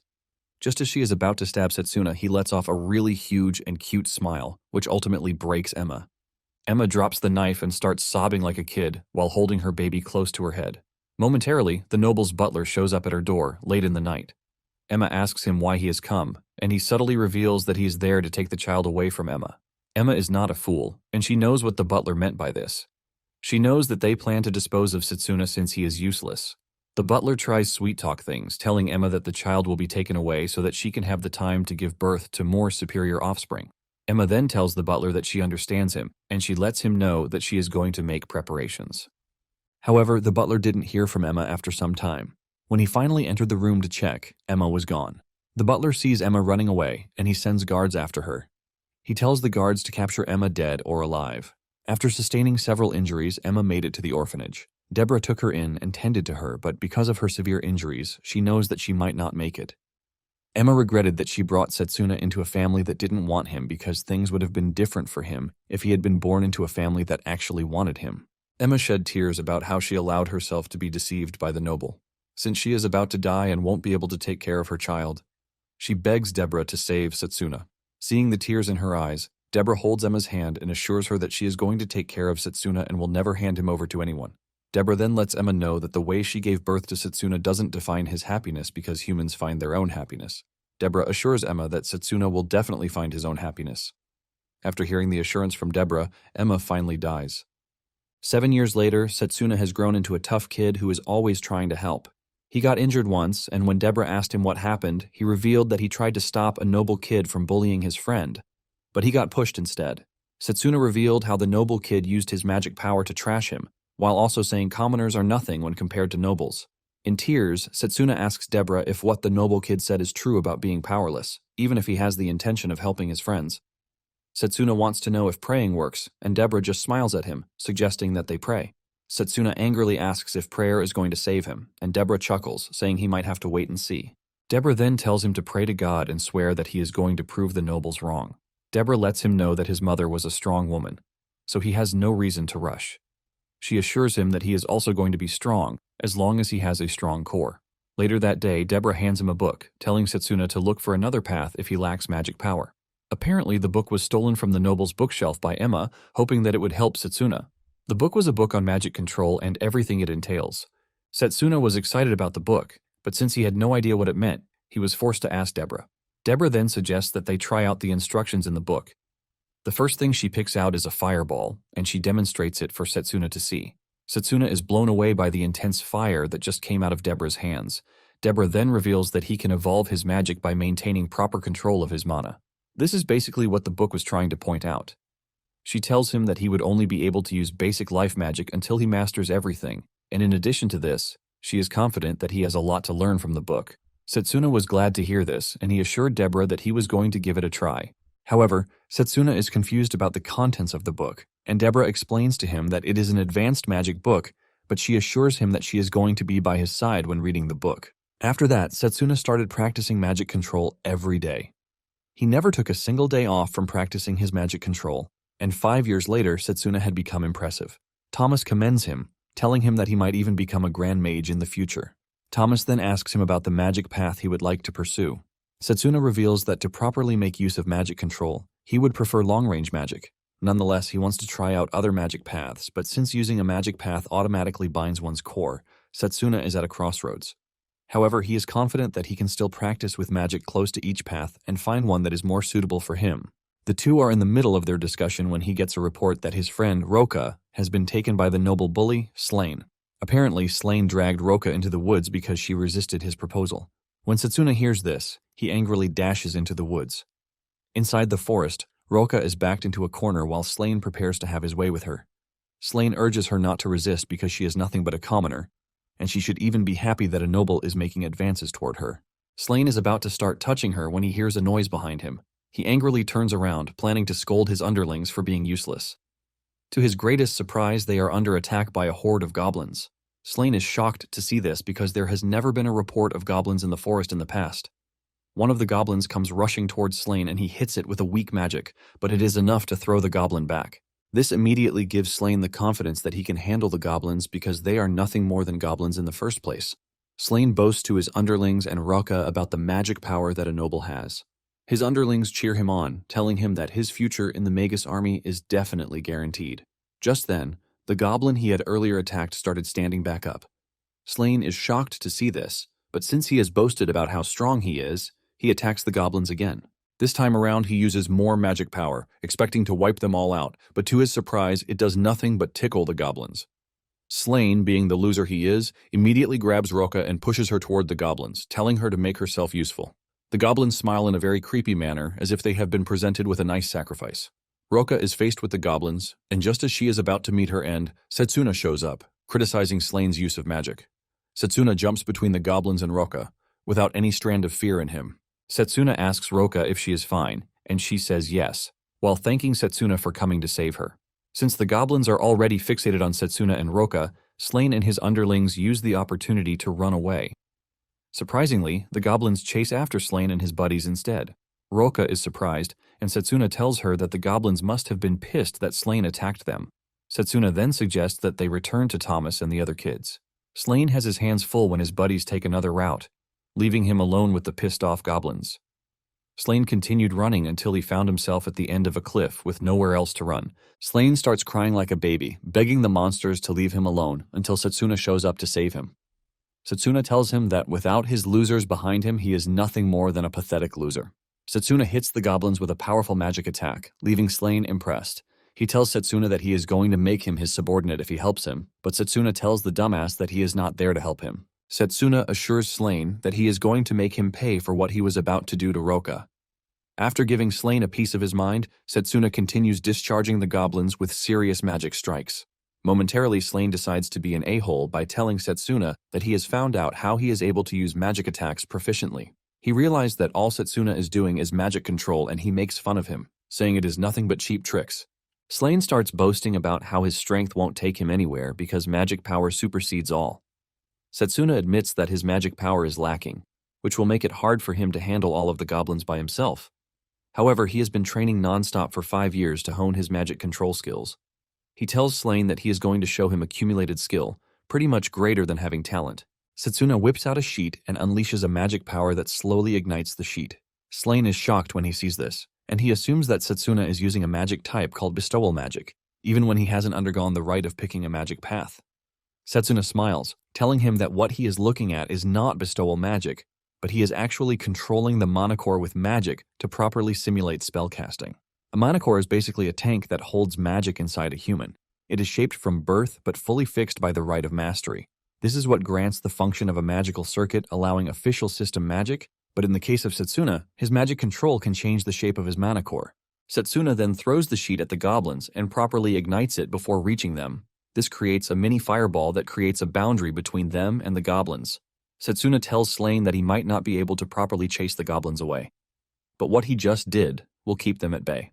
Slain is shocked when he sees this because he couldn't even handle the goblins, but Satsuna was able to stop them easily. Just then, Satsuna applies a light protection magic on Slain and himself, saying it should help them withstand the impact of landing. Slain believes that it is a form of healing magic, and Satsuna lets him know that it is not simulated enough yet. Slain cannot believe just how diverse Satsuna is to be able to use several magic systems. Satsuna suddenly grabs Slain's hand, leaving him confused. Scared to his bones, he asks him what he is doing, and Satsuna reveals that they are jumping off the cliff, while reminding Slain that he is a noble's kid, so he shouldn't be scared.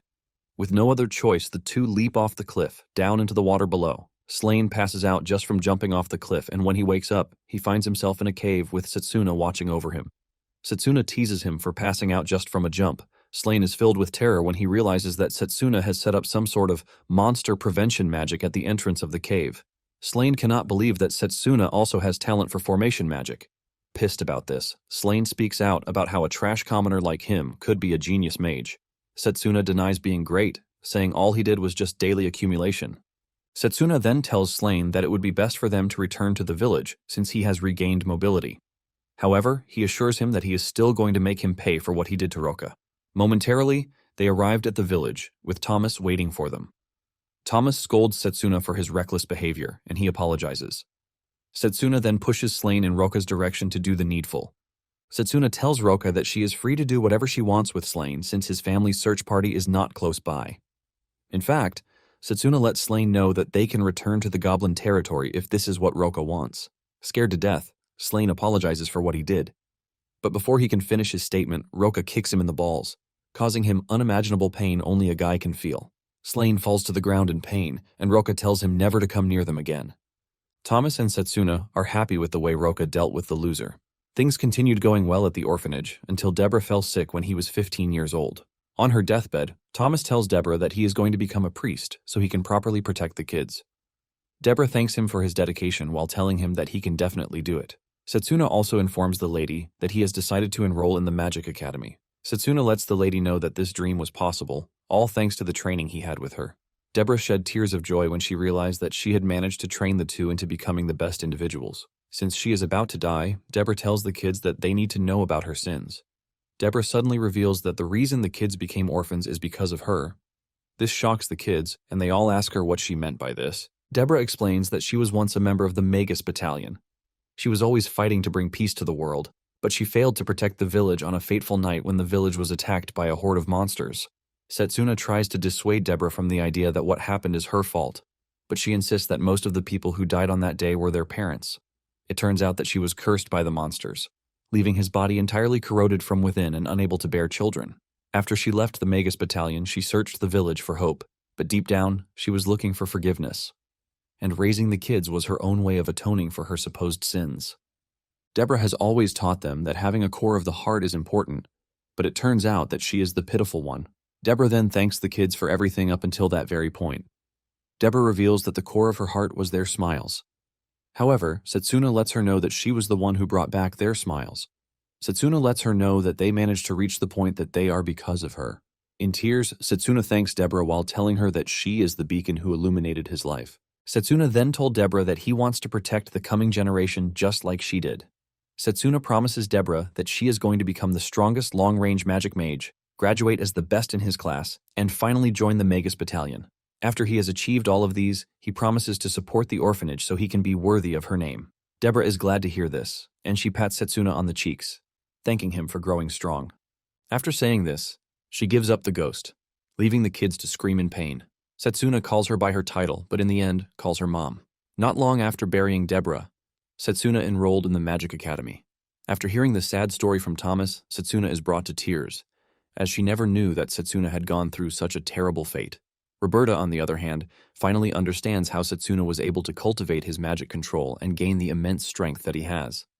However, she is still baffled as to why Satsuna chose close-range magic even after knowing that long-range magic is basically a boost to success. Roberta is confident that Satsuna must have had a good reason to throw his future away. Even though Roberta is fighting the urge to doubt Satsuna, she still wants to confirm it herself. Later that night, Roberta waits in ambush for Satsuna to walk by so she can subdue him and confirm if he has another crest on his body. Satsuna is minding his business when he is suddenly attacked by Roberta. She aims her power directly at Satsuna's left hand, which is hidden behind the glove, to try and confirm her suspicion. The magic tears off Satsuna's glove, and instead of a crest, what she sees is a burn scar, leaving her surprised. Satsuna then tells her to step out from where she is hiding because he knows her magic. Roberta has no choice but to come out, and Satsuna asks her why she would do such a thing. This is when Roberta brings out her badge to reveal that she is an inquisitor from the church. She tells Satsuna that he has been suspected of wielding ancient magic. She demands that Satsuna show the back of his mind, and Satsuna confidently tells her that he doesn't mind doing that. Satsuna shows Roberta the scar, saying it is a burn scar that he got during the Academy's joint training, but he didn't want to show it to others, which is why he kept it hidden. Roberta takes a closer look and she realizes that there are no signs of fabrication on the skin. Because of this, she had no choice but to apologize to Satsuna, telling him that she had made a mistake. Roberta bows her head, begging Satsuna to forgive her. But Satsuna quickly tells the lady to raise her head because he has no issues since the suspicions have been cleared. Roberta then asks Satsuna what he is doing in the area, and Satsuna mentions that he is patrolling the royal cemetery because events tend to happen at the cemetery during the Saints' Festival. Roberta believes him and then retreats, while fully convinced that Satsuna has nothing hidden in his cupboard. Just as she leaves, a tiny blue orb that Morgana gave him falls from the back of his hand, finally revealing his crest. Blazer is glad that everything is over because he was getting frustrated already. He then asks Satsuna why he didn't dodge Roberta's attack when he could clearly do so. Satsuna then reveals that he intentionally took the hit to prevent Roberta from continually attacking him until she sees the back of his hand. He was already prepared, and her attack came just at the right moment. It turns out that the blue orb is a magic tool that is imbued with alchemy and the power of a water spirit. This is a magic tool that blends into the skin and temporarily erases the glow of the crest. This was the instruction Morgana left in the note that she gave Satsuna, and she proudly mentions that it is her original technique, which will not be easily discovered. Satsuna is thankful to Morgana for saving him yet again. He has plans to reveal his crest at some point, but he is glad that Roberta's suspicions have been cleared. With Roberta out of the way, Satsuna believes that he can finally focus on the cemetery robbery. Finally, the day of the festival arrives, and Layla is in her room when Roberta shows up. Layla almost faints in excitement when she learns that Satsuna is no longer under suspicion. Roberta also apologizes to Layla for the trouble that she caused because of her doubt. Layla tells Roberta that she has nothing to apologize for because she has always believed that Satsuna is a good person. Roberta says she is also relieved because she no longer has to suspect Layla's friend. Roberta then asks Layla if she doesn't have the plans to invite Satsuna to the Saints' Festival. Layla gives an awkward answer, leaving Roberta to ask her why she's being totally awkward. Layla then replies that she believes Satsuna is aiming for a really high standard. Roberta understands Layla's concern, and she decides that they need to show Satsuna what he is missing. Meanwhile, Satsuna has decided not to bring the water spirit pendant with him to the patrol because he is scared that it might get damaged or the apostles might even steal it from him. He doesn't want a situation where Morgana and the water spirit will be in danger, and this makes him leave the pendant back at the house. After he is done storing the pendant, he tells Blazer that it is time for them to leave. As he is about to step out of the house, he runs into Thomas, who asks him if he is going to the festival, but Satsuna tells him no, saying he is going on a patrol. Satsuna then walks up to Thomas, telling him to keep the kids at the house because something bad might happen. He remembers that in his past life, the children at the orphanage disappeared on the day of the festival, which probably meant they got caught up in the incident. Thomas then assures Satsuna that he is not going to keep his eyes off the kids. Satsuna taps his big bro on the shoulder, thanking him for being reliable. Satsuna plans to prevent the destruction that claimed the lives of those he loved.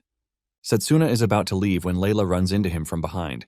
He turns around to see Layla wearing a stunning dress that makes her look absolutely gorgeous. Satsuna is still trying to process the situation when Layla asks him if he would like to go with her to the Saints Festival. Satsuna wastes no time giving the girl an answer.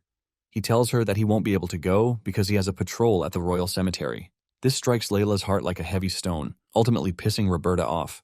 She screams at Satsuna, asking him if he can't find a way out of his supposedly busy schedule. Before Roberta can lash out further at Satsuna, Layla quickly jumps, accepting Satsuna's decision not to go. Satsuna then walks away with Layla, wishing him luck on his patrol. At the cemetery, the two guards stationed there talk about how much they wish that they were at the festival too. They are going about their task when they notice that the ground is shaking and to their very eyes the undead start rising from their graves. The guards are about to be overwhelmed when Satsuna suddenly shows up to decapitate the closest undead with his punch. He then tells the guards to evacuate the area because of the dangers. The guards are confused because they have never seen Satsuna before, but Satsuna mentions that he is there to help with the patrol. The guards still question his presence because no one told them anything about what he just said. In addition, the guards believe that Satsuna should run because there is no way he is engaging all of the monsters on his own. However, Tsukuyomi is able to dodge his strike, leaving him to cut down undead monsters instead of her. Tsukuyomi smiles instead of getting scared, and she commends Satsuna for getting to her pretty fast. Satsuna, on the other hand, is confused about who Tsukuyomi is because he doesn't know she is an apostle yet. At the same time, she resembles Yuzuha, forcing her to ask the lady if she has any connections with Yuzuha. Tsukuyomi decides to have a chat with Satsuna since he asked about Yuzuha. Tsukuyomi mentioned that Giovanni had Yuzuha committed to him, and in return, Giovanni worshipped Tsukuyomi. Tsukuyomi believes that Giovanni picked Yuzuha because she resembles someone he respects and worships. However, Tsukuyomi is disappointed that Yuzuha didn't perform to expectations. After she is done explaining herself, she turns to Satsuna, telling him that it is his turn to answer her questions. She then asks him how he found her.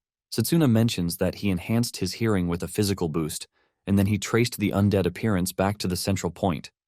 In addition to this, the magic infused in the earring that was given to Yuzuha was totally different from Giovanni's magic. Since the magic he was sensing was very ominous, it was easy for him to follow the magic. After hearing this, Tsukuyomi commends Satsuna, saying his instincts are one of a kind, and in addition to that, he is combat capable too. Tsukuyomi finally understands why Giovanni wanted him at all costs. However, Tsukuyomi says everything he has explained doesn't mention how he was able to figure out the particular day and time she wanted to carry out her plan. Looking at his surroundings, Satsuna realizes that the undead are already gathering, and it dawns on him that this is the reason Tsukuyomi is holding back. Satsuna is not ready to continue playing her games, and he resorts to attacking the lady again. Satsuna throws an energy punch at Tsukuyomi, destroying everything in its path until it reaches Tsukuyomi and stops. A shield appears in front of Tsukuyomi, ultimately blocking the attack. Tsukuyomi makes fun of Satsuna, telling him that she had a backup plan before coming to the cemetery. Satsuna is shocked because the magic he just witnessed is one of a powerful summoning mage, known as the Iron Wall of Wallace.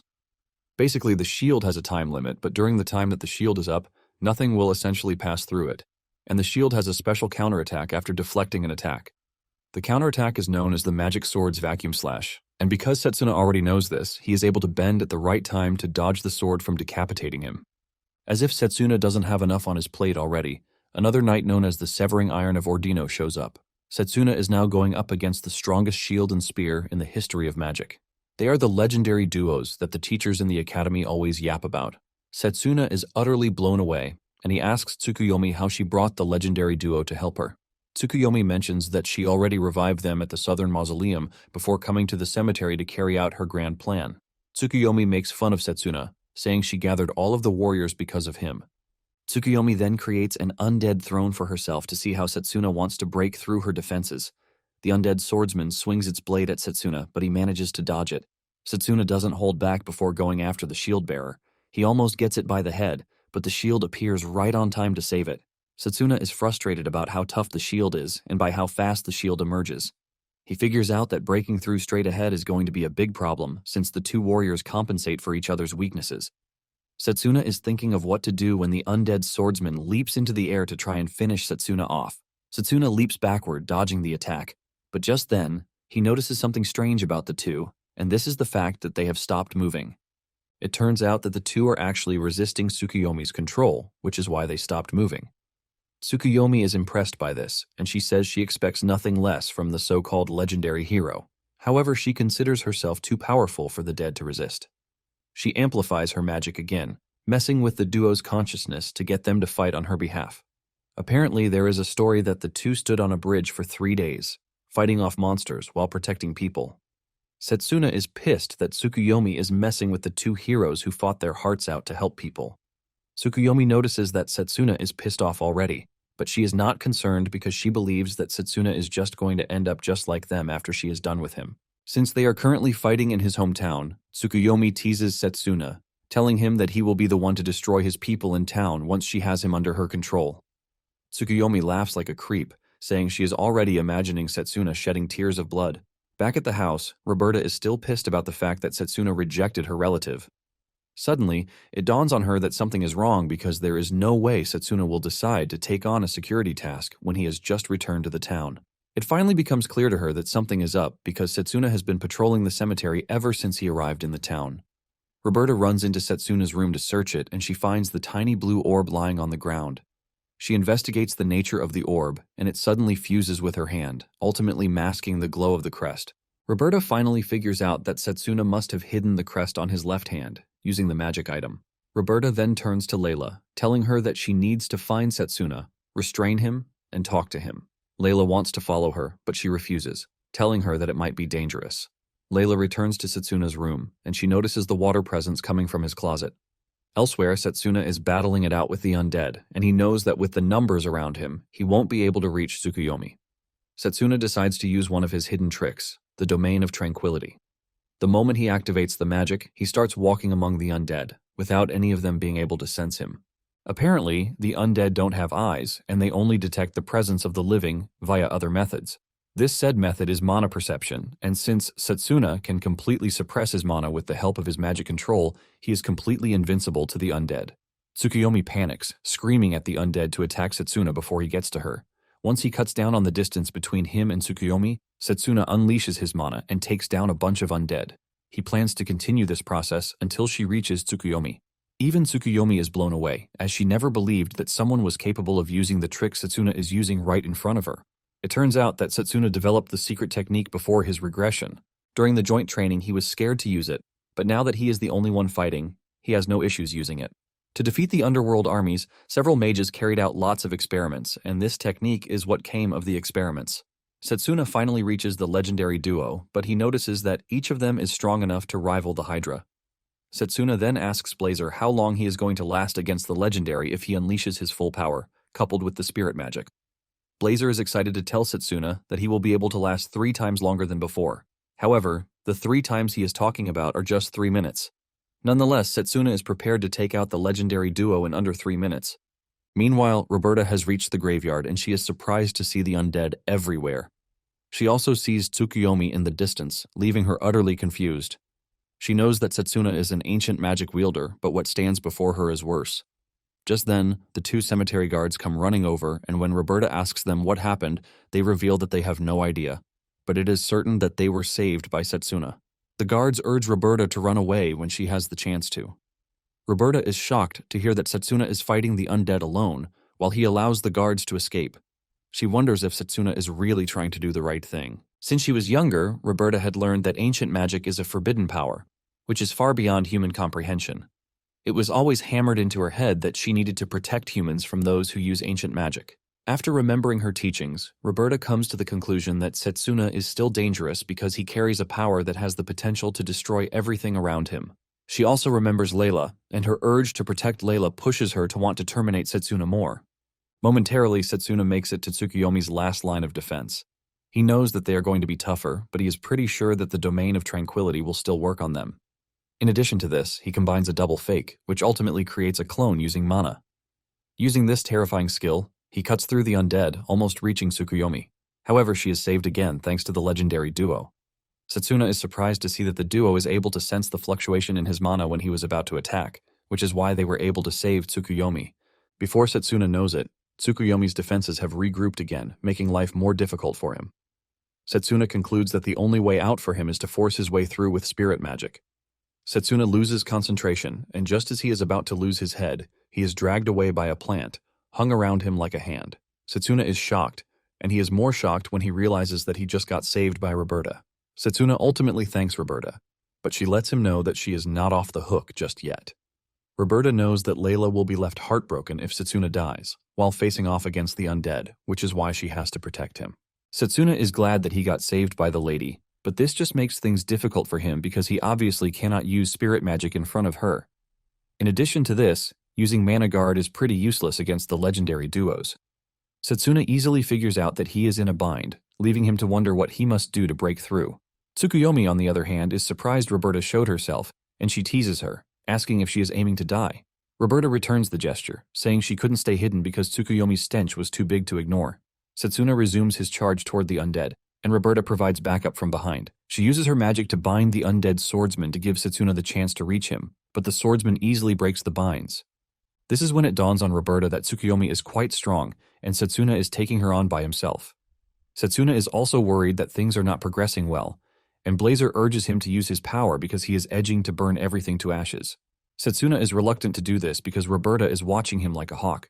Satsuna wants to look for another way, but just then Layla arrives on the scene. She attacks Tsukuyomi from behind, but the undead shield covers her, leaving her unharmed. Layla immediately runs over to join Satsuna and Roberta. Satsuna asks Layla why she is there too, and she reveals that she heard the water spirit's voice telling her that Satsuna is in danger. Satsuna is shocked when he hears this, and he figures out that his suspicion about Layla having an affinity for water spirits might be right.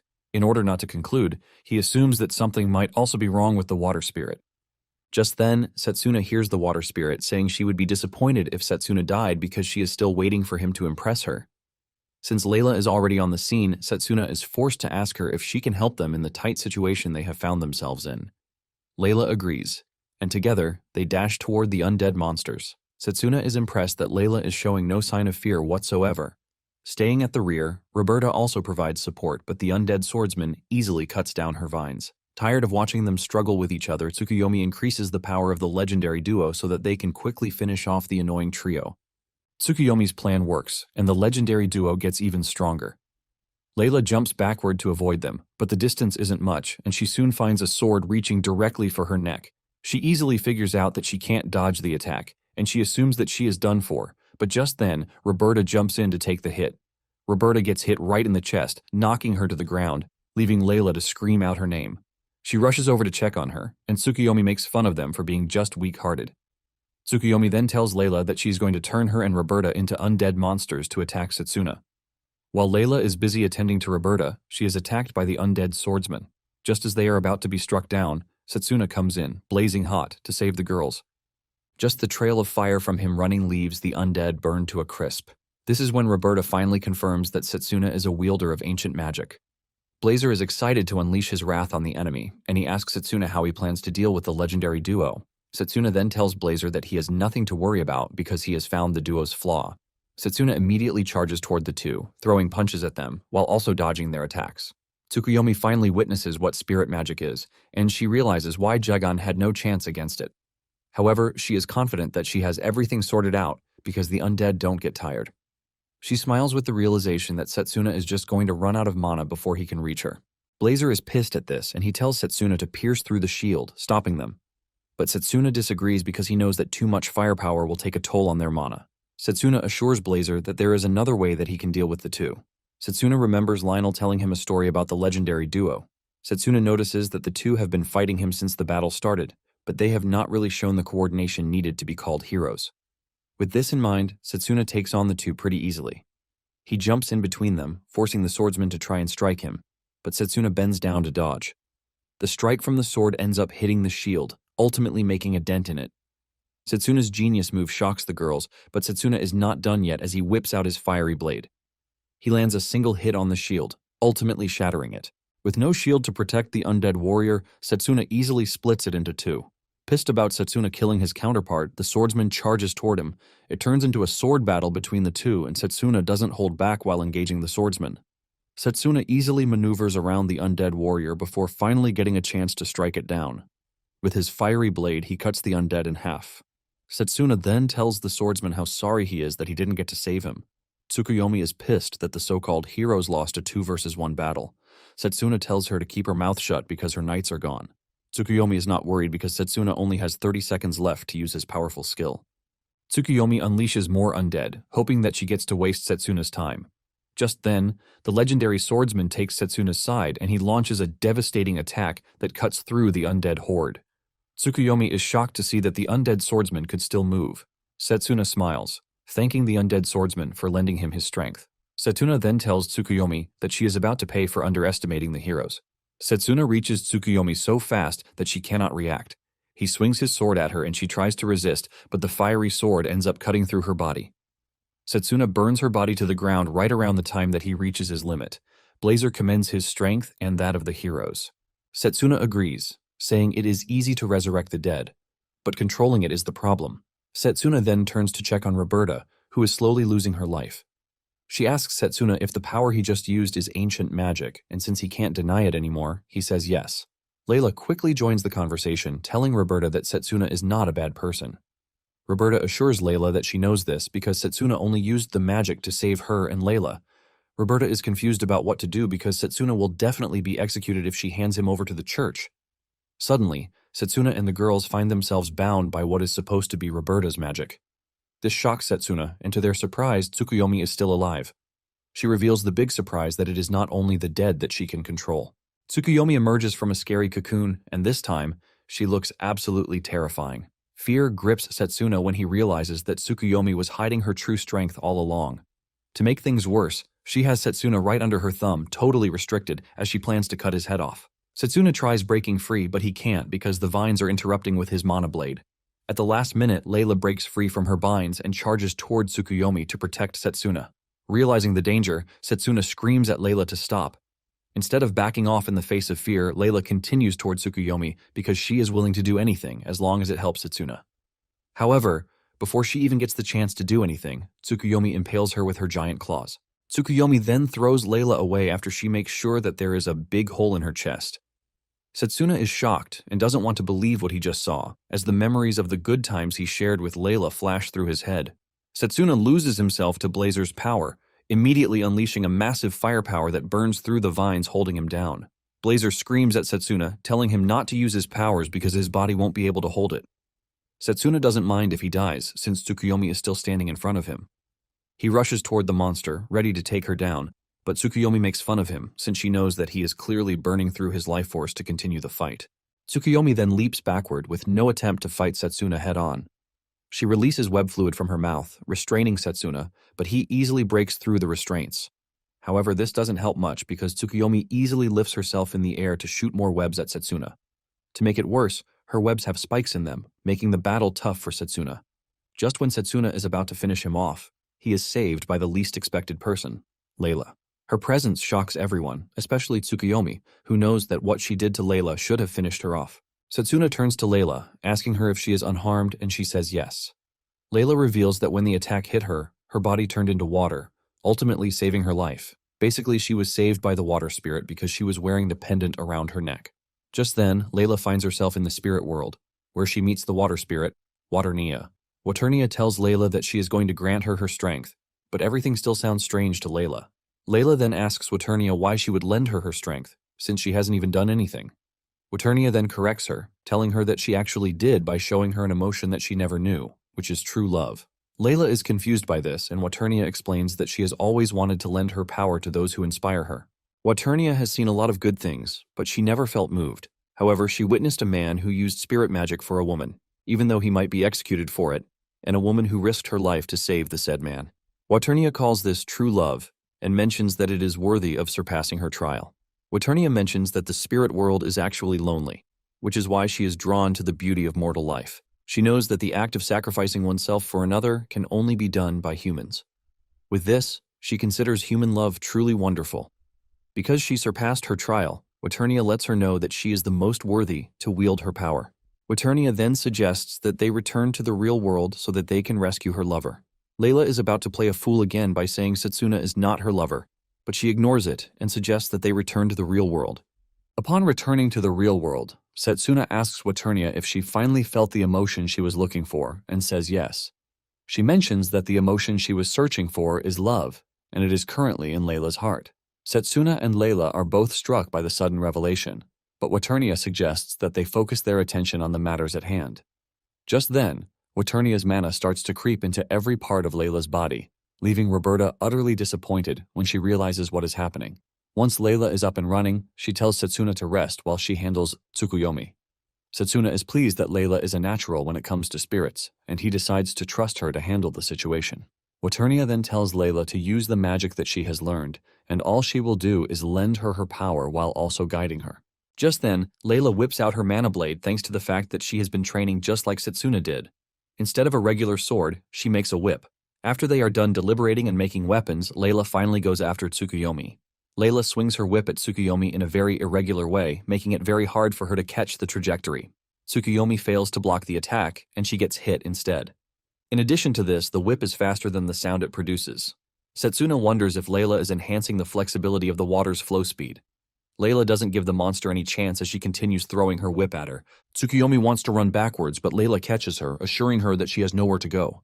Tsukuyomi then does something crazy by shedding her skin to escape the whip's grasp.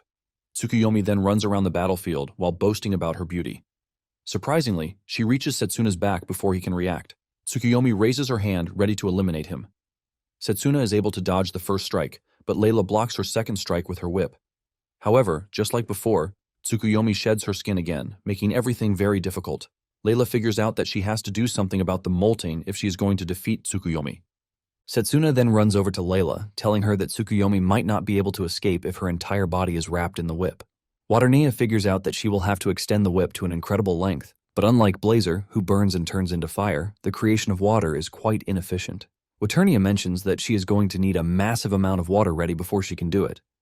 When Waternia mentioned this, Satsuna remembered Lionel telling her that Morgana used the lake's water to create massive water spheres. With this in mind, he comes up with a solid plan.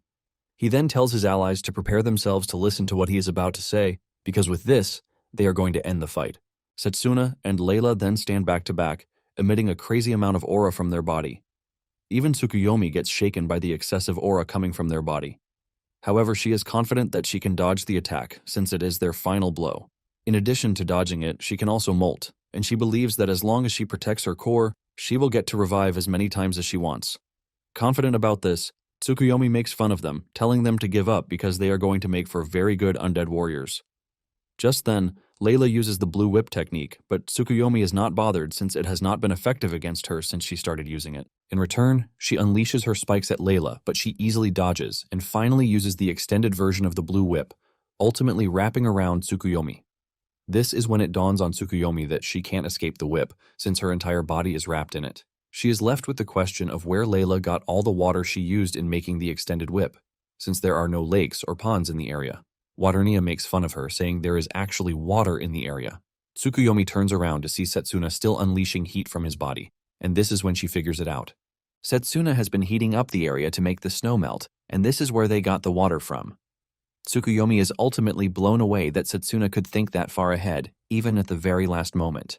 Realizing that she can't move, and Satsuna is running toward her with serious killing intentions, she suggests that they make a deal. She tells Satsuna that she can make him eternal by turning him into an undead. She increases the deal, saying she can even make Satsuna an apostle.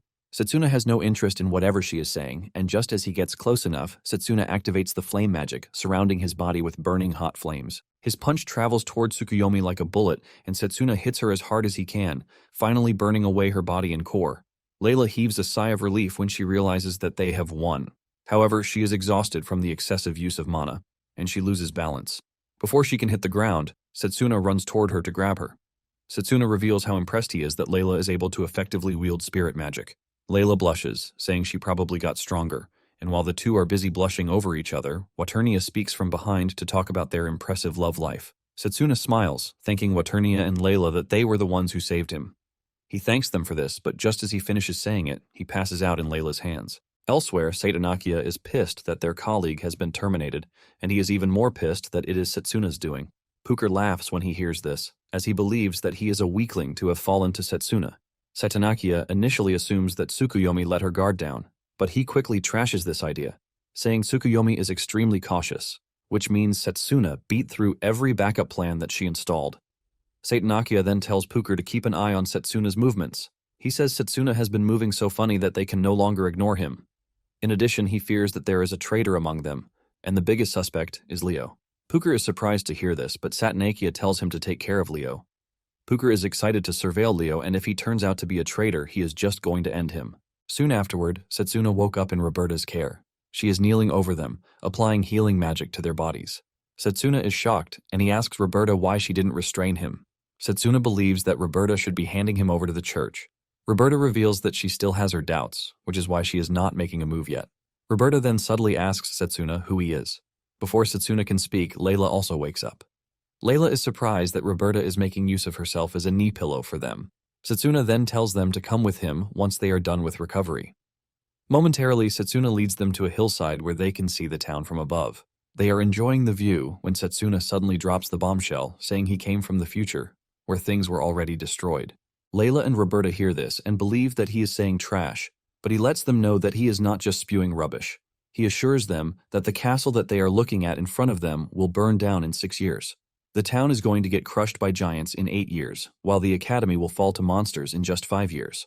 Roberta still believes that Satsuna is joking, but he assures the lady that he is definitely not joking. Satsuna then narrates everything, including why he chose close combat magic. After hearing everything, Roberta concludes that his story is hard to believe, but the fact that he knew the monster was going to target the graveyard and he is incredibly strong for his age makes everything come together. Layla immediately tells Satsuna that she believes him, because from the moment they met, things got bad. But he never gave up. Layla finally figures out that he was carrying the weight of what he already knows, which is why he refused to give up no matter what. Satsuna is blown away by how much Layla cares about him, and Waternia creeps in as usual, talking about their undying love for each other. Roberta then tells Satsuna that the church might never believe his story, since they don't share the idea of time traveling. However, Satsuna lets her know that he is leaving the decision of the crest to her. Satsuna then warns her to be careful of the saint, who holds the highest authority in the church. Satsuna reveals that the saint joined the evil side in his past life. Roberta argues this, saying the high saint is a clear devout follower of the divine being and would never support evil. Satsuna then tells Roberta that the high saint recently got an aide named Gustav, and it is this person who will change her. Roberta is shocked to hear this since she knows who Gustav is, but she has not spoken to him directly.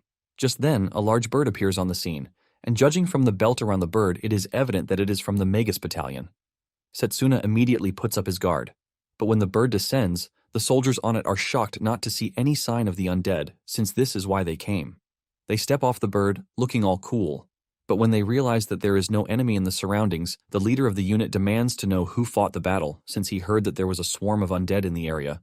Satsuna is reluctant to speak up, but Roberta quickly raises her badge and also reveals that she was the one who took care of the undead. Roberta tells the soldier that the situation is not as bad as they make it out to be. The leader of the unit commends Robert for her good work when he realizes that she is from the church.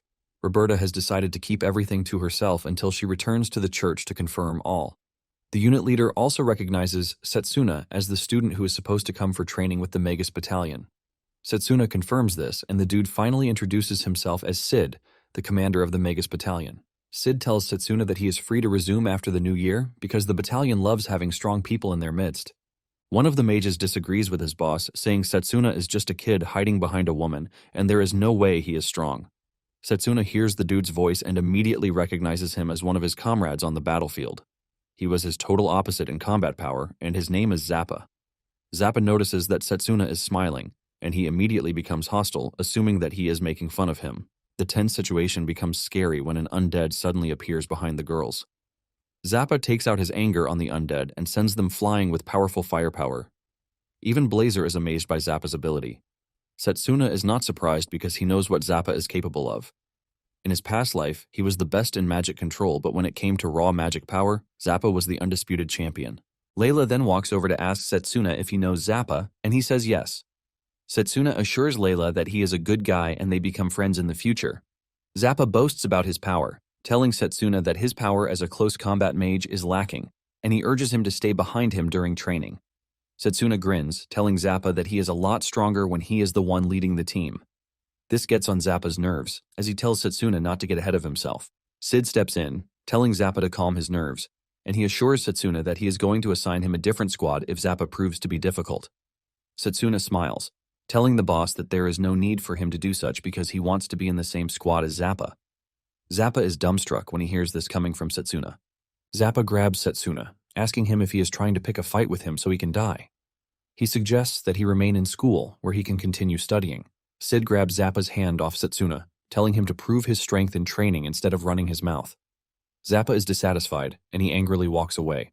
Layla is worried about Satsuna because he would have to train with Zappa, who appears to be a very tough dude, but Satsuna doesn't care, since all he wants is Zappa's strength. Since it is already dawn, Satsuna suggests that they head back to the orphanage. Upon returning to the orphanage, Roberta doesn't waste time before returning to the church, leaving the two back at the village. Not long after this, Layla also leaves the village, and Satsuna is left to help the villagers out. A few days later, Satsuna also says goodbye to the orphanage, and he returns to the academy to continue his studies. When Satsuna and Layla return to the academy, they tell Carol and Drago about their experience, leaving the two utterly shocked. Drago, on the other hand, tells Satsuna that he was able to learn a new skill during the break, which he will show off during training. Apparently, the training lasts 3 weeks, and Layla is planning to also use it to the best. She wants to improve her bond with Waternia to properly train spirit magic. Carol is jealous of Layla because she had a really good break.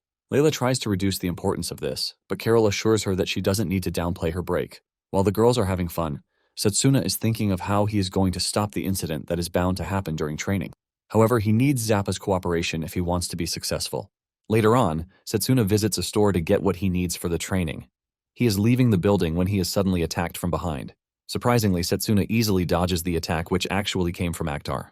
Satsuna is ultimately disappointed, forcing him to ask Actar why he is acting all stupid. Enraged, Actar reveals that he is after Satsuna because he wants revenge, as he had the chance to have everything he wanted if not for Satsuna. Initially, Actar was a trash background character, but after his aptitude for long-range magic was discovered, he started getting better treatment from people. Because he enjoyed the treatment, he started working really hard to maintain his status. However, Satsuna came to ruin everything for him. Actar doesn't hold back from shooting a powerful wind blast at Satsuna, but all Satsuna does is cut down the attack with his bare hands. Actar is left stunned when he sees Satsuna block his attack with little to no effort. Satsuna grins at Actar while telling him the technique and how to manage it. Actar is pissed as he calls Satsuna a useless close combat mage. Actar refuses to back down, and he attacks Satsuna again, hoping to injure him so he will replace him in the training camp. He is desperate to win everyone's attention, including Carol's. Satsuna is confused when Actar mentions Carol, and Actar reveals that she is the perfect girl because she has the looks, and she is also a top student. Actar wants Carol to be by his side, and after he says this, Satsuna gets really mad. Actar attacks Satsuna again, but he blocks it, calling Actar a scum because he is not even checking on Carol, whom he claims he likes. In addition, he lets him know that working hard to become great is the only way to impress people. Meanwhile, Cyrus is hiding behind a tree, hearing everything that they are talking about. Cyrus is not happy with Actar's progress because it has dwindled since he lost the tournament. On the other hand, Satsuna has been developing himself non-stop. Cyrus knows that Satsuna might have become the greatest mage of all time if he had chosen long-range magic. As the fight continues, Cyrus notices a student running toward them. Actar tries everything he can, but can't land a single hit on Satsuna. Actar is frustrated, since he is supposed to be the strongest long-range mage. Satsuna moves around zigzag until he gets close to Actar. Actar senses the punch coming straight at him, leaving him to wonder if he is about to die. Satsuna holds back a little before finally punching him in the head and knocking him to the ground.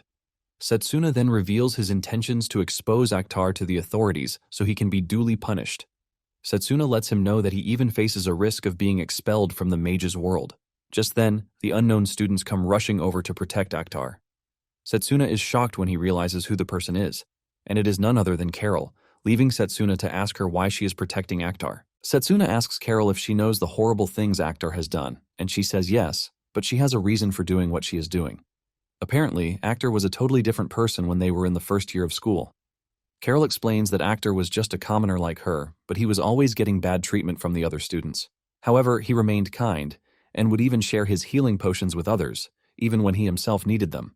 Satsuna is shocked to hear that Actar was a totally different person from what he knew. Carol then mentions that Actar totally lost himself because of the overwhelming power that he obtained the moment he joined the long-range magic department. Nonetheless, Carol still believes in Actar even if people say she is being delusional. Carol wants them to give Actar a chance to correct all the evil things that he has done. Just then, Actar gets on his feet and he tells Carol to stop talking. With his disfigured face, he mentions his plan to submit his withdrawal form the next day. Actar bows to Satsuna, saying he is not expecting forgiveness, and he is also free to report him to the authorities if he wants. Actar then finally summons the courage to tell Carol what he has always wanted to tell her, and this is the fact that he likes her. Carol thanks him for the compliment because it makes her feel like Actar's old self is back. However, she confesses that she has someone she likes, and Actar takes it like a big boy, saying he has no more regrets. Actar then tells Satsuna to give his all during the Magus training because it was always his dream. Satsuna smiles, assuring Actar that he is going to carry his hopes with him. In the end, everything gets resolved peacefully, and Cyrus walks away with a smile. The following day at the Magus Corps Western Branch, Zappa and his colleague Valerie prepare themselves to receive new trainees. Zappa and Valerie join their boss on the assembly ground, where the trainees are all waiting. Sid stands before the new members to address them, and he informs them that they are going to be serving as real mages for 3 weeks.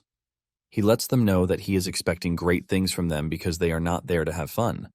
Apparently, Drago, Satsuna, and Mifune are the 3 who came from their academy, Elmridge.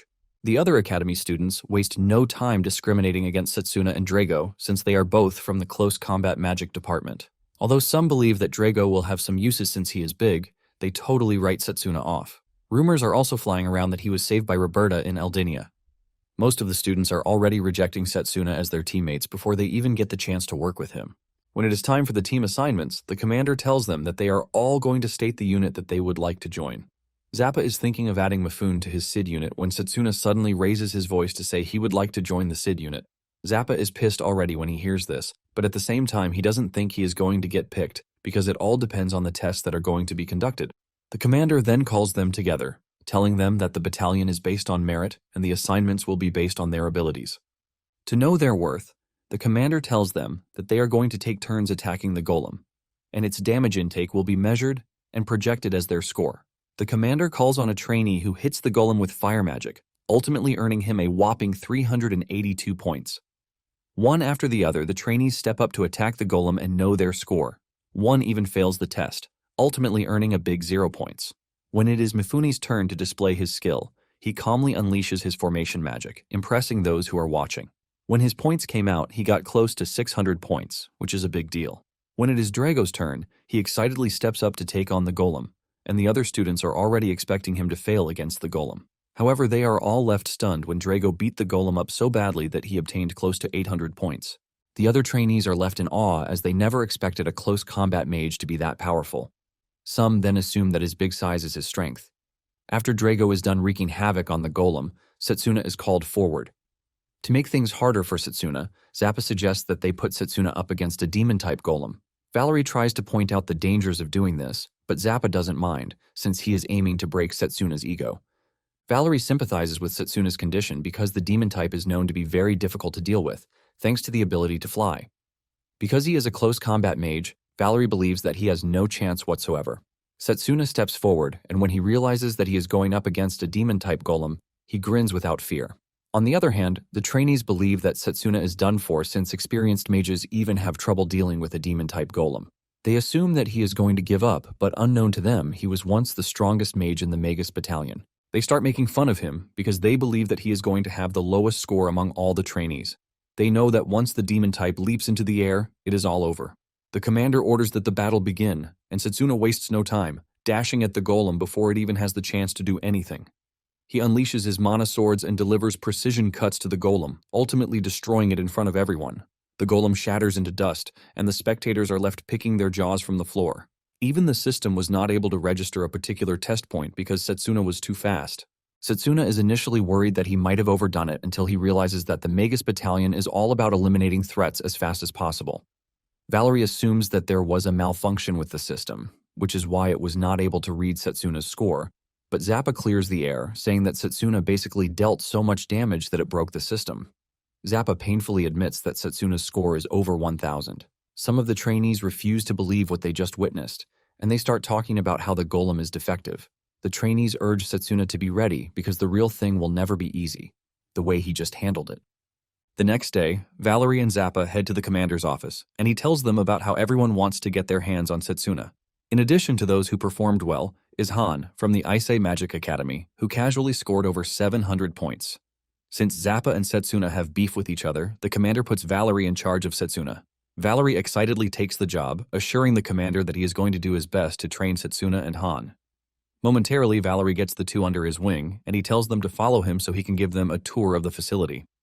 Basically, the Magus Battalion gathers elite mages from across the continent, and in addition to this, they receive loads of government support with advanced technological equipment. Valerie explains that each unit is made up of 5 members, and as trainees, they are going to be joining up as the 6th and 7th members of the SID unit. In addition to this, they are going to be participating in regular combat missions, which is basically a warm-up for special operations. As they walk around the facility, Satsuna can see loads of familiar faces that he knows from his past life. Valerie mentions that those who perform exceptionally well are going to receive an officer's recommendation from him, since he is the unit captain. He lets them know that his recommendation is well sought after since it attracts attention from guilds and other institutions. He lets them know that the first task is to memorize everything about the unit by the end of the day. When Satsuna hears this, he doesn't seem to be moved since he knew how much he suffered to get the recommendation back in his past life. Moments later, they run into an instructor, who makes fun of Valerie for being slow and also having a close combat mage in his unit. They even tease him by throwing stones at him, causing him to fall backward toward his students. Satsuna is pissed to witness this, and he ultimately scolds the delinquents for their shameless acts. The dude is trying to get more on Satsuna's nerves when Satsuna kicks the stone he dropped at him. He kicks it with so much force that it tears away at the dude's cape like a bullet. The dude wants to pick a fight with Satsuna, but just a stare from Satsuna and the cold aura emanating from his body quickly tells him that he is going to get beaten up. He immediately retreats, leaving Valerie shocked since he had just been protected by Satsuna. Han then turns to Valerie asking him how he feels after being protected by a trainer. Valerie is stunned by the question, but he decides to ignore it and just end the lecture for the day. Satsuna watches as Valerie walks away with his head tucked in his cape. Later that day, Satsuna catches Valerie as he is practicing his magic power, which happens to be some really high-powered magic. Satsuna commends his firepower, but Valerie is not impressed with himself because his casting time is too long. Valerie says he can't seem to be able to fire fast enough no matter how much practice he undergoes. Apparently he picked the magic path because of the power, but Valerie now believes that he made the wrong move. When Satsuna hears this, he realizes that Valerie is not crazy for what he is saying, because it took time for mages to figure out the magic path in his past life. Valerie then mentions that his family has served as commanders in the Magus Battalion for generations, but he, as the firstborn, ended up with no talent. In fact, most people believe that his sister is a better mage than he is. Even with all of these, Valerie decided to join the Magus Battalion and put in his best. However, Valerie doesn't think he is still up to the standard of a regular mage. After hearing his story, Satsuna is left completely impressed. He realizes that even after everything that he has gone through, he refuses to give up. Satsuna tells him that he looks way more admirable than the delinquents who were making fun of him. Valerie is shocked to hear this, and he decides to resume his training, thanking Satsuna for protecting him earlier in the day. Valerie then opens a magic circle that ultimately creates a flower field illusion, which he claims helps to calm his heart. Valerie smiles, saying this might be the reason why he is referred to as a legacy brat. Satsuna disagrees, telling Valerie that his spell is absolutely beautiful. Just then, Satsuna asks Valerie if he will be willing to use his magic during the combat mission so that he can finally prove everyone wrong. Valerie is skeptical about his skills since he has less than 24 hours, but Satsuna suggests that they give it a try by engaging in a secret training session. The following day, Satsuna and Han join Valerie, who tells them that they are going to join the unit on actual missions. Basically, the danger level of monsters is ranked with a star-based system. Satsuna is not surprised by this since it is something he learned in school. Apparently, goblins and undead are 1-star threats, while the Death Lord that they encountered in the dungeon was a 4-star. Valerie reveals that the Magus Battalion handles 3-star threats and above. Valerie mentions that they are stepping out to check out the monster sighting happening in the wetlands. Valerie lets them know that there is a special operation at the end of the training, and he urges them to get used to real combat. Momentarily, they find themselves in the combat zone. Sid tells the mages that he and Zappa are going to take the lead, while the rest support from behind. Satsuna whispers to Valerie, telling him that they need to step forward when they get the chance, so as to show everyone the results of last night's training. Valerie agrees with Satsuna, saying he needs to prove himself as the heir of the Light family. Apparently, Satsuna noticed something after his training with Valerie.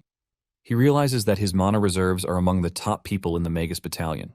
Satsuna knows things are going to be totally different if Valerie can actually put away his fear during the training. Suddenly, they are attacked by a 3-star monster spider from behind. Valerie is grabbed by the monster, leaving him to scream out in fear. Satsuna rushes toward the monster, cutting off its tentacles to free Valerie. Once they are in the clear, Zappa unleashes a powerful flame magic to send the monster flying. However, the monster doesn't die from the powerful attack that Zappa even used on it.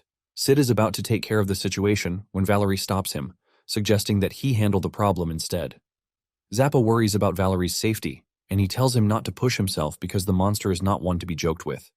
In addition, he doesn't think Valerie's magic is best suited for the monster. Zappa wants him and Sid to handle it, but Satsuna stops him, saying he and Valerie will handle it instead. Satsuna reminds Zappa that people tend to improve, and Valerie is not an exception. Zappa is pissed that Satsuna just joined them a few days ago, and he is already acting like he knows everything. Sid, on the other hand, asks Valerie if he is confident in his victory. Valerie smiles, saying yes, leaving Zappa totally pissed.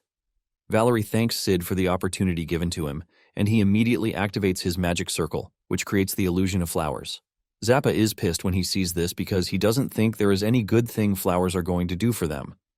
Satsuna urges Zappa to chill because he is just about to witness the real thing. The night before, Satsuna had explained to Valerie that his skill, Phantom Garden, can actually be used in a more effective way. Satsuna told Valerie that it is the key to simultaneous casting. This is when it dawns on Valerie that Satsuna might be right, since the skill doesn't use too much mana. However, Valerie is curious about what they can use the magic for. Satsuna then mentions that even in illusion magic, the advantage of the magic lies in its wide area. Valerie is shocked that Satsuna is suggesting he hide another spell inside his already existing spell. Now that he is facing off against the tentacle monster, this is exactly what he plans to do. Valerie covers the entire circumference of the room with his illusion magic, and suddenly, the tentacle monster goes up in flames, shocking the spectators.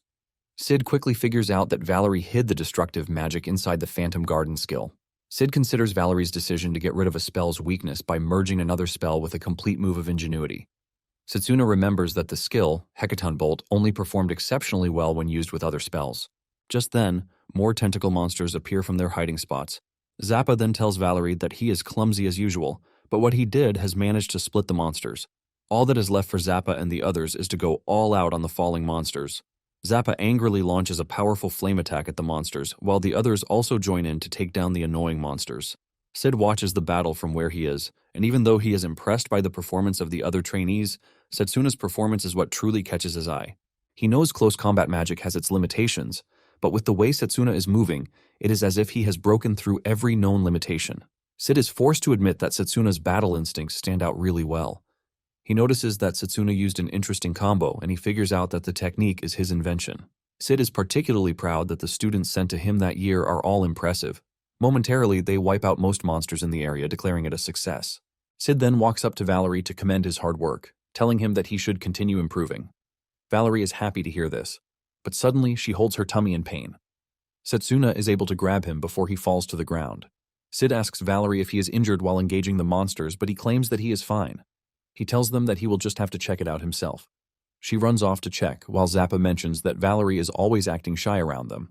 Valerie makes it to a safe place to check her body, which is covered in scars and injuries, but something interesting lurks under the bandage wrapped around his chest. Just then, Han shows up on the scene, saying he already suspected it. Surprisingly, Valerie is a girl with scars all over her body. In a flashback scene, the real Valerie is seen grabbing his head in frustration, while talking about how his life as a mage is over. He refuses to leave his room, and when his little sister saw this, he decided to take matters into her own hands to make sure that the family's name is not ruined. She cut her hair so she could look like a guy, and then she joined the Magus battalion, hoping that her family would be recognized again if he picked up enough achievements. However, the most important thing that she needed to do was make sure that her identity remained a secret. Han finally understands why Valerie's sister is doing what she is doing. He knows that people will also be shocked, and she might be expelled too. She begs Han not to tell anyone about what he just found out, promising to do anything that he wants her to. Just then, Han grabs her by the cheek, telling her that he is there to earn the officer's recommendation so that he can quickly rise through the ranks. Since this is his mission, he wants the lady to give all the training achievements to him. She is frustrated but can't do anything about what she just heard, and when the two return to the rest of the group, Valerie looks totally down. Satsuna also notices that something is weird, forcing him to ask the two what they were doing. Han replies that they are up to nothing because he was only asking her about training and the like. By the 10th day of the training, Satsuna can see that they have gained a ton of experience, which includes logistics and combat too. However, with all the progress, he knows that something is definitely wrong with Valerie. He notices that she has been the one taking on all the menial jobs that Han is supposed to do. Satsuna remembers that during their last combat mission, she was totally off, causing Zappa to get mad at her, but Han steps in to say he saved her. Han even turned to Satsuna, telling him that he has been performing badly, which means he might be the one getting the recommendation in the end. Without a doubt, Satsuna can see that Valerie is going out of her way just to please Han, and he figures out that something must have happened between them. Satsuna is thinking about all of these when he runs into Valerie cleaning Han's shoes, while he sits down like a king, ordering his servant to do the hard work. Satsuna angrily demands to know what is happening. And Han claims that Valerie liked his potential, which is why she is being generous to him. Satsuna tells him to stop playing dumb because he is obviously playing dirty games. Han gets on his feet, saying Satsuna just made a false accusation against him. He decides that the next big thing he is going to do is attack Satsuna, since he never really liked him in the first place. Han unleashes his powerful wind magic to try to overpower Satsuna, but he easily overcomes the power, and he prepares to teach Han why he shouldn't mess with him. Han is surprised to see how Satsuna easily tanked the attack, leaving him to wonder if Satsuna is really a close combat mage. Not ready to back down, Han prepares another magic attack in preparation for whatever it is that Satsuna is cooking up for him. Before they get the chance to attack themselves and destroy everything in their paths, Zappa shows up screaming at them to stop whatever it is that they are doing.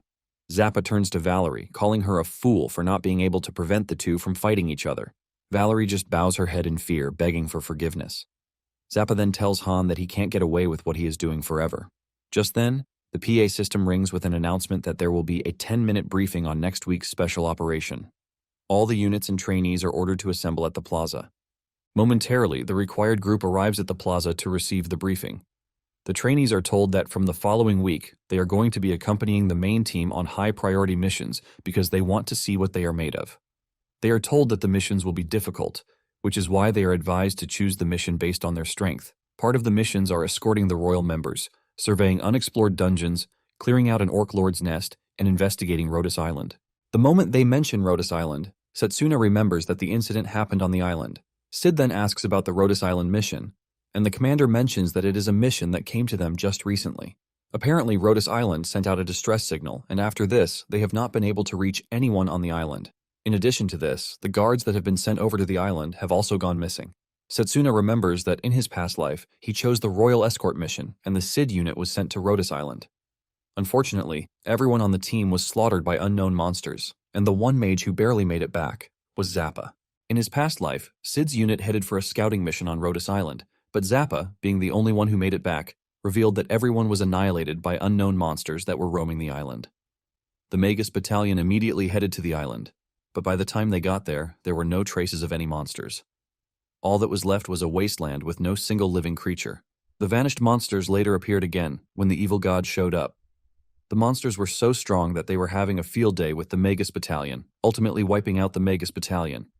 Satsuna figures out that the foundation of the monsters will be on the island, and he is prepared to know the truth this time around. The commander then tells them that the missions will be assigned to the units on merit. Basically, they are going to hold mock battles to determine this, and the commander urges each unit to show their strength. Drago smiles at Satsuna, telling him that his unit will definitely not lose to his own unit. Deep down, Satsuna is thinking of how he is going to win the Rhodes Island mission. On the night before the mock battles, Layla communicates with Satsuna via the pendant, asking Satsuna about his training with the Magus battalion, and he reveals that it has been going well.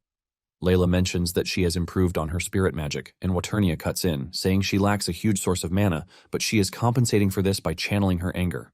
With this, she has been able to learn so many spells, and Waternia mentions that Satsuna might end up meeting another spirit, Bifrost, on the course of his journey. Blazer knows who Bifrost is, and he mentions that he is the Rainbow Spirit, who is basically a legend. It is said that he is a king who saves all spirits, but even though Blazers have been alive for thousands of years, he has never seen him once. Blazer starts to wonder if someone like that actually exists. This excites Satsuna because he knows that borrowing the Spirit King's power would mean a lot against the evil god. This makes him want to meet the Rainbow Spirit even more. Layla then asks Satsuna if he's getting along with the people in his squad, and Satsuna replies that there have been no issues so far. Apparently, the issue between Han and Valerie has also been resolved. In addition to this, Satsuna feels that there is something off about Han's magic. Blazer also agrees to this, saying he gets a really bad feeling from him.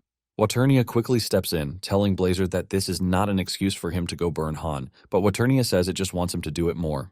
The next day, the trainees gather for the mock battle, and they are informed that a special formation magic has been cast on the arena. Apparently, the effect of the healing magic can heal any injury sustained from the fight. However, it won't bring back the dead, and because of this, they are required to be careful.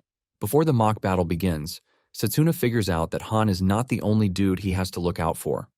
Basically, the rules for the mock battle are a 5-person team fight. The battle is simple, and it is either you totally knock out the entire opposite team out of the ring or incapacitate them, or force them to surrender. Before the game begins, Sid tells them that he and Zappa will be on the offense. Han and Satsuna will provide attack from behind, while Valerie will be in charge of the support role. Satsuna is impressed with Sid's formation because he is taking into consideration everyone's strengths and weaknesses. Satsuna admits that he respects Sid a lot, and this is coming from him, who has met a bunch of captains. The draw came out, and their first opponent turned out to be Diaz's squad. Mifune is part of Diaz's squad, and he admits that it is pretty bad luck to have faced Satsuna's squad in the first match. Satsuna then returns the gesture, telling Mifune that they also need to watch out for his teleportation magic.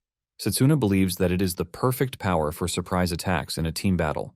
The two continue their chat until Mifune's team leader screams at him to stop talking. He believes that Mifune has nothing to contribute to the team because he will be staying in the support role, while the 3 long-range mages in the team take care of the opponents. Apparently, the last dude on their team is a summoning mage. Sid immediately figures out that they are going to use the summoned beasts from the summoner for their defense, while suppressing them with long-range spells. Without even thinking twice, Sid has already figured out their strategy. Diaz laughs at Sid, believing that his team is doomed for having a close combat mage there. Satsuna believes that Diaz is just jealous of Sid for becoming a commander at such a young age. Satsuna partially admits that his formation is quite good, but he can't believe that he is pushing Mifune to the side just because he is a formation mage. With this alone, Satsuna can see that Diaz has no eye for talent. Diaz gins at Satsuna, telling him to prepare himself to be dealt with. Sid notices that they are locked in on Satsuna, and Satsuna assures Sid that he is going to correct the popular belief that long-range mages are the stars of the battlefield. Momentarily, the battle begins, and just as predicted, Diaz's squad uses long-range attacks while defending with a summoned scorpion. Satsuna dashes toward the team while Sid tells his team members to intercept the long-range attacks. While the long-range mages are dealing with each other, Satsuna has reached the summoned beast. He tries to cut down the scorpion, but he ultimately fails. Satsuna pushes back a bit, and when Diaz sees this, he is confident that there is no rookie who can cut the scorpion because its hardness surpasses that of a golem. Momentarily, Diaz's team starts getting frustrated because they can't break through Sid's formation even though he is engaging them with just 2 long-range mages. Diaz encourages his team, telling them not to give up because Zappa will be the first to run out of mana. Diaz is confident that his team will come out on top, but suddenly an attack comes flying at him from nowhere. He is bound to be struck down by the attack, but fortunately for him, Mifune steps in and uses his teleportation magic to get him out of the way. Diaz is shocked to see this, but Han, on the other hand, is pissed that Mifune ruined his plan. Basically, Mifune has what it takes to pinpoint Han's location thanks to the fact that he can sense his mana. Because of the stunt that Mifune pulled, Diaz starts celebrating, saying victory belongs to his squad. Mifune knows who he is up against, and he is not foolish enough to say they have automatically won. Satsuna, on the other hand, is still battling it out with the scorpion.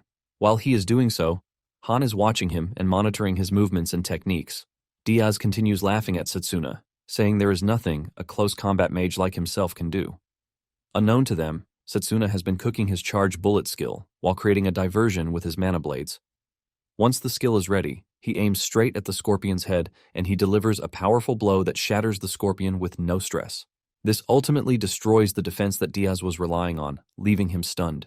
Diaz doesn't want to believe that he just witnessed a beast get shattered by mere fists. Since their defense is broken, he screams out to his team to regroup, but this is too late because Satsuna has broken through their ranks.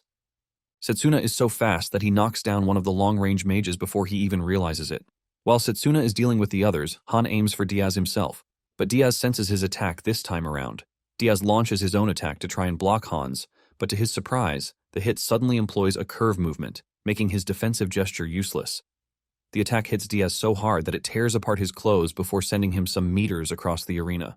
Once Mifune and the last dude on his team realize that the team leader has been taken out, they raise their hands to surrender. The healing magic in the arena then kicks into play as it starts to heal Diaz, and the winner of the match is ultimately decided. Meanwhile, the spectators have started taking note of Satsuna's participation in the team. They are impressed by how he is able to confidently shatter the enemy's front line by himself. They figure out that Zappa is a beast, but Satsuna is on another level. Satsuna then walks up to Han, asking him what sort of attack he used because he has never heard of a long-range spell that is capable of changing its trajectory. Han denies this, saying Satsuna is probably overthinking things. Satsuna also demands to know why Han put on his robe before he used the last attack, since he isn't in a situation where he needs to conceal his location. Han then replies that he did so to prevent a counter, claiming that he is a cautious dude. The tension between the two rises, but Zappa steps in, telling them that they can't be arguing or fighting after they have won. Han, on the other hand, figures out that Satsuna is onto him already, and he decides to step away for what he is about to do next. Just then, Drago shows up, telling Satsuna that he will be fighting his squad next, but his unit captain, Cha-Cha, is a good dude who recognizes the power of a close combat mage. Drago assures Satsuna that he is going to pay him back for what happened at the academy, since he has no intentions of losing. Since the winner of the next round gets to choose the mission that they want, Satsuna is ready to give it his all to win and get to choose the Rhodes Island mission. Moments later, Drago's team enters the arena, and Satsuna finally sees Captain Cha-Cha, who appears to be a cute little girl. Just as the game is about to begin, Cha-Cha sets her formation, with Drago being the heart of it. Drago takes off his chest and unleashes the secret technique of his family, which ultimately turns him into the Red Hulk. Even Satsuna becomes cautious because he can sense the immense aura coming from Drago's body. Satsuna wonders if Drago is controlling a burden that the human body could never withstand with his steel-like physique. Since he is unaware of his secret technique, Satsuna becomes more interested in the fight, and with this, their legendary fight goes down. Drago charges at Satsuna and aims his punch at his head, but he dodges it. However, the pressure from the fist alone leaves Satsuna's skin bruised. Satsuna figures out that taking a direct hit from Drago's punch might automatically knock him out. Realizing this, Satsuna applies a physical boost to his arms and feet and grabs Drago like a pro wrestler. He wants to push Drago to the ground, but to his utmost surprise, Drago is unmovable. Drago grins, while telling him that his techniques won't work against his Hercules skill. The moment Satsuna realizes that he is being overpowered, he changes tactics and runs to Drago's back to try and cut him down. However, this also fails woefully, leaving Satsuna stunned, while Drago just smiles at him. Han then decides to attack Drago while he is distracted with Satsuna, but to everyone's surprise, Drago pulls out a rock boulder to block the incoming attack. Satsuna figures out that the Hercules skill is one that enhances physical strength, and since Drago's body has been trained since he was a kid, it basically makes it a cheat code. Satsuna can see that Drago is displaying a power that surpasses magic just by using pure physical enhancement. Satsuna is impressed because he never expected to be pushed so hard in a short-range combat. Because of the challenge, Satsuna is more obliged to win the match. Zappa releases a massive firepower at Drago, but he easily blocks this with his palm. Zappa is pissed about this and he immediately follows through with another attack. This time around, the attack hits, but it still fails to burn Drago. Drago confidently reveals that his body is armor, and nothing that they throw at him can overcome his powerful muscles. Zappa figures out that Drago is protected by enchantment magic, and in addition, his mana guard is so overpowered that everything he does will only tickle Drago. To make things worse, Drago is getting buffs from his teammates, making him seemingly invincible. Zappa is left to wonder just how many buffs Drago is operating on. Sid, on the other hand, figures out that Drago is using an ancient warrior's formation. Apparently, there was a class in the old times that was called warrior, and they fought monsters with only their bodies and martial arts. Back then, magic wasn't properly developed, and mages were nothing but a support class for warriors. However, as time passes, warriors find it difficult to handle the rapid increase in monster activities, since they are mortals after all. Not long after, magic also developed, which essentially made the technique totally obsolete. However, Drago is able to pull off the technique because he is an exceptional close-range mage. Sid is also impressed that Cha-Cha is betting everything on a trainee, and a close combat mage at that. Sid figures out that if things continue the way they are, his squad formation will automatically be broken down. Sid concludes that he has no choice but to play his hand and bet everything on Satsuna too. Meanwhile, Satsuna is still chasing Drago all around the arena. Satsuna figures out that he doesn't have the time to use the charge bullet skill because Drago's team is essentially backing him up with everything. However, Satsuna is hoping for Zappa, as he knows that he won't allow the team to crash down without a proper fight. Just when he thought about this, Zappa decided to increase the intensity of his firepower. Zappa releases more firepower than he was already letting off, making life very difficult for the opponents. They start feeling the heat, and one of them mentions that things are getting worse because they can't compete with just one long-range mage. Things become progressively worse for them when Han takes out their support from behind. After this, he aims his attack at Drago, but Drago dodges it, shocking him, since it was supposed to be a surprise attack. Satsuna is also increasing his interest in the fight because he has to prove to himself why he was once the captain of the Magus battalion. At the same time, Drago is hell-bent on not losing to Satsuna of all people. They continue trading blow after blow until Satsuna finds an opening, and he smashes Drago to the ground. Seston then stands above him with a mana sword, telling him that the match has already been decided. Drago cannot believe that he just lost to a one-motion throw. Even Cha-Cha cannot believe that the person they are relying on has been taken out. To avoid further conflict, she raises her hand to surrender. With this, Sid's unit wins the battle yet again. Satsuna once again impresses those who are watching, since he changes the entirety of how mages are supposed to fight. Satsuna then tells Drago that his skill was excellent, but he only managed to decipher its weakness. Drago is impressed by this, and he shakes Satsuna before telling him that their next battle will not end the way it just did. After this, they conclude the mock battles, and Sid gets the choice to pick a mission that he wants. Zappa runs over to Sid, asking him what mission he plans to choose. Sid reveals that he will be submitting their choice the next day after analyzing the way the battle went. Satsuna knows that Sid might choose another mission entirely, and he figures out that he needs to talk to Sid and convince him to choose the Rhodes Island mission. On his way to Sid's office, he figures out that this is the first time he will be having a proper conversation with the man. Satsuna figures out that he didn't know Sid in his past life, most likely because he died on Rhodes Island. In addition to convincing him about the mission, he wants to talk to him about Han and Valerie. Satsuna enters the captain's office to meet with something mind-blowing. Inside the office are 3 Sids, leaving Satsuna ultimately blown away and confused. Satsuna initially assumes that Sid is a triplet, but he trashes the thought since he hasn't heard of something like that in the past. He also wonders if Sid is trying to test him with some sort of illusion magic. Satsuna is still trying to figure out what he is looking at when Sid speaks out, telling him that he would have preferred to offer him a drink, but they are all busy. Satsuna quickly tells the man that he doesn't have to worry about him. Sid then mentions that fighting is not the only job he has, since he is the battalion commander. In fact, he believes that another clone of himself will come in handy. The moment he mentions the clone, Satsuna becomes curious and he calls him back on it. Sid confirms what he said, revealing that what Satsuna is looking at is a special type of magic called cloning magic. Satsuna reveals his utmost surprise, since he believed Sid was a long-range magic user. Sid then explains that his magic is called copy gear, and this allows him to use the spells of those who allow him to. Basically, he is currently borrowing the cloning magic from another member of the team, and the same goes for the long-range magic that he used in their mock battle. Satsuna is blown away because this is his first time seeing such magic that doesn't fit into any of the existing systems. Sid mentions that it is actually a good spell, but he can only save up to 3 types of magic, and in addition to that, the retention period is not more than a day.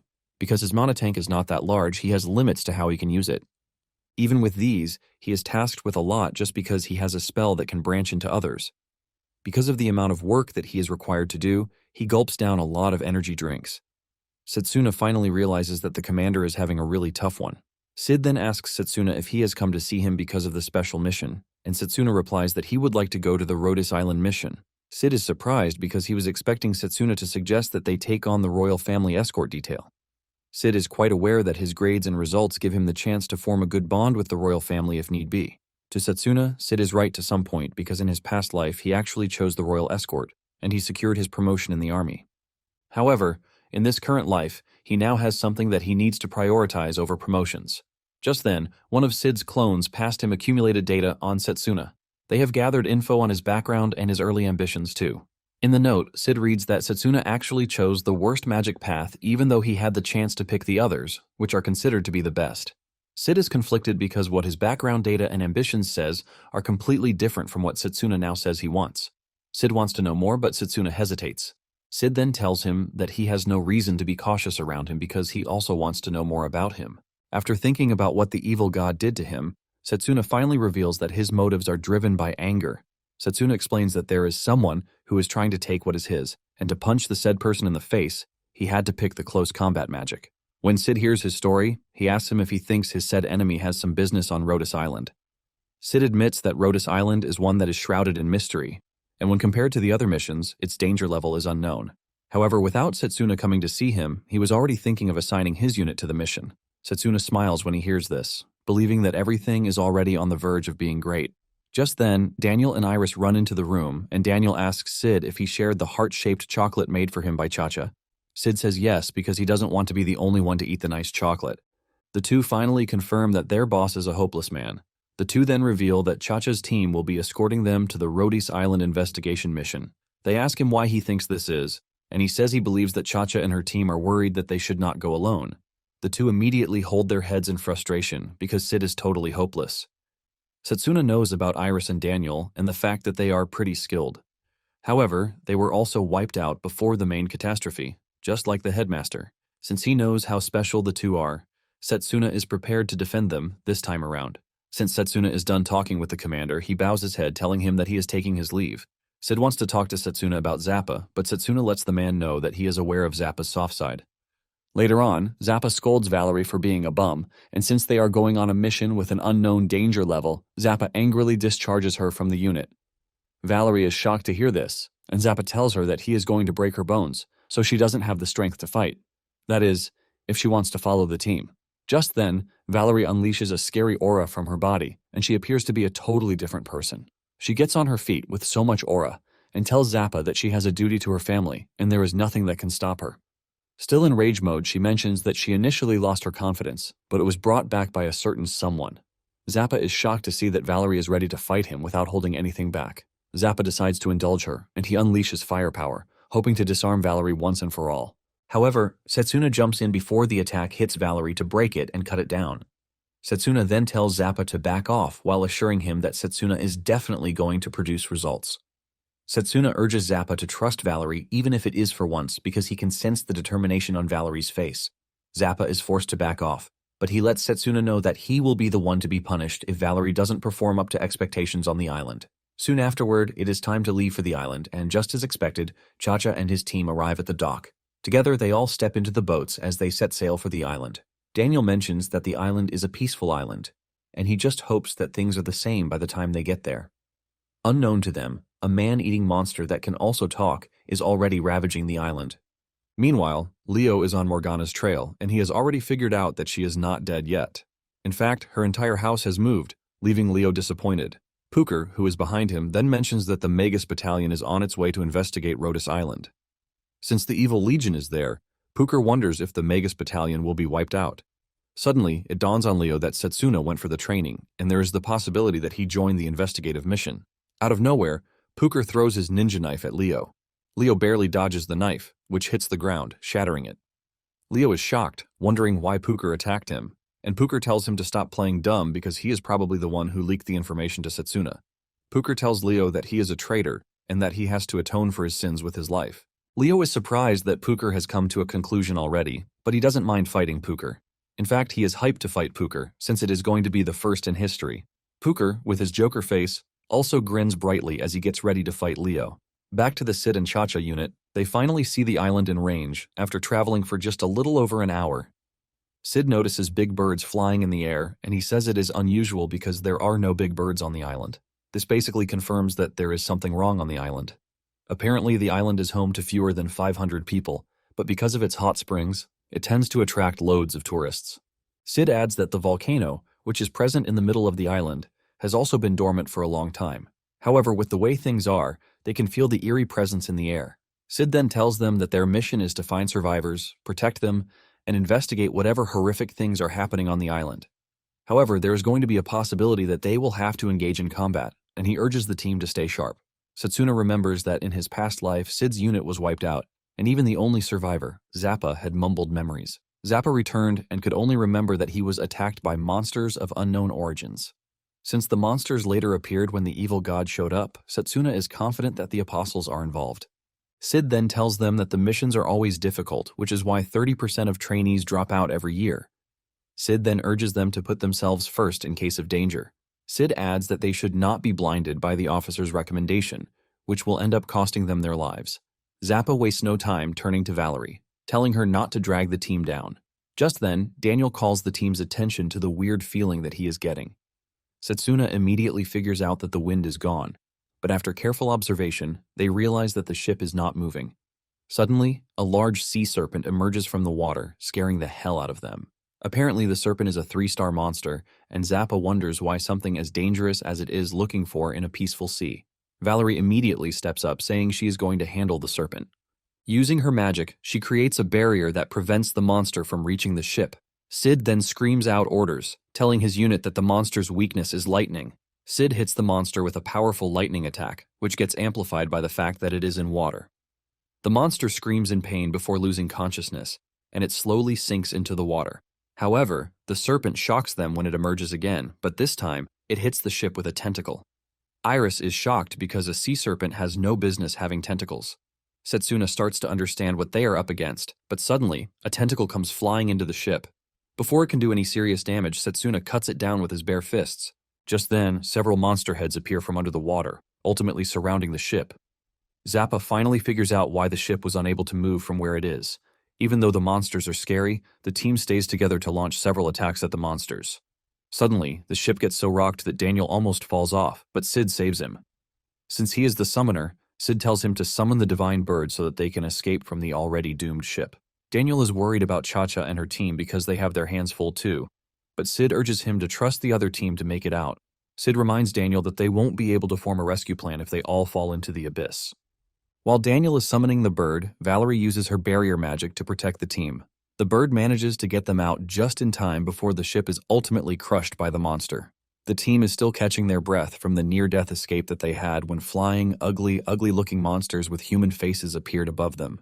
Before they know it, they realize that they have been surrounded, and Sid suggests that they descend to the island, while Satsuna intercepts the monsters. Zappa and Han engage the monsters, helping the divine bird to safely land on the island. Sid immediately realizes that escaping the island will be very difficult since the ship is gone. Without a doubt, he realizes that they were lured to the island. Iris is worried about Cha-Cha's team, but Sid tells her that she has nothing to worry about because Cha-Cha's team is stacked with enchantment-type mages. Zappa believes that they should be able to make it to shore, but the only hope is that they get to regroup with them later on. Sid then tells the team that the only choice they have is to proceed on foot. He can't believe that the once peaceful island is now crawling with creepy and ugly monsters. Iris notices that Valerie is trembling with fear, and she urges her to stay strong because things are not as bad as they seem.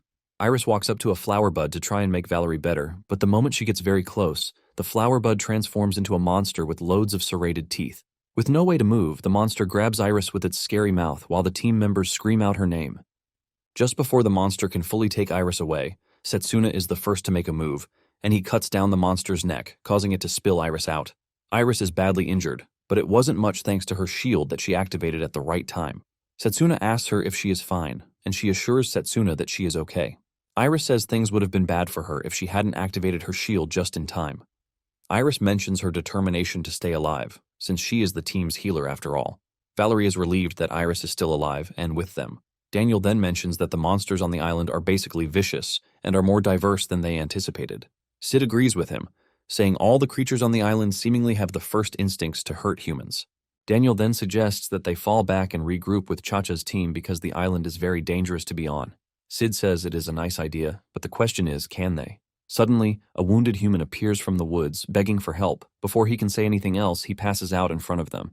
They rush over to attend to him, and Iris uses her healing magic on him while asking him how he got injured. The dude then reveals that he is looking for his little sister. Sid asks him what his name is, and he reveals that it is Janelle. He mentions that his village was attacked by monsters that they had never seen before, and the adults made sure that they got the kids to safety. However, he got separated from his sister, Sapine. With despair written all over him, Janelle begs the mages to find his sister. He says the village is swarming with monsters, but the only person he has left in his life is his sister. Just then, Satsuna pats him on the head, telling him that he has nothing to worry about. Satsuna then turns to Sid, pointing out that their plan to retreat has automatically been botched. Sid then makes another order, telling the team that they have no choice but to rescue every last survivor on the island. Without argument, the entire team agrees with their boss. Once Jonelle has enough strength, he starts leading them to his village, which is about half a day away from where they are.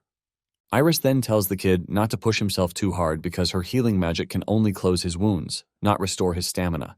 Janelle acknowledges the advice, and they continue traveling through the forest path. Momentarily, they hear a rustling coming from the bush beside them. They start guessing what it might be, but when it finally surfaces, it turns out to be a cute rabbit. Valerie is curious when she realizes that it is just a rabbit, but Zappa screams at her, telling her not to let her guard down. Sid then puts on his glasses to assess the rabbit, and he tells the team that it is not an ordinary rabbit. Apparently, it is a one-star monster, judging from the magic signature that it is given off. The rabbit finally shows hostile intentions toward them, and the team prepares to engage it. To make it worse, there are loads of them in the area. Before they know it, they are surrounded, and the rabbit monsters start leaping toward them. The team stands back to back to make sure that there is no opening for the monsters to exploit. Zappa unleashes his powerful flame magic, telling his colleagues that they have nothing to worry about because the monsters are pretty weak. Daniel also summons his giant wolf to take on the annoying rabbits. However, he still got bitten by some of the rabbits because there are just too many to deal with. Daniel starts losing mobility, and this is when they realize that the rabbits have paralytic poisons. Satsuna knows that the poison is only going to build up the more one gets bitten, and since they are up against a horde, they have a huge problem on their hands. Once Daniel crashes to his knees, Sid figures out that he is going to use his skill to copy Iris's recovery magic. He then tells his teammates to make sure that the monsters don't get close while he is working on Daniel. The team takes this seriously as they unleash a barrage of attacks on the monsters to try and get them away. Momentarily, they clear out a bunch of them, giving the team some breathing space. Satsuna believes that everything is over, and while he is walking back to the team, he fails to notice a surviving rabbit monster that is walking behind him. Han sees the monster, but decides that he is not going to intervene. Just when the monster is about to bite Satsuna, Valerie spots it and she kicks into action, uses her magic to quickly disable the monster, saving Satsuna in the process. Han is pissed that his plan was ruined by the overzealous Valerie. After the battle, Jonelle reveals how impressed he is with how strong the team is. Daniel also mentions that he is feeling better thanks to the team. Satsuna, on the other hand, is more concerned about Sid's glasses. He asks him about the glass, and Sid reveals that it is a magic tool that can measure a creature's approximate threat level based on its magical power, movements, and appearance. He brought it just in case he needed it, and it turns out that he actually did need it. Sid proceeds to further show more examples by staring at the flying birds with the glasses. He decodes their danger level and reveals that they are 3 stars. The 4-legged beast, on the other hand, is 2 stars, while the man-eating flower that attacked Iris was 1 star. Since Valerie is on support duty, Sid hands her the spare pair of glasses. Since it is getting late, Sid tells them that they are going to set up camp soon. Sid urges them to rest as much as they can because they are going to need their strength the next day while going through the forest. Satsuna then taps Jonelle on the shoulder, telling him that he is free to stay by his side just in case he is scared. Jonelle thanks Satsuna, and just like he said, he clung to Satsuna. While they are gathering firewood, Jonelle tells Satsuna that he is getting some weird vibes from Han. Satsuna then tells the boy that he has nothing to worry about when it comes to Han. Satsuna is convinced that Han was aware of the monster behind him, but he intentionally didn't make a move. Jonelle curls up, talking about how scared his sister will be and the need to find her as soon as they can. Satsuna commends the kid, telling him that he is a good big brother. Han then asks Jonelle if there is a way for them to identify his sister, and he reveals that his sister wears a red pendant around her neck, which was a birthday present that he gave her. Satsuna then assures Jonelle that they are going to find her sister, and he even swears in the process. Meanwhile, his sister is stuck in a cave, and it appears that she is turning into a scary monster. Daniel also assures the kid, telling him that they are going to find his sister once they reach their village. Before they go to sleep, Sid informs the team that they are going to take turns watching the camp. Apparently, Valerie is the first person on duty, and she is excited to take on the night guard post. Later on, Han approaches Valerie, telling her to mind her business if she doesn't want to get exposed as a woman. Apparently, he is still pissed that Valerie saved Satsuna from getting bitten by the monster. Valerie tells Han that she has been cooperating with everything he wanted, and in addition to that, she has better things to do. Han laughs, saying the monsters on the island are trashed compared to his power. Han then tells Valerie that she has nothing to worry about because he plans to make her his wife.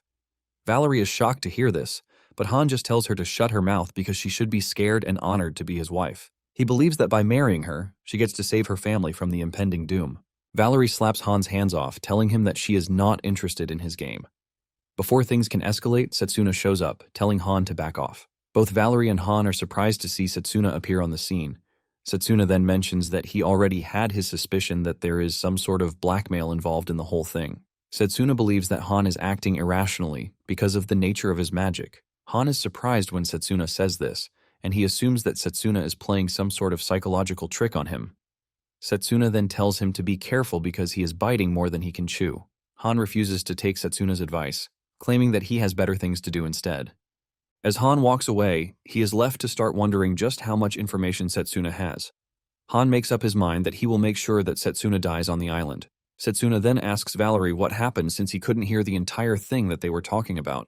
Valerie wants to confide in Satsuna as she is scared that her life is over if she does. Valerie then tells Satsuna that she can't talk about the issue at the moment. She also begs him to keep the issue away from the rest of the squad because she doesn't want any trouble that will interfere with the mission. Satsuna assures Valerie that he is not going to pursue the issue because of her, not because of the mission. However, he assures her that if anything happens, he will be there to help. The next morning, the team prepares to continue their journey. Since they have no idea what sort of monsters they are going to encounter, Iris suggests that they proceed with caution. As they walk through the forest path, Daniel notices the tense mood in the air, and he tells his teammates to just focus on the mission so that they can finish fast and put it all behind them. Satsuna agrees with Daniel, but he reveals that the forest is just too quiet. Suddenly, a horde of flying monsters approaches their position, but just as they are about to prepare for battle, the monsters fly past them, leaving the team to wonder where the monsters are heading. Zappa is confident that the monsters are not running from them since they are 3-star monsters.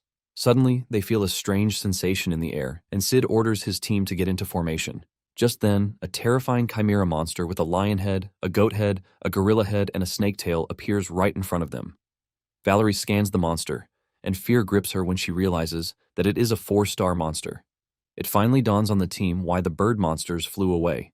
Sid is surprised that they could run into a 4-star monster inside the forest. Sid then orders his team to take down the monster as fast as they can. The chimera comes charging at them, but Daniel unleashes his summoned beast to engage the monster. The summoned beast tries tackling the chimera to the ground, but it ends up getting slammed to the ground instead.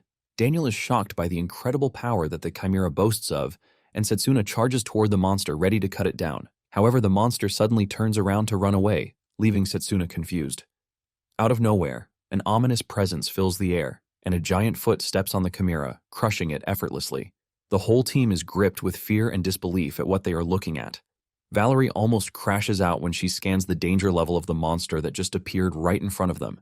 The monster is a freaking 6-star danger beast that stands towering above them. It is a monster that they have never seen before, and it defies all biological law. Just by staring at the monster, Satsuna figures out that it was the monster that caused the annihilation of the Mage Corps in his past life. The monster then grabs the chimera and munches it on like it's some random fly. The monster then throws what is left of the chimera at the team, forcing them to immediately scatter to avoid getting crushed by a flying chimera. However, Daniel is too slow to get out of the way, and the chimera hits him, crushing him to the ground. Daniel screams out as blood spills everywhere, leaving a very horrific scene. Janelle turns around to see Daniel getting crushed, and he calls out his name in horror.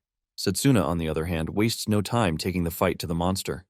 He tries cutting off its leg, but his sword bounces off, proving his suspicion that the monster's skin is pretty tough. In addition to its toughness, it boasts immense strength. Sid then screams at Iris, telling her to take care of Daniel, while telling the rest of the team that they have a chance to defeat the beast if they all attack it at the same time.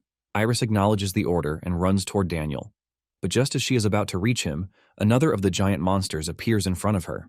This further piles on their mystery because one of the monsters is enough work already, but now they have to deal with 2, or possibly more.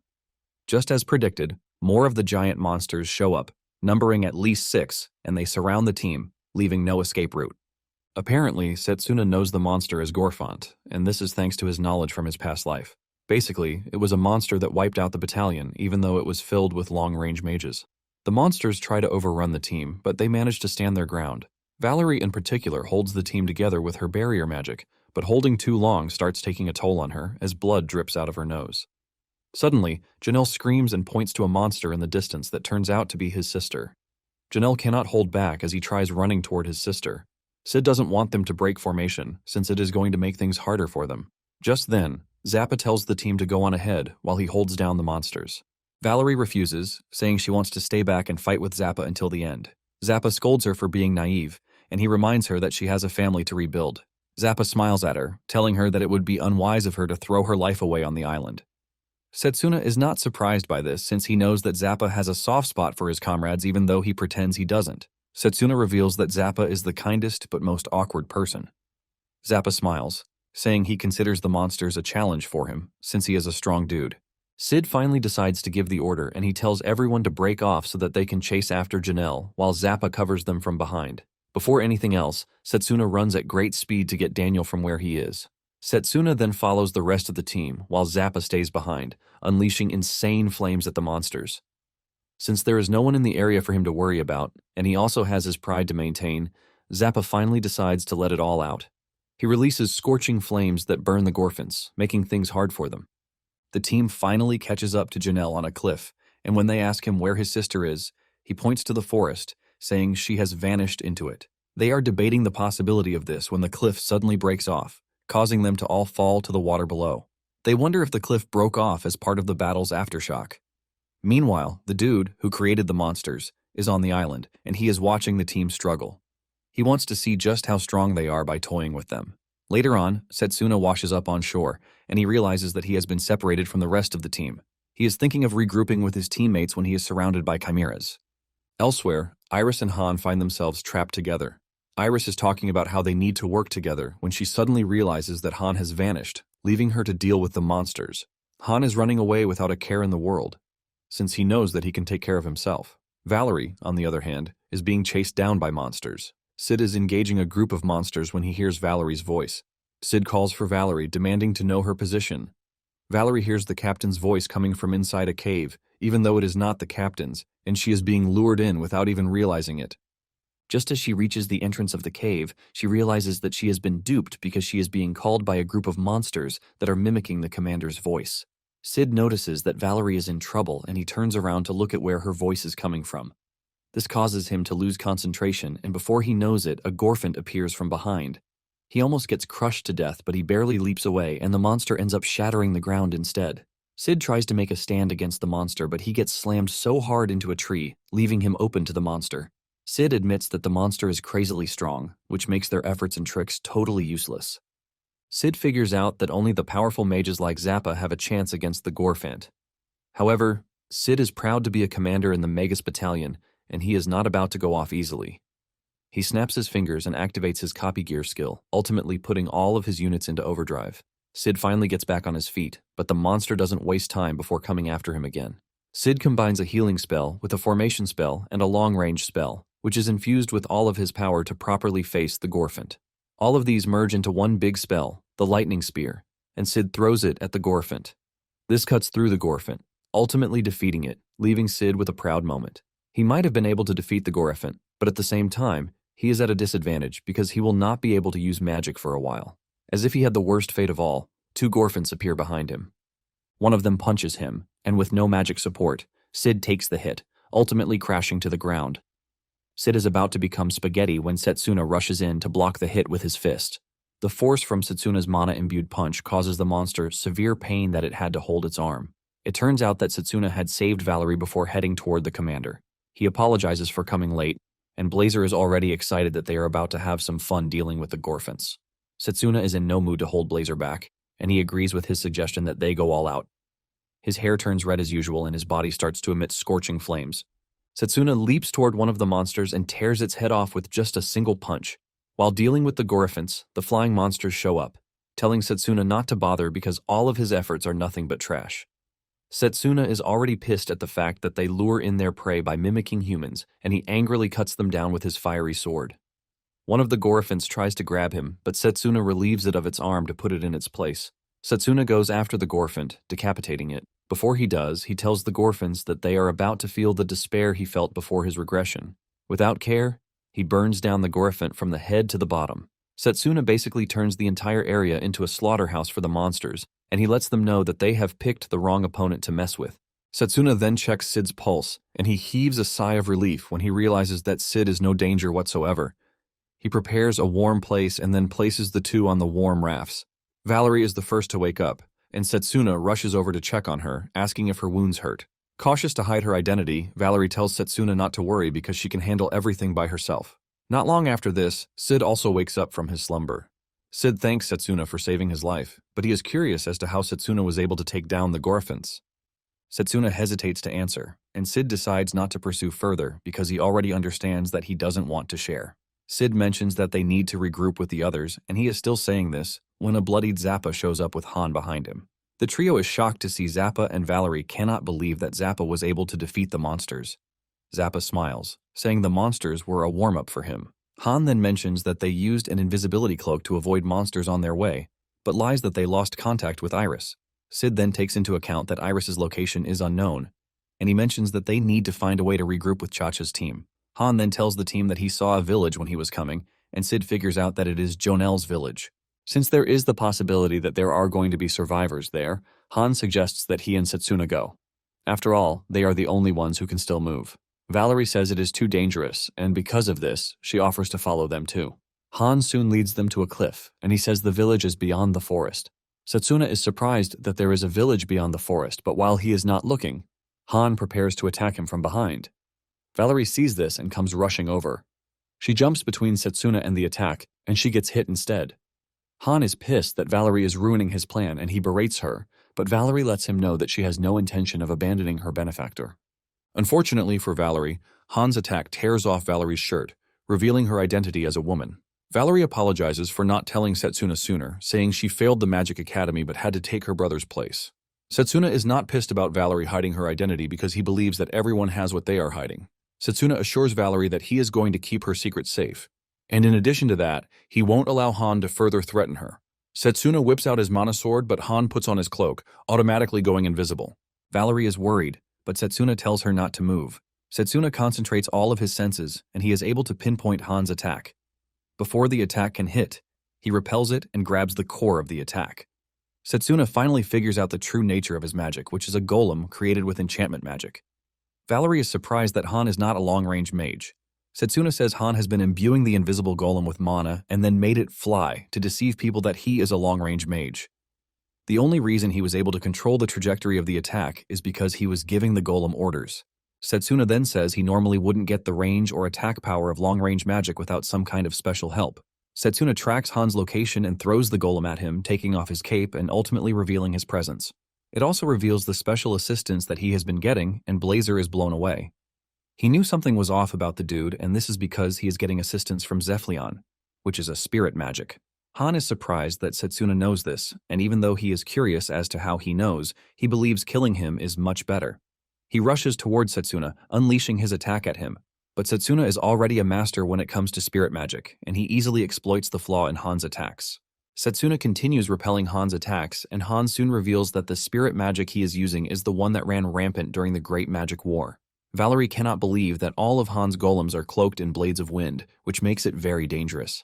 Valerie is terrified, and she believes that Han's type of magic shouldn't be allowed to exist. Han unleashes another wave of attack, but Satsuna cuts it down yet again.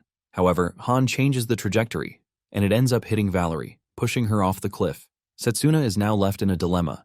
If he turns around to help Valerie, Han gets the easy access to kill him, and if he decides to face Han, Valerie will fall to her death. However, Satsuna doesn't think twice before going after Valerie to save her, shocking Han. Han mocks Satsuna for not valuing his own life. Satsuna manages to grab Valerie, and he pushes his sword into the rocky side to try and stop his descent. However, Han is not about to let him return to the surface very easily. He shoots another attack at the point where Satsuna is holding onto, shattering the cliff, causing him to fall off. Han believes that he has won, and he starts making fun of Satsuna for being useless. Suddenly, he spots a finger at the end of the cliff, shocking him. Han walks over to check, and he is stunned to see that Satsuna is holding with just one finger, while still holding Valerie close to him. Han takes a closer look and realizes that Satsuna's finger is glowing red, which means he has somehow copied Drago's Hercules skill. Han is shocked when he sees this, leaving him to ask with curiosity just what sort of absurd magic talent Satsuna has. Satsuna then manages to get back on the cliff, telling Han that he is about to taste dust. Satsuna gives Valerie his cape and tells her to regroup with Zappa and the others. Since she is already injured, Valerie knows she is going to be a burden, and she agrees to leave. As she is running away, Han decides to attack her, but Satsuna cuts down the attack, creating a safe passage for Valerie. Han is pissed about just how annoying Satsuna is. Enraged, he unleashes a barrage of golems at Satsuna, but Satsuna, boasting of years of experience, easily takes down the golems. Satsuna then tells Han that he only has a large reserve of mana, but he is trash since he doesn't know how to effectively use it. Satsuna says he was so fixated on long-range magic that he didn't get the chance to polish his enchantment skills. Han is pissed when he hears this, and Satsuna tells him to come at him so he can show him how power is properly used. Han is pissed, and this time he unleashes a bigger golem, but Satsuna closes his eyes like the golem doesn't pose any threat to him. He uses his mana suppression skill, ultimately becoming invisible to the raging golems. Han starts to panic when he can't see Satsuna. To protect himself, he unleashes more golems, but the spirit in control refuses to give Han more of his mana. Han is pissed, and he screams at the spirit, telling him to give him more mana, but the spirit reminds him that the deal they made was that he would always give him just half of his mana. Han is frustrated, and he suddenly hears Satsuna's voice beside him, making fun of him for not properly bonding with his spirit. Han is left shaking in fear as he wonders where Satsuna is. Just then, Satsuna appears behind him, and Han immediately unleashes an attack behind him. He laughs hysterically, thinking he has killed Satsuna, but when he turns around, what he sees is a flame-infused Satsuna staring down at him. Satsuna then reminds him that he already told him he would show him how to properly use a spirit's power. Satsuna dashes toward Han, punching him straight in the chest. Fire engulfs his chest as he is sent across the area. Satsuna tells Han that he is not a person who is worthy of being in Sid's squad. In fact, Satsuna doesn't think he should be in the Mage Corps at all. Han crawls in pain as fire burns him. Realizing that he has lost, Han crawls off the cliff and falls into the water below. Satsuna knows that he is going to survive since he has a spirit magic backing him. Blazer wants them to chase Han down, but Satsuna says no. He wants them to return to Zappa and the others in the meantime. Later on, Han manages to make it out of the water, and he walks around weakly in the forest. He blames Zephylion for not giving him more power, and the spirit asks him if he is ready to undergo the trial again. Han is pissed at the little amount of mana that he is getting because he considers himself a great person. Apparently his family was a branch of a noble house, which means they were lower-class nobles. Because they needed the protection of the higher nobles, they were forced to serve them. Since he has little mana, he was taught since he was a kid that an incompetent man can only ever be a tool. He was forced to die or make a contribution for the family's benefit. His father ended up dying a trash death because he was weak. Because he is not ready to be like his father, Han decided that he was going to walk a different path. With this, he was able to obtain a relic left behind by a shadow chanter. Han spoke with Zephylion, overcame his trial, and then formed a contract. With Zeph's power, he was able to achieve great things at Say Magic Academy. Now that he has been beaten by Satsuna, Han is burning to get back at him. Momentarily, Han arrives at a cave, and when he enters, he finds monsters in capsules. He is shocked and confused, but standing in the room is a strange person. This person welcomes him and reveals that he is in his workshop. It turns out that the strange person is Legion, and he is an apostle. He then asks Han one simple question, and this is, do you desire power? Meanwhile, the fight between Puker and Leo has ended, and it ended in Leo's victory. He commends Puker's power that allows him to manipulate gravity, which applies to anything he touches. However, Leo is convinced that Puker was matched against the wrong opponent, which led to his utter defeat. Leo lays his back on the tree to rest, while concluding that Satsuna is dead meat already. Leo is convinced that Satsuna has no way out, since Legion is an upper league apostle, who is ranked 5th. Leo is convinced that Legion is on a completely different level from the lower apostles that they have both faced. Leo assumes that Legion is currently toying with Satsuna and his pals, and he is most likely using them as a test subject. Now back on the island, Han is still screaming at Legion, asking him who he is because he can clearly see his messed up experiments. Legion then replies that he is pretty confident that Han is not only concerned with his identity, but with the fact that he also wants more power. Han is stunned when he hears this, and Legion assures him that he can give him all the power that he wants. Legion then stretched forth his hand, telling Han to take it. However, Han is not comfortable with the idea of accepting Legion's power because he is just going to be one of his test subjects. Sensing the hesitation, Legion reminds Leo that he has nowhere to run back to because his buddies at the Royal Mages Corps will definitely not welcome him with open arms. Han is shocked when he realizes that Legion knows a lot. Frustrated by everything that has happened so far, Han decides to shift all the blame to Satsuna, believing that he is the one who cost him everything. Because of this, Han decides to finally accept Legion's power even though he knows that it might be dangerous. Just as he is about to do so, Zeph cautions him, telling him not to take Legion's hand because Legion and his pals have been designated to consume the world. Zeph assures Han that if he takes Legion's hand, he will not receive any power from him again. Instead of rethinking his decision, Han laughs out loud, telling Zeph that he doesn't mind because he is already tired of him in the first place. With this, Han gladly takes Legion's hand, and Legion smiles evilly, knowing fully well that he now has Han under his thumb. On the other hand, Sid and the squad have made it into town, and they believe that they might find survivors if they search well. He suggests that they split into 2 groups to conduct their search. Satsuna and Valerie end up together, and Satsuna mentions that it would be nice for them to regroup with Chacha's squad. Valerie agrees with him and adds that Janelle and his sister would be nice too. Suddenly, Valerie loses her footing, but Satsuna is there to catch her, reminding her that they are teammates. Moments later, they find Jonelle in the distance, and he appears wounded. The 2 rush over to meet him, while Valerie asks him how he managed to survive all by himself. Janelle then reveals that his sister, Safine, was with him, but he saw her walking towards the cave in the distance. Janelle mentions that he couldn't call his sister because he was too scared. Valerie is confused about what he means by this, and Janelle reveals that he saw her sister growing wings. Valerie is shocked to hear this, but quickly takes control of the situation, telling Janelle that he must have been seeing things. Just then, Satsuna tells Valerie to take Janelle and meet with the rest of the squad, while he investigates the cave because they don't know the type of danger that lies ahead for them. Valerie is shocked to hear this, and she tries telling Satsuna the danger of going in alone, but Satsuna urges her to leave, reminding her that there is no time. With a bright smile on his face, Satsuna tells Janelle not to worry about his sister because he's going to handle it. With this assurance, Valerie and Janelle finally agreed to leave.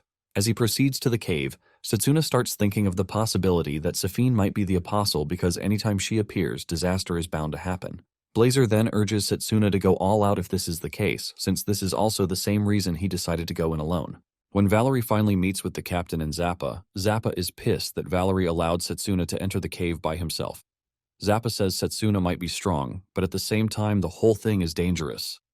Sid then calms Zappa down, telling him that they are going after Satsuna. Out of nowhere, Han appears on the scene and he looks entirely different from his usual vibe. Without wasting time, he demands to know where Satsuna is.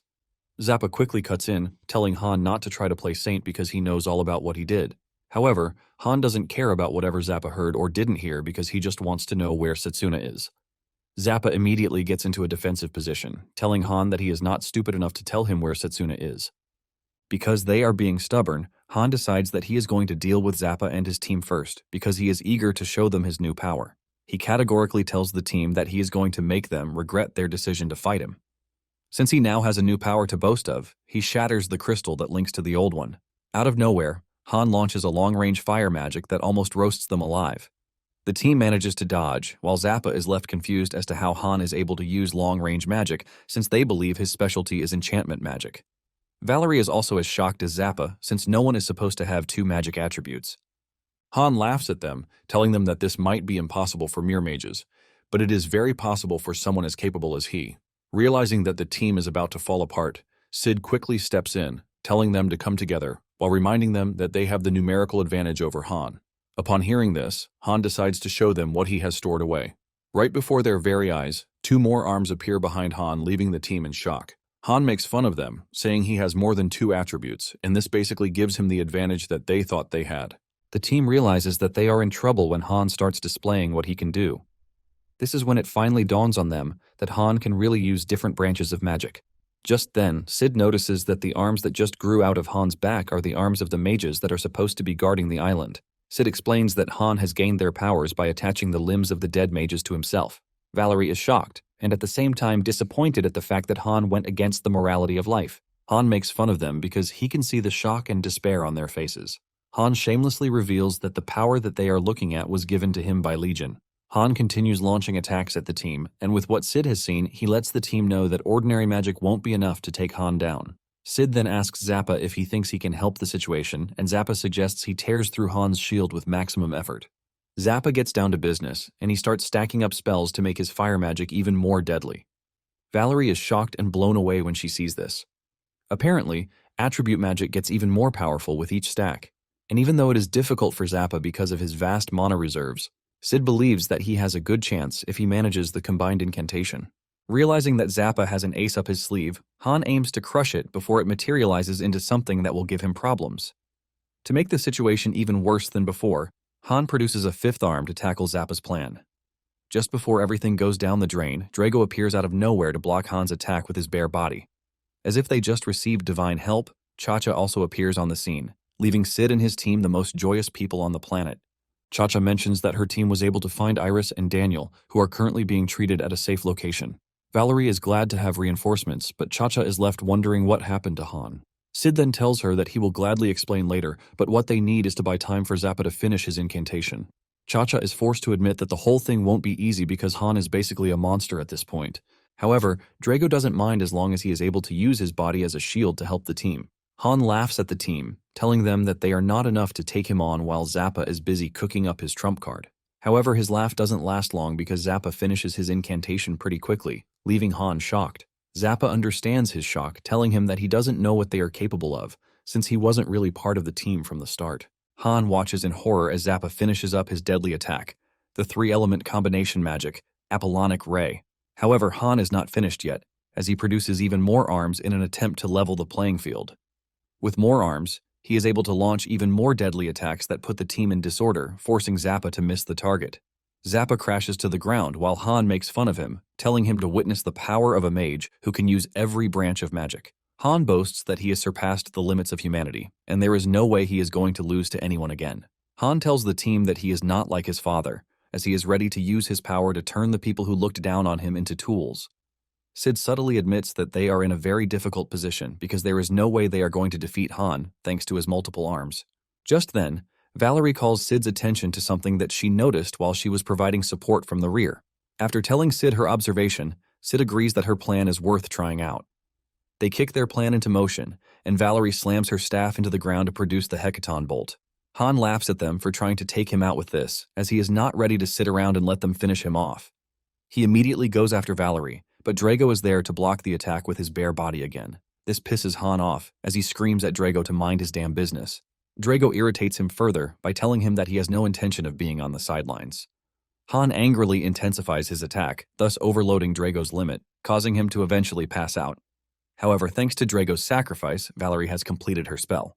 Han is also aware of this, and he remains on the lookout. Because of his awareness, he is able to dodge Valerie's supposed surprise attack.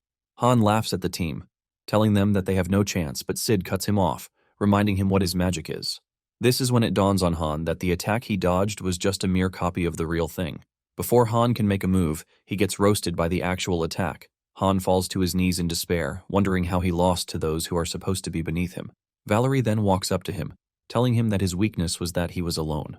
Apparently, what Valerie told Sid was that no matter how many arms Han has, he still has only one brain. Valerie suggested that they do multiple things at once, which will ultimately divert Han's focus to give them the chance to deliver the final blow. In addition, Valerie's attack is not even the finishing blow. The rest of the team then prepares to take Han down. This is when he speaks out in despair, saying he is not ready to die like a tool the same way his father did. Valerie then cuts in, telling Han that there must have been a reason why he turned out the way he did. But at the same time, it doesn't give him the excuse to treat other people as tools. Valerie tells Han that he should have spoken up and pointed out what was wrong instead of going down the wrong path. Just as Valerie finishes her statement, Zappa delivers the finishing blow, burning away every ounce of strength that Han has left. This also cuts his ties with Zeph's power that is residing in him, and the earring falls off. Zappa walks up to him, and he grabs the earring.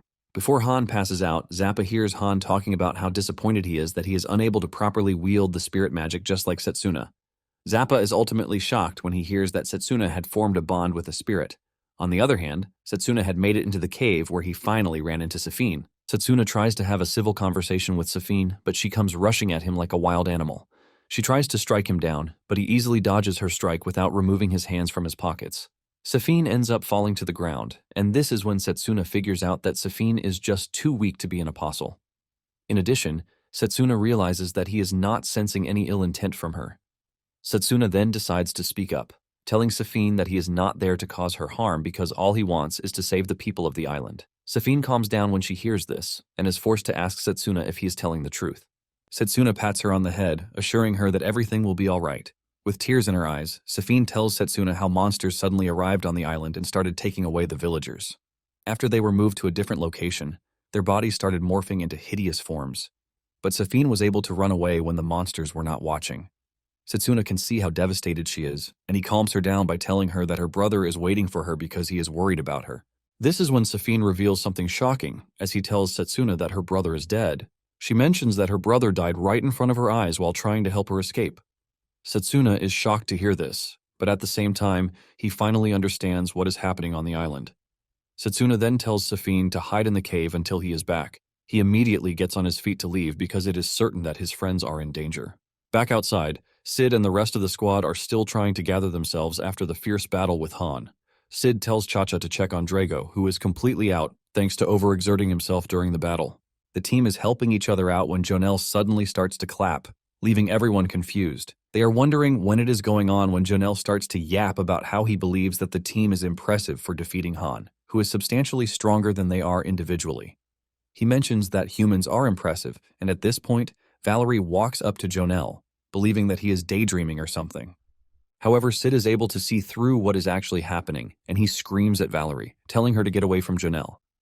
Before Valerie can move, Legion's true self showcases itself in Janelle's body, and it stabs Valerie in the side. Valerie screams out in pain, while the rest of the team rushes toward her to investigate what the issue is. Sid calmly asks Legion if he is the one that he heard about, and he confirms this, saying he is the one who turned the island into an experimental lab where he can create monsters. Zappa is shocked when he hears this, and he demands to know what Legion meant when he was talking about his missing sister. Legion replies that he was not lying about what he said because Safine is actually very important to his experiment. Legion is impressed with the fact that even though he turned Safine into a monster, she was able to retain her humanity. Legion basically lets them know that Safine's death would be a great loss to him. Zappa screams at Legion, calling him trash names. Legion really doesn't care as he showcases Janelle's body, which is suffering inside him.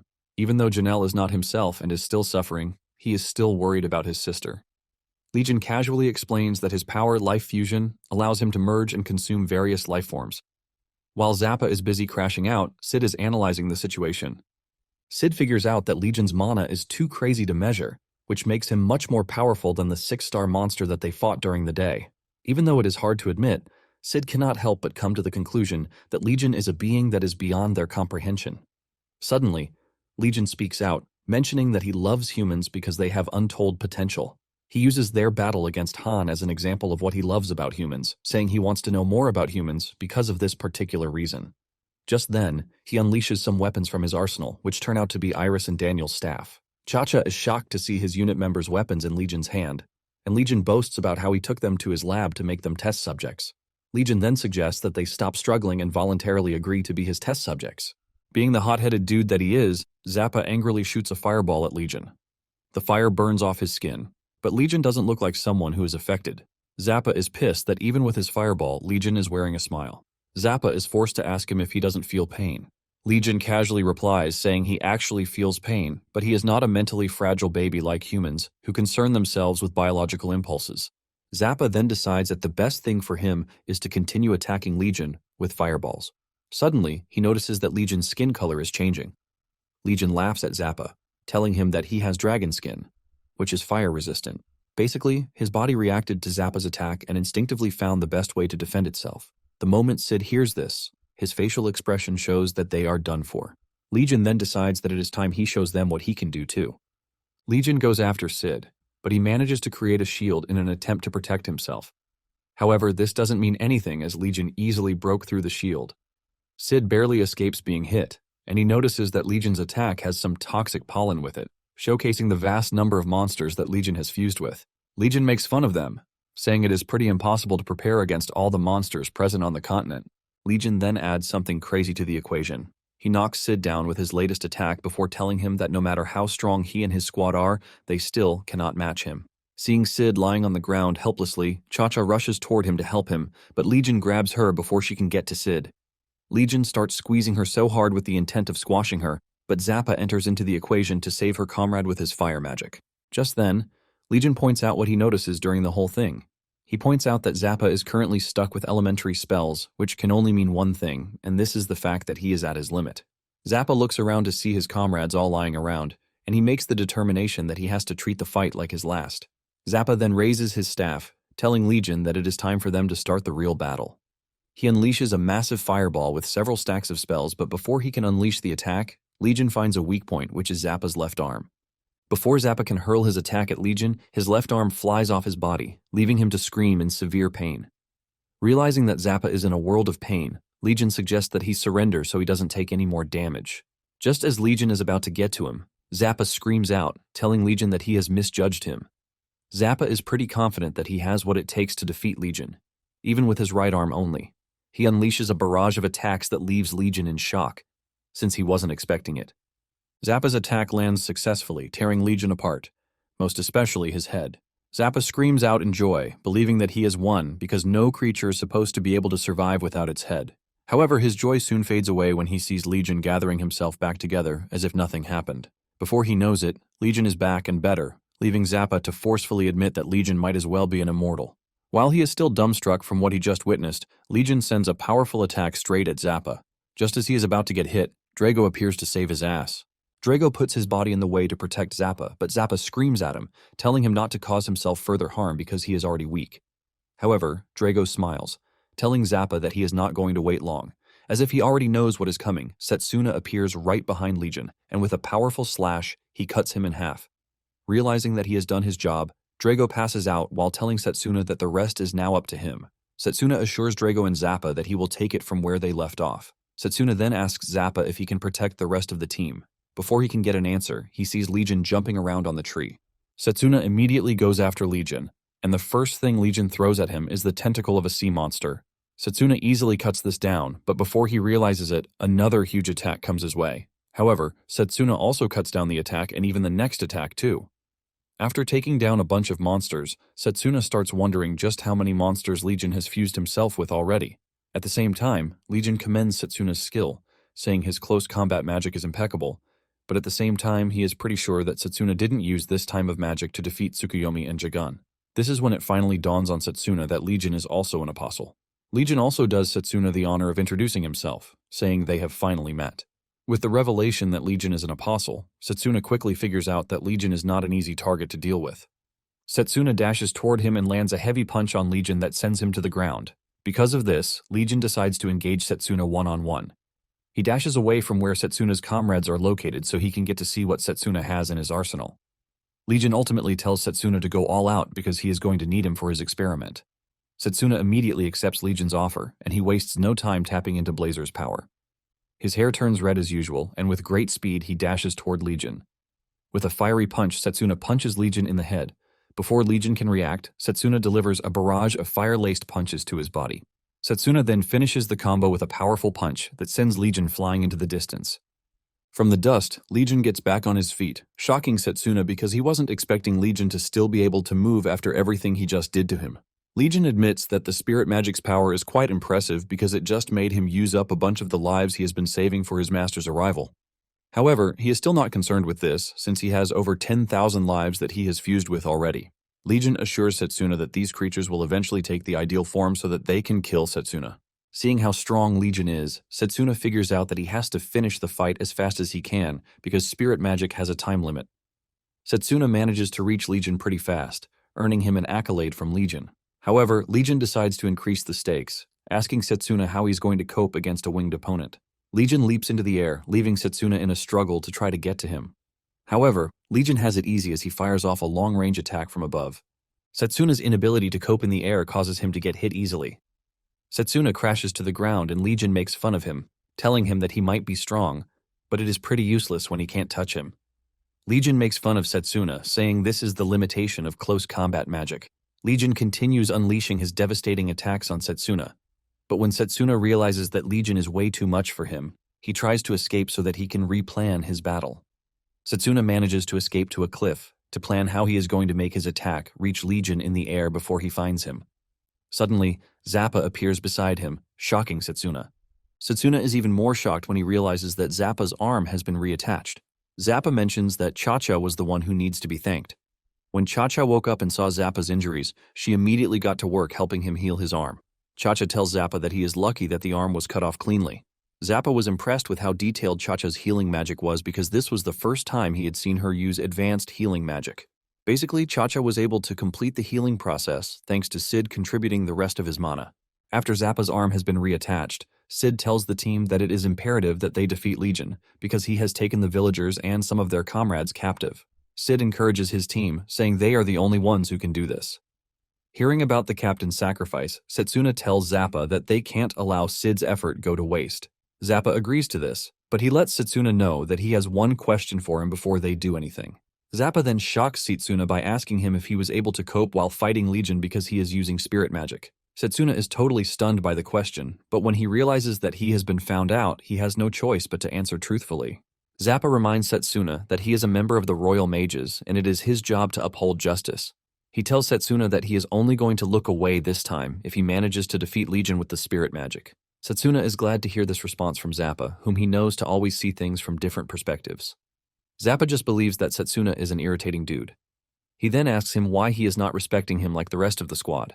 Satsuna smiles when he hears the question because he obviously cannot tell Zappa that they were best buddies in his past life. Just then, Zappa reaches into his pocket and he brings out a shining green object. He hands it over to Satsuna, telling him that he is pretty sure the item is going to help him out. Satsuna is left stunned when he realizes that it is the item to help him connect with the spirit wind. Zappa asks him if he can use it, and Satsuna closes his eyes before answering the question. He talks to Zeph in his mind, telling him to grant him his power, and Zeph asks him if he is ready to face his trial. Immediately, Zappa realizes that Satsuna is feeling different, and he starts groaning at the fact that he is helping someone to use spirit magic. However, he knows that he has no choice because they have a bigger monster that they need to defeat. Zappa then tells Satsuna to get down to whatever he needs to do, promising to buy him time to help him. With this, Zappa runs off to face Legion, while Satsuna sits down to combat Zeph's trial. Upon arriving at the realm of the wind, Satsuna can see that everything is different. Just as usual, Blazer says he doesn't like Zeph, but Satsuna is not moved by this, since he basically says this about everyone else. Blazer decides not to argue, telling Satsuna that he will be the judge of his own words when he finally meets Zeph. Just then, Zeph appears right before them, and he sets his trial, which is a maze of winds. Zeph tells Satsuna that his trial is a simple one, which requires that he find his way out of the maze. Satsuna is surprised that Zeph is not trying to determine if he is worthy or not before giving him a trial. Zeph then replies that he has made it his hobby to watch the human world. Basically, he is a spirit that likes giving his magic to humans with talent just to see how they use it. Blazer cuts in, telling Zeph to stop pretending because he is one who just likes to see humans get drunk on the power he gives them and then fall apart in the end. Realizing that Zeph has no criteria as long as the person is strong, he decides to accept the challenge. Satsuna then steps into the maze and, with a cool head, he figures out that there is a way through. He closes his eyes and calms his mind to follow the flow of mana like the wind. And Zeph is impressed by his great perception. Zeph is relieved to see that Satsuna has already figured out what the trial is all about. Satsuna, on the other hand, is glad that he is not an ordinary mage because someone with no perception will be lost in the maze. Suddenly, he meets himself at a junction. From the right side, the mana coming from there is gentle and calm, while the mana from the other direction is stormy and dangerous. Satsuna then concludes that the gentle path is the way out. Just as he is about to use the path, he suddenly comes to a stop. It dawns on him that everything is not right because a spirit's trial would definitely not be straightforward the way it is. He remembers that Han could only use half of the spirit's power, which ultimately means the answer to the trial is somewhere else. Satsuna immediately turns to the opposite direction, where the wind is stormy and ominous. Satsuna had figured out that what Zeph truly wants is someone who can face a raging storm and is powerful enough to beat that storm. Zeph agrees with him, telling him to break through the storm if he truly wants all of his powers. Meanwhile, Zappa is busy with Legion, but Legion is already getting tired because Zappa's attacks are not doing anything to him. Legion concludes that Zappa is reaching his limit already and he charges in at great speed. However, Zappa disagrees with him, and he hits Legion with the Skunk Fog spell, which releases foul odor. Basically, this is a spell that is irritating to monsters, and since Legion has a ton of them in him, he is going to feel everything. Legion is pissed that Zappa is almost out of mana, but he kept coming at him. He angrily dashes at Zappa, forcing him to jump backwards. Zappa has his back against the wall, and just as Legion is about to finish him off, Satsuna arrives on the scene. Satsuna hits Legion really hard, which immediately tells him that Satsuna is different from earlier. Instead of the usual red hair, Satsuna now has green hair to boot, thanks to Zeph's power. Legion starts talking about how he would like to take Satsuna as his test subject, but before he can even finish this, Satsuna delivers a powerful punch that tells Legion that the rhythm of the fight has changed. Legion almost loses all of his teeth with the realization that Satsuna can now fly, which makes it easy for him to reach him. The fight between the two intensifies, leaving Zappa totally blown away because he finally sees what the spirit magic can do. As the fight continues, Satsuna is able to use his speed against Legion, and he appears right behind him. Using a devastating spell, he sends Legion crashing to the ground. Legion is shocked that everything is not going his way. However, he is still not worried because even though the wind spirit is fast, it is not as powerful as the fire magic. Suddenly, Satsuna switches to the fire magic, and it turns out that Blazer and Satsuna already figured out that there is lava below them. With a powerful and devastating punch, Satsuna punches Legion straight into the lava, and he barely escapes the eruption of the liquid fire. Legion screams out in pain as he gets buried under the intense fire. Satsuna then grabs Zappa, and he leaps to the cliff close to them. The two watches as the magma consumes Legion, and Zappa concludes that there is no way Legion is surviving that. Zappa commends Satsuna's brilliance, saying he is glad that he actually bought him some time. Suddenly, they start to sense movement in the magma, and this is when it dawns on them that it might not be over yet. To their surprise, Legion rises from the fire with fury, telling them that they have really pissed him off. Because of what Satsuna did, he has lost half of the creatures that he fused with, which is a major setback in his plans. Enraged, Legion lets them know that he is going to use everything else that he has to kill them. Legion steps out of the magma, looking even more dangerous than before, and he assures the two that they are not leaving the island alive. Without wasting time, he hurls a dangerous spell to send them running. Fear grips Zappa as he tries to escape because he cannot believe that Legion still has a high amount of mana left. Realizing that he can't dodge all the attacks, Zappa tries to hit back with his fire magic. However, Legion mocks him, telling him that he is now fire-resistant because he fell into the magma. Zappa finds himself at a crossroads, realizing that there is no escape route for him. Satsuna then jumps in to take on Legion. He cuts him, but his wounds regenerate right in front of him. With this, Satsuna figures out that he has no chance at cutting him down. Satsuna then escapes the scene by creating a whirlwind. He grabs Zappa and they manage to find a safe space to hide. Zeph then asks Satsuna what his plan is because his powers don't seem to be enough to take on Legion. In addition, Blazer's power is now useless against Legion since he is fire-resistant. Satsuna then tells Zappa that he has a plan in mind. He lets Zappa know that there is a crystal-like core at the center of Legion's body. Satsuna explains that this core shatters whenever an apostle is killed, which means it is the source of the apostle's power and life force. Satsuna urges Zappa to give him a slight opening, promising to destroy the core so that they can defeat Legion. Zappa assures Satsuna that he understands what he is saying, but at the same time, he is worried about how Satsuna is going to get the core out of Legion. Satsuna lets Zappa know that he is confident enough that he can do it. Satsuna says his plan is a gamble, but he has a technique that will finish Legion in a single blow if successful. Zappa smiles because he can sense the confidence in Satsuna.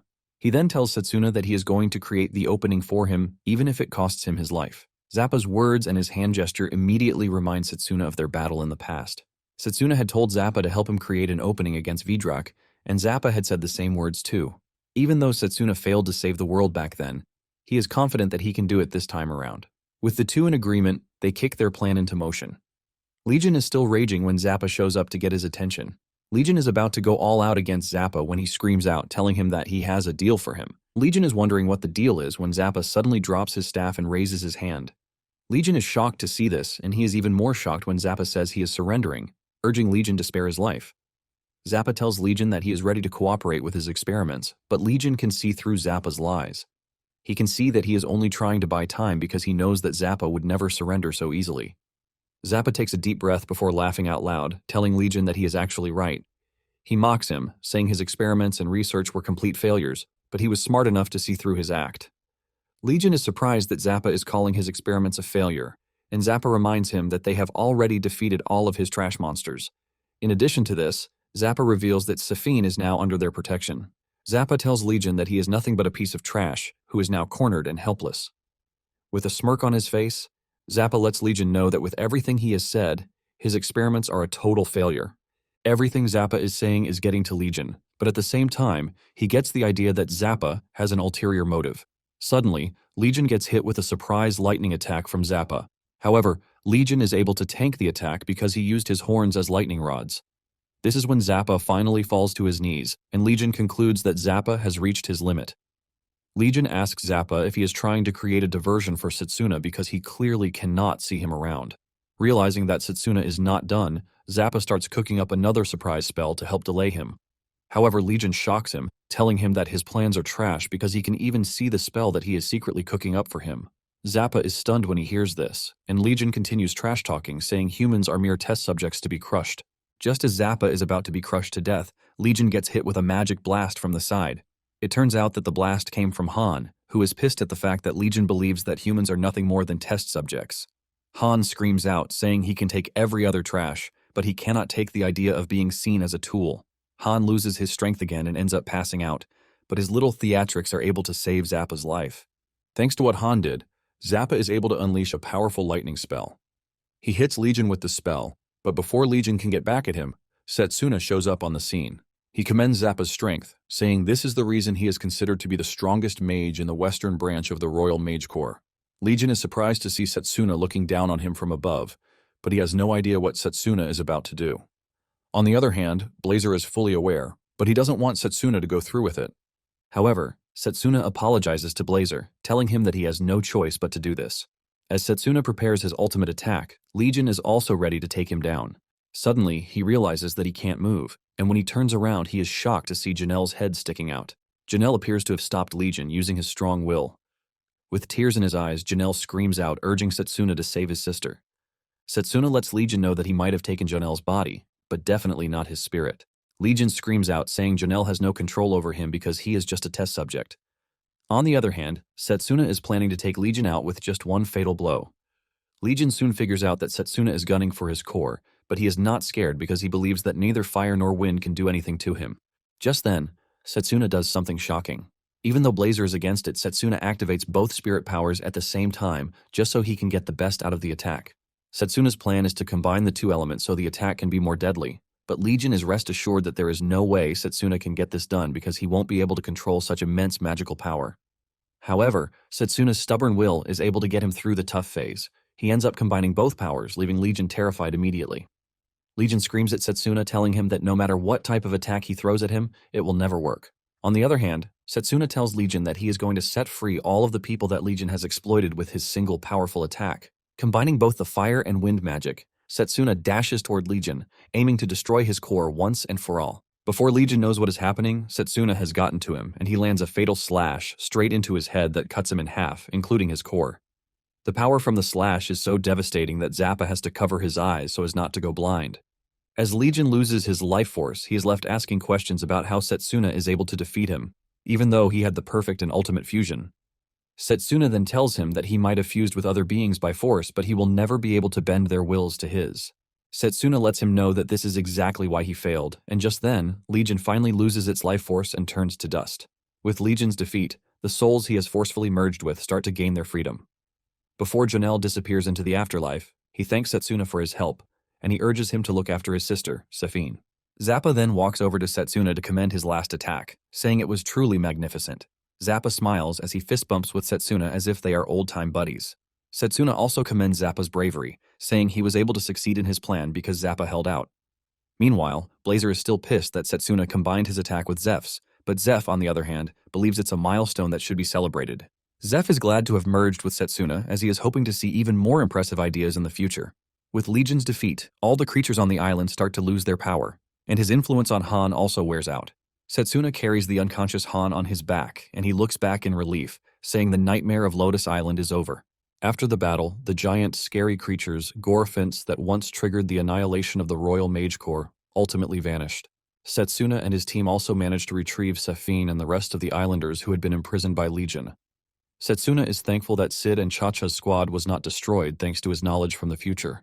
After the captains have recovered, the mages finally leave the island with a bright smile on the faces of the islanders. Some days later, relief ships were sent to Lotus Island to help with the rebuilding and also to protect the inhabitants of the island. Safine ends up turning out good, and she visits her brother's grave, thanking him for saving her life. After they returned to the island, Satsuna and his peers received a letter of recommendation from the commander, thanks to their efforts on Lotus Island. Since their training is over, it is finally time for Satsuna and his pals to return to the academy. Satsuna and Valerie are on a walk when she suddenly spots her brother bowing to Sid and Zappa. The dude apologizes for his sister's recklessness, saying it is all his fault because he didn't do his job as a mage. Her brother then bravely tells Sid that he is finally ready to join the mage's corps. He urges Sid to let his sister go home because he will do everything else that he has been running away from. Zappa screams at him, telling him that his sister has already become a key member of the unit, which means they need her. Zappa is pissed that the dude ran away from the Mage Academy and suddenly returned, believing that he can replace his sister. Instead of getting mad or giving up, the dude just keeps begging, assuring Zappa that he is going to do his best to protect his sister. Valerie is left in tears when she sees this, and she pats her brother on the shoulder, thanking him for saying what he said. However, she lets him know that she enjoys being in the Royal Mage Corps. Valerie then bows her head to Sid and Zappa, assuring them that she is ready to work hard to atone for her brother's sin. In view of this, Valerie urges Sid to allow her and her brother to serve in the Corps together. Zappa finds himself in a very tight spot, but thanks to the duo's tenacity, Satsuna tells him that he lost the fight.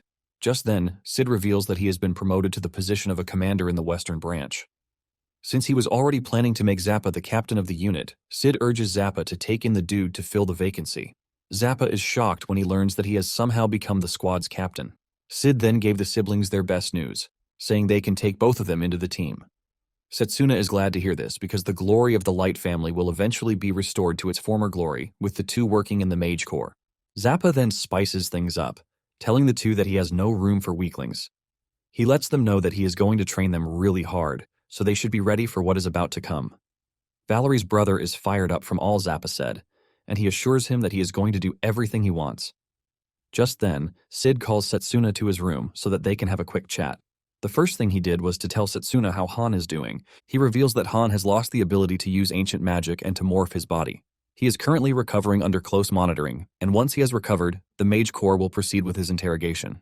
Sid mentions that Han is guilty of a lot of crimes, but regarding the use of spirit magic, the crest on his left hand has disappeared, which means there is no evidence of that, even though it is a serious offense. Thanks to this, he might actually be able to avoid the death penalty. After Sid is done talking about Han, he decides to move forward to Satsuna. Sid mentions that Satsuna got pretty accurate with the events that happened on Rhodes Island. Sid then asks Satsuna how he knows Legion and all of the apostles. The question shocks Satsuna, but since he is not ready to lie, he assures Sid that he is going to tell him everything that he needs to know from their enemy to the ultimate calamity that they must prevent. Satsuna then starts from the very beginning, and after explaining everything to Sid, Sid reveals that he heard the headmaster warn everyone about the apostles at the emergency mages meeting. Basically, the apostles serve Vidrak, and they aim to bring an end to the world.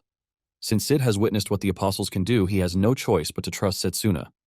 Satsuna then tells Sid that the next event on the list is the Silent Dragon's calamity. Apparently, the dragon in the Holy City was killed, and its blood tainted a vein of water, which ended up wiping out the entire city. Sid then tells Satsuna that he is going to have the Mage Corps patrol the area more often and remain vigilant to make sure the dragon is protected from the apostles' attacks. Satsuna thanks Sid for his cooperation, and then he tells Sid that the last and worst of the 4 factors that led to humanity's defeat is the capital's sudden disappearance. Basically, the country's largest city vanished overnight without a single trace. However, Satsuna lets Sid know that this is something that will happen 2 years later, so they still have a bit of time. Sid believes that the enemy might have conducted secret operations in the capital to make this happen, and Sid promises to send scouts to investigate this. Satsuna is impressed to hear this because it showcases just how flexible Sid is, and Satsuna is thankful that he survived. Just then, Sid asks Satsuna how he is able to know everything about the enemy's plans as if he were a prophet. Satsuna smiles before answering the question, telling Sid that he is actually from the future and that he is there to save humanity from a doomed fate. After hearing this, Sid doesn't think too much about it because he already trusts Satsuna and knows that he is not going to lie to him. Satsuna thanks Sid for his trust, but Sid lets him know that there is no need to thank him because the Royal Mage Corps exists to protect humanity and make sure that world peace remains a thing. Before leaving the office, the two shake hands to signify that they both trust each other. Some hours after this, Satsuna and his pals prepare to leave. While bawling her eyes out, Cha-Cha tells Drago that he has to come back after he graduates because he is now part of the team. At the same time, Zappa urges Satsuna not to go back to school because it is just a waste of time on his path. Zappa assertively tells Satsuna to drop out and join the Royal Mage Corps because with the two of them together, they're going to make the strongest team in the Corps. Satsuna then tells Zappa that he is going to consider his offer once he graduates. Valerie then walks over to Satsuna to thank him and also to reveal that her real name is not Valerie. Apparently, Valerie is her brother's name, while her real name is Vanessa. After greeting everyone that needs to be greeted, Satsuna and his pals say goodbye, and they leave the Mage Corps to return to the academy. Later on, Leo learns that Satsuna defeated Legion, which is a big surprise. With this, he concludes that Satsuna is the prodigy destined to bring him the greatest gift. It turns out that Leo also has his own plan behind the scenes, and he now has 2 cores with him. Shortly afterward, Satsuna returns to the academy, and Layla rushes over to welcome him. Layla tells Satsuna that the headmaster is also back in the academy, and it appears that he wants to see them. Satsuna is pleased to hear this, since he has things he wants to tell the headmaster too. Upon entering the office, Satsuna finds Lionel sitting with the headmaster, and he looks really happy to have Satsuna back. Lionel then tells Satsuna to share with them everything that happened during his training.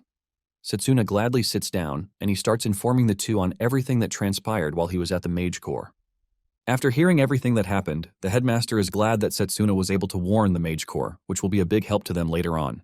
The headmaster then adds that the apostles will also start acting ferociously. The headmaster then mentions that he is aware that Layla has also bonded with Waternia. Lionel then reveals that he has been moving around with the headmaster, and with the look of things, it appears that a full-scale war might break out soon enough. The headmaster urges Satsuna and Layla to get themselves ready for this. Satsuna mentions that in the past he lost all of his comrades because he was unable to protect them, but this time around, everything feels like a dream, since he hasn't lost anyone. Satsuna lets them know that he is willing to die as long as it means protecting the peace of the world. To properly do this, Satsuna tells the headmaster that he has a favor to ask. Shockingly, he asks him if he can make a pact with the time spirit.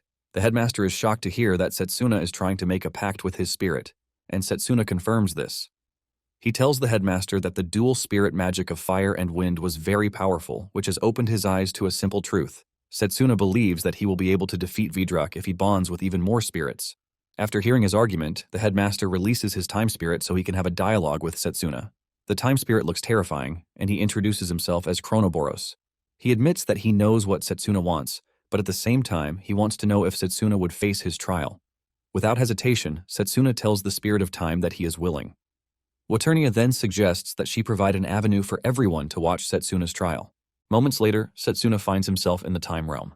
Apparently, his trial is to surpass the impossible, and because of this, an opponent that he subconsciously believes he will not be able to defeat would appear. To pass the trial, Chronoboros tells Satsuna that he has to defeat the opponent.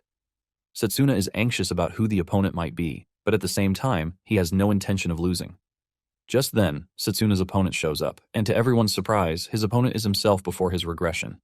Everyone is left wondering what type of mage Satsuna was when he picked long-range magic. Without wasting time, the trial begins, and current Satsuna concludes that closing the distance between himself and his past self is the only way he succeeds.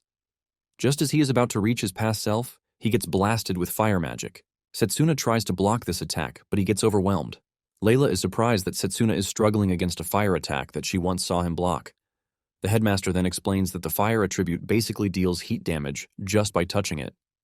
To make it worse, his past self is not making things easy for him. He launches another long-range attack that continues chasing Satsuna down like a heat-tracking missile.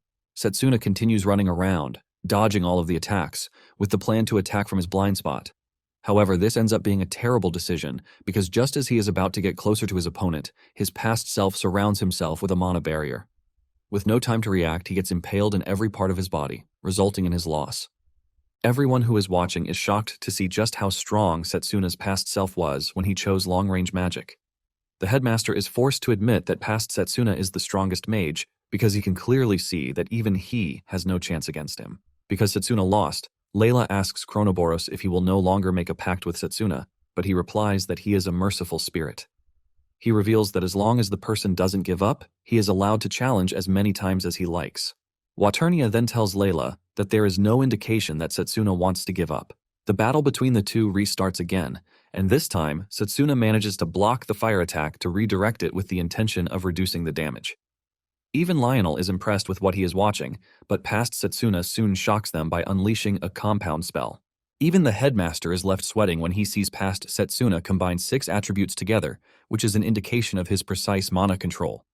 The headmaster admits that he has never seen anyone combine so many attributes together to form a deadly attack. On the other hand, Satsuna is not surprised but terrified because he remembers just how crazy the attack combo is. Satsuna tries to block the attack, but the attack's raw power surpasses his defense, and Satsuna gets roasted down to his bones. Layla starts to panic, as she mentions that Satsuna, before regression, is insanely strong. However, the reason she is panicking is that even with how strong Satsuna was, the evil god still defeated him. The headmaster then explains that magic decomposition, which Vidrak uses, is invincible to all other attributes aside from close combat magic. This is because there is no chant needed to use the close combat magic. Lionel is deeply troubled that there is a wall between long-range and close combat magic that can't be overcome. Chronoboros then tells the group that the flow of time in the trial is different from the real world. He lets them know that they are basically watching the past, because Satsuna has continued the battle with himself over and over again. Layla is shocked to hear that Satsuna has fought his previous self multiple times and hasn't won a single match. Layla immediately starts to worry, even though he knows that Satsuna is not one to give up. On the other hand, Lionel tells Chronoboros that he has one of the cruelest trials because Satsuna might actually fall into despair in the end if he fails to defeat his past self. This leaves everyone on their toes, as they wonder if Satsuna will be able to come out in the end. After so much time, the headmaster starts to wonder if it is impossible to win against his past self. Even Satsuna is getting frustrated because they have fought 1,000 times and all the close combat magic that he has polished until that point has been rendered useless. However, all the frustration is just giving Satsuna even more push to try harder. Just then, Satsuna unleashes a skill that he hasn't before, shocking those who are watching. He cuts down everything around him with his mana sword, including all of his opponent's attacks. At the same time, Satsuna's right eye turns golden as he declares his intention to surpass close combat magic during the course of the trial. While Layla is confused about what is happening, Lionel and the headmaster immediately figure out what Satsuna has done to turn his eyes golden. Thanks to his golden eyes, Satsuna is able to see the flow of mana, which helps him to traverse the attack being sent by his past self. Since Layla is confused and has no idea what is happening, Lionel explains to her that what she is looking at is called the War God's Eye. There was once a close combat mage who was hailed as the War God. They say that when he was on the verge of death, he was able to see the flow of mana, and he is basically a legend that awakened a golden eye. Lionel didn't think this was possible for Satsuna, since it is a stage that was presumed to be achieved after years of training and surviving real battles. Basically, since close combat magic is the only attribute of magic that can strengthen the body by circulating mana inside it, Satsuna had used this characteristic to strengthen the optic nerves with mana. Thanks to this, he is now able to see the flow of mana. However, doing this is something that requires extreme and precise mana control, and this is a technique in martial arts that is known as Qigong. Even Chronoboros is impressed with the fact that Satsuna is using his trial, which is devoid of time to grow his strength. Lionel mentions that a normal close combat mage spends most of their time training their body in martial arts, which is why by the time they think to train their mana control, their physical peak has already passed. However, Satsuna had mastered mana control in his past life, which helped him to perfectly align his mind, technique, and body. Lionel lets everyone in the room know that Satsuna is now the ultimate close combat mage, and Satsuna is living up to the title as he dances around his opponent's attack. Even though close combat magic has a short range, it holds all the power to control mana in that range, which helps to cut through all magic in an attempt to get closer to the enemy. Satsuna declares this the perfect form for close combat magic, and with this, he is able to get through to his former self. Just as he gets closer, his former self unleashes the 6 attribute attack again, and this keeps everyone on their seats, believing that Satsuna is about to fall again. However, this time around, Satsuna is able to see through the flow of mana and smashes the attack right where it is weakest, ultimately destroying it. Everyone is left in shock and disbelief as Satsuna creates a path to his opponent, and realizing that Satsuna has reached him, his past self has no choice but to surrender. With a smile on his face, Satsuna tells his past self that he is going to defeat the evil god with the new power. Everyone watching heaves a sigh of relief when they realize that Satsuna has won. The headmaster is impressed that Satsuna has managed to defeat his past self, who is considered to be the strongest. Layla, on the other hand, shed tears of joy that Satsuna was able to scale through the trial. Chronoboros also addresses Satsuna, and he acknowledges the fact that he passed his trial. Once Satsuna joins them in the physical realm, Layla mentions that Satsuna now has 3 spirits with him. Lionel also reveals that Satsuna will be able to properly fight the apostles thanks to the power of the War God's Eye. Satsuna agrees to this, but lets them know that the main objective is to defeat Vidrak, who is above all the apostles. To do this, Satsuna believes that he has to make a contract with even more spirits.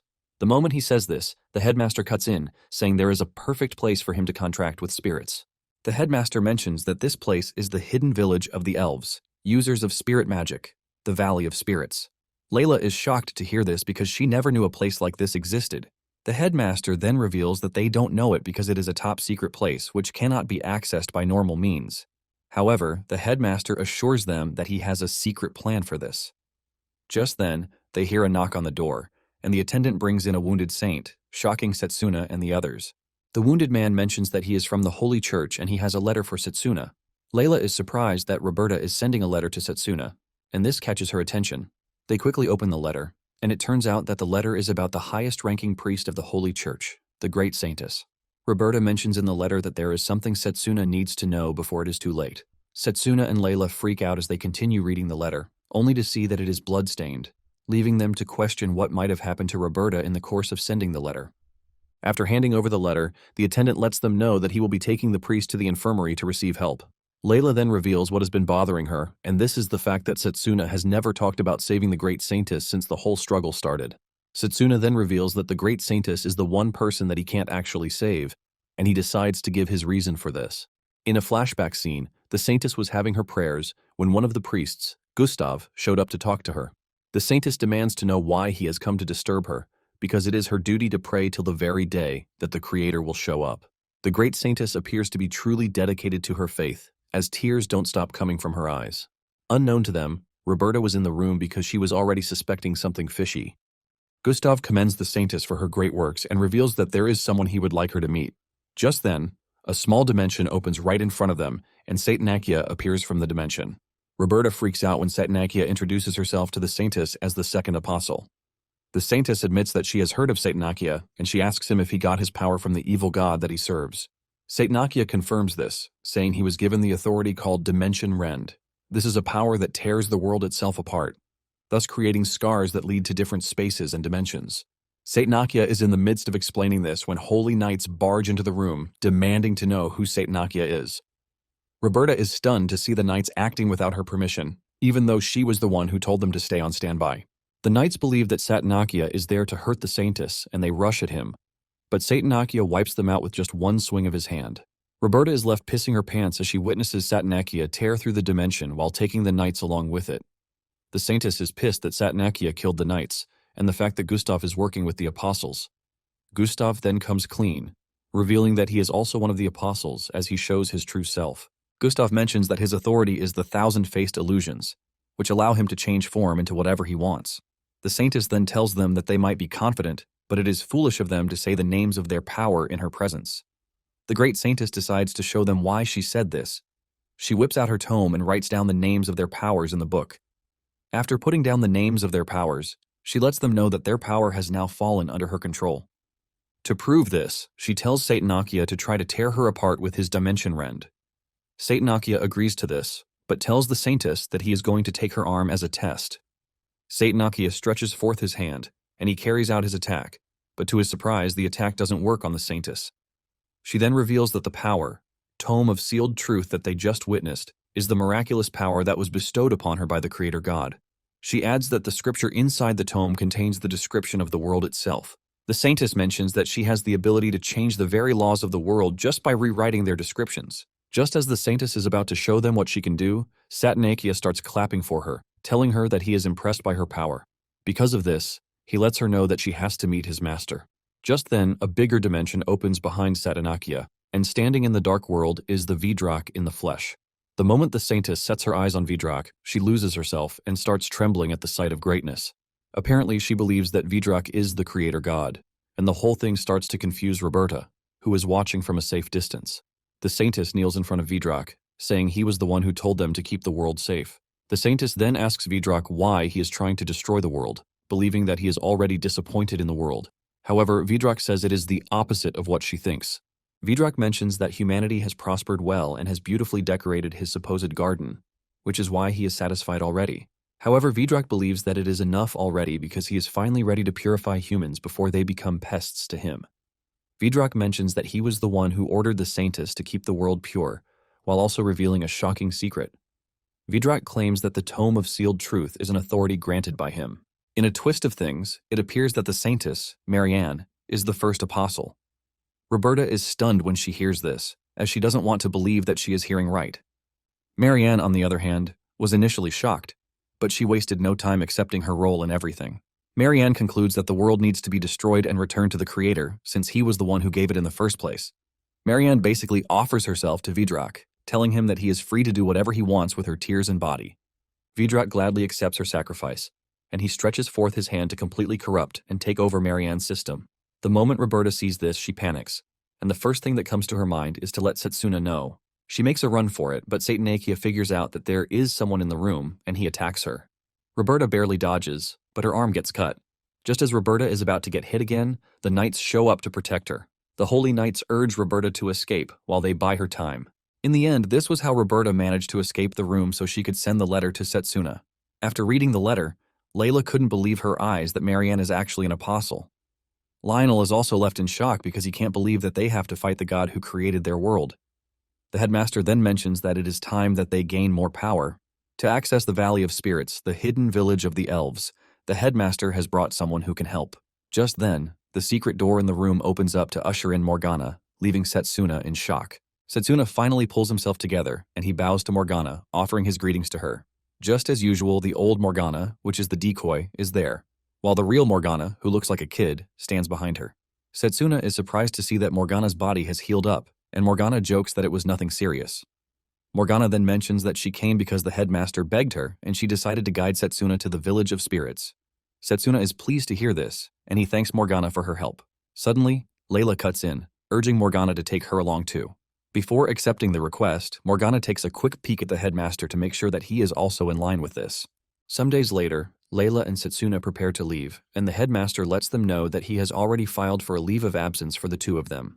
After saying their goodbyes, the two depart with Morgana. After a long journey, they arrive at a unique location that is cold because it is covered in clouds. Morgana then stands on top of a cliff, telling the two that they have reached their destination. Layla is ultimately confused, since she can't see any village anywhere. However, Morgana urges her to take a chill pill, and she whips out a peculiar lantern from her bag. She lights up the lantern, saying that after the Great Magic War, the elves moved their home. The lantern then lights up the sky, opening up a space in the cloud from which a dragon emerges. Layla and Satsuna are shocked to see a dragon, but Morgana tells them that there are still many more surprises for them.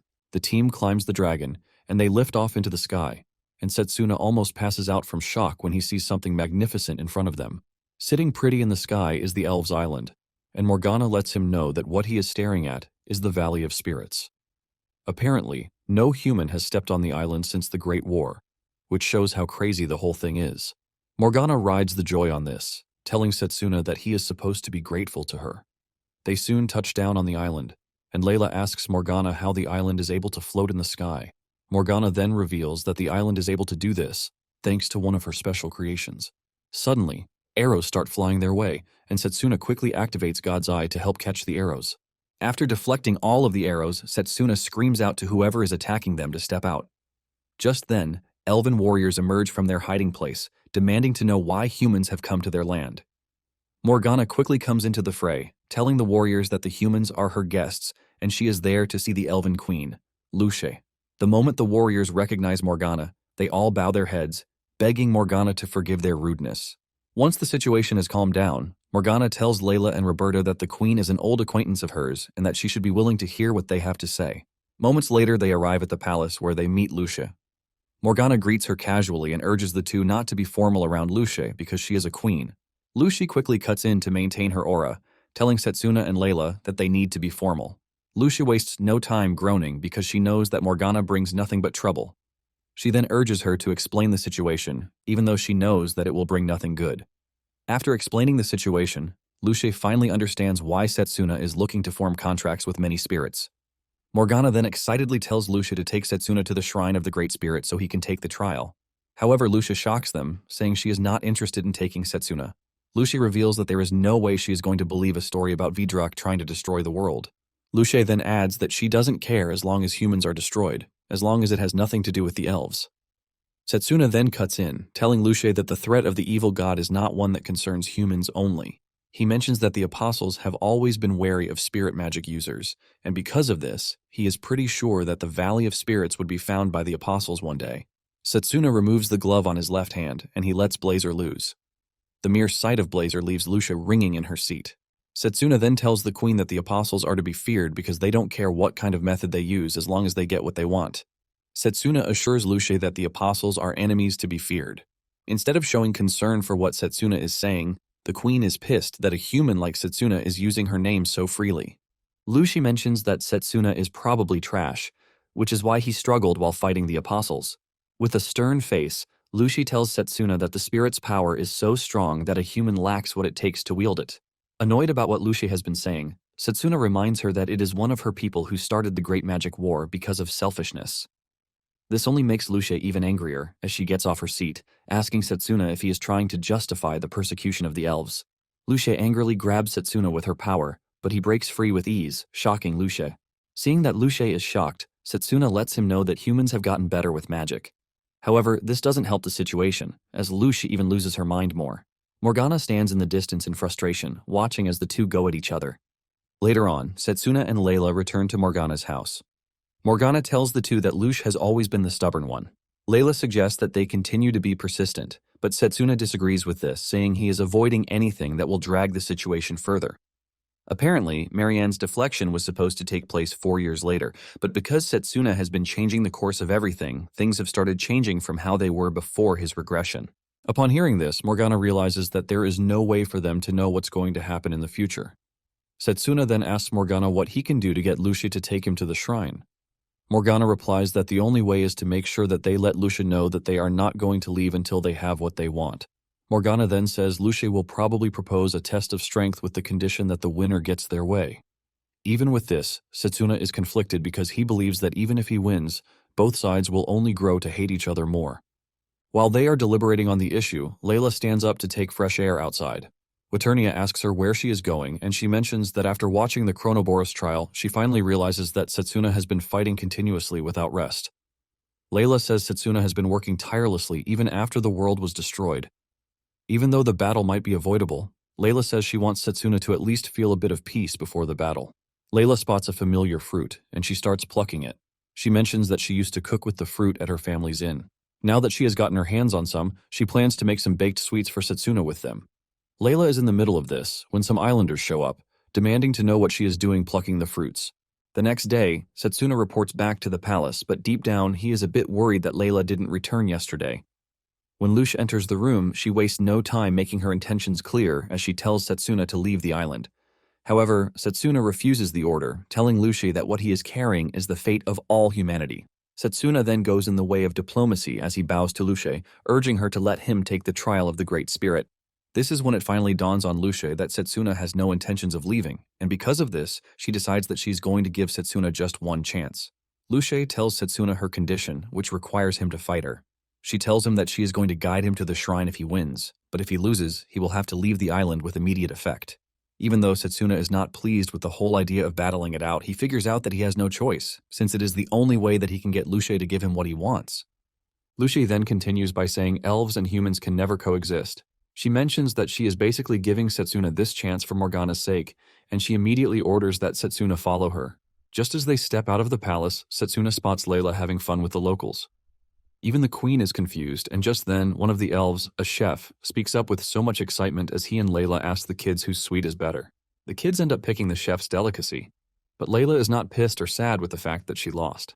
She already expected this, since she is going up against an elf who has been alive for over 300 years. However, the elven chef returns the accolade to Layla, commending her ingenuity to bring out such sweetness from the fruit. Layla finally notices Satsuna, and she calls out to him with so much excitement. Satsuna remains shocked as he asks Layla what she is doing. Layla reveals how the chef found her yesterday while she was trying to make sweets from the fruit. Since then, she and the chef have been having a battle of wills. In the end, they ended up participating in a cooking competition. Layla walks up to Lushi, offering her the sweet. Just then, the kids call on Layla to come and eat with them. Morgana uses the opportunity to call Lushi's sense to the fact that elves and humans can actually coexist. Morgana lets Lush know that rejecting the humans is not different from what the humans are doing to them, which will only lead to more discrimination.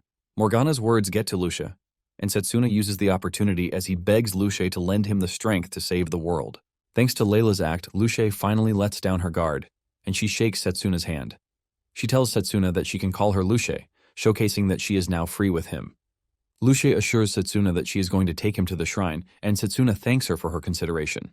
Satsuna ends up thanking Layla for the help, saying it was the best decision that he brought her with him. Layla starts blushing when she realizes that Satsuna is smiling, which is just what she wants. Waternia then tells Layla to confess her love, but Layla refuses, saying this will only trouble Satsuna, which is bad for him at the moment. Layla reveals that she's only going to confess her feelings to Satsuna after they have defeated the evil god. Moments later, they arrive at the shrine of the Great Spirit. Meanwhile, the apostles are also making their moves on the outside. Satanakia tells his comrades that they are going to start launching simultaneous attacks to prevent Satsuna from figuring out their plans. It turns out that Satanakia has put two apostles, Lulu and Cruel, in charge of killing the dragon at the temple. At the same time, the other apostles are to carry out their missions simultaneously. With his new strategy, Satanakia is pretty sure that there is no way Satsuna will prevent all of their plans. Back at the shrine, Lushi explains that there are 3 great spirits that are present inside, and these are the spirits of light, thunder, and ice. Lushi lets Satsuna know that different trials will await him for each spirit, which is why he is supposed to think carefully before choosing the spirit he wants to form a contract with. Suddenly, Morgana gets a signal in her head and she lets the team know that a report just came in from the doll she left behind on the surface. She informs the group that the apostles have made their moves and have started going to different locations. Satsuna is shocked when he hears this, and he suggests that he postpone the trial. However, Morgana stops him, telling him that they are about to have an all-out war against the apostles. Morgana mentions that the apostles have scary powers, and they also have a terrifying god leading them. Morgana reminds Satsuna that he is humanity's hope, and if he fails to contract with the spirits, there is no way he is going to touch Vidrak. Even though Satsuna is pissed about the whole thing, he knows that Morgana is right. Elsewhere, Lulu and Cruel make it to their mission site, but knights are prepared to engage them. Shockingly, The knights start to choke on their blood. Without moving a muscle, Lulu wipes out the knights. Apparently, Lulu has a power that allows him to kill whoever looks him in the eye. At the same time, Carol is preparing something nice for his friends when a dimensional space opens up in the school, and monsters start to flood into the school. The two apostles in charge of the school raid are Dantalion, the third apostle, and Gigantes, the seventh apostle. These two unleash monsters on the academy, leaving the students to start running helter-skelter. One of the students falls while trying to escape, and the monsters catch up to him.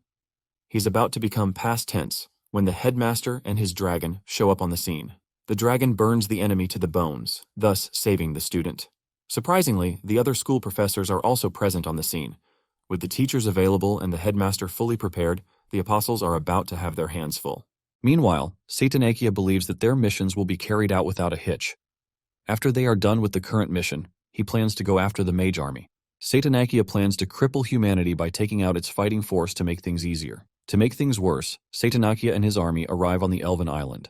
The Elven warriors meet them on the front lines, and they fire their arrows to try to repel the enemy. However, Satanakia easily blocks the arrows before unleashing his power in an attempt to wipe out the warriors. However, Morgana and the Queen show up to save the warriors. With a powerful voice, Lucia lets the apostles know that she is not going to allow them go past where they are.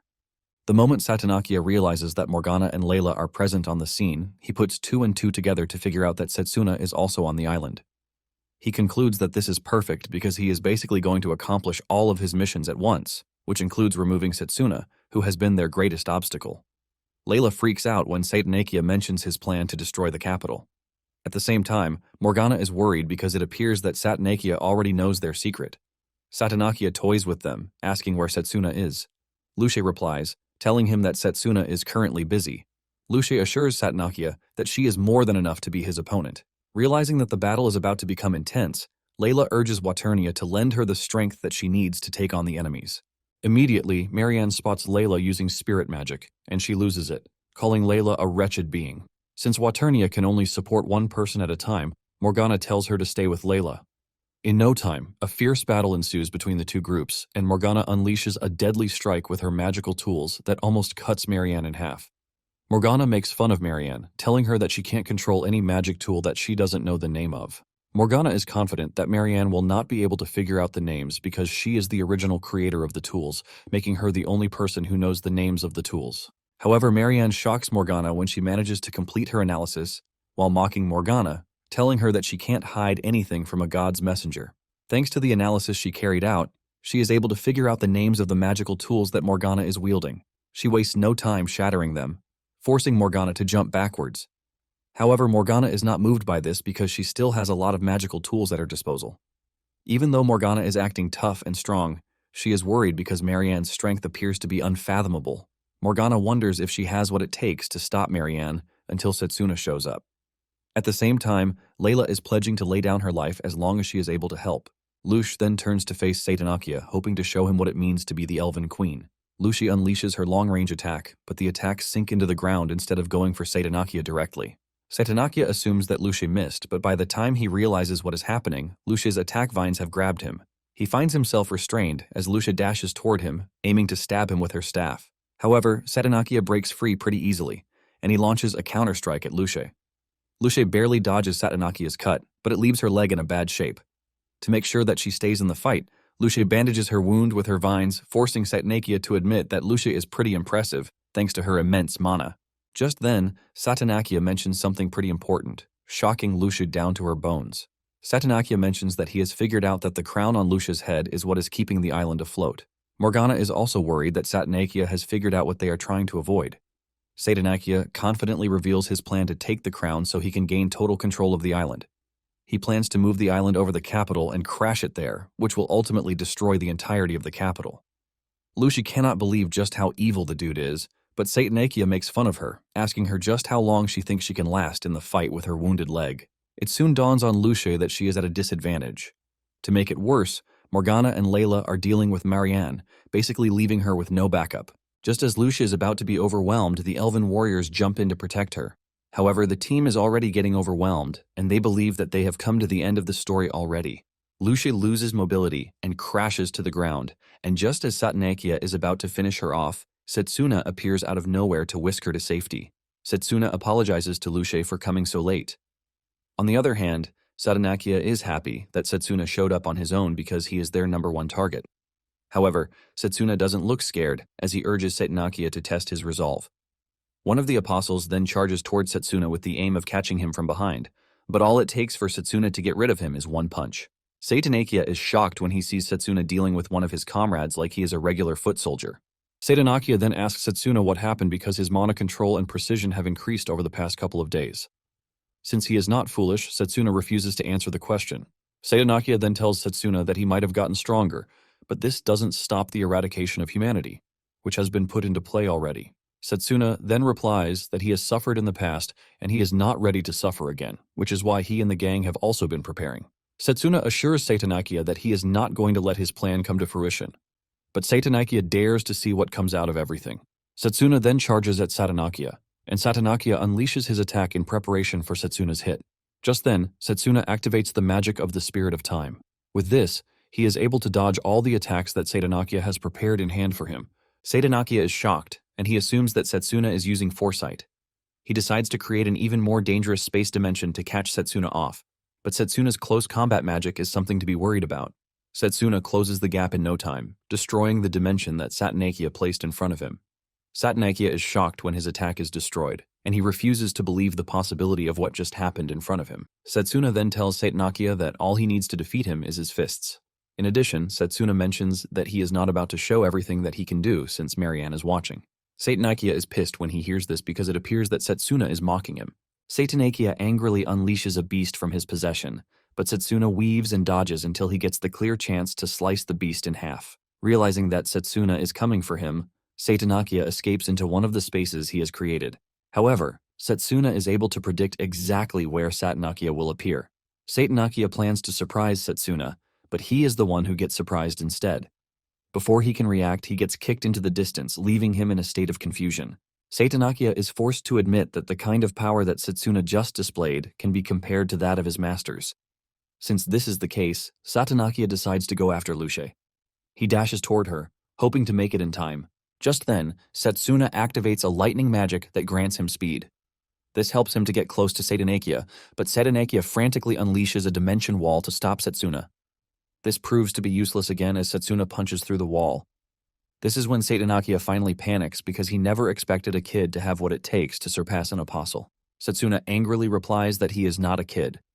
He mentions that he is the mage who was once defeated, and he has jumped times just so he can come and strike Satanakia down. With all the fury in him and powered by the lightning magic, Satsuna delivers a powerful punch to Satanakia's head, burying him in the ground with just one punch. With Satsuna being able to take Satanakia down, the ladies rejoice at his stunning victory. Luce is impressed with the fact that Satsuna was able to form a contract with the Spirit of Lightning. The reason why she considers this a great feat is the fact that no one among the elves has contracted with any of the 4 great spirits in the past. Satsuna smiles a little before reminding the ladies that they still have to deal with Marianne. Since the fight started, Layla notices that Marianne has been analyzing all of Morgana's tools, but it appears that she is having difficulty analyzing the staff that is currently in Morgana's hands. Layla then believes that they have what it takes to actually push through because Satsuna has come to join them. Just then, Marianne finishes her analysis, and she mentions the name of what she has been working on, which is the Gravity Crown.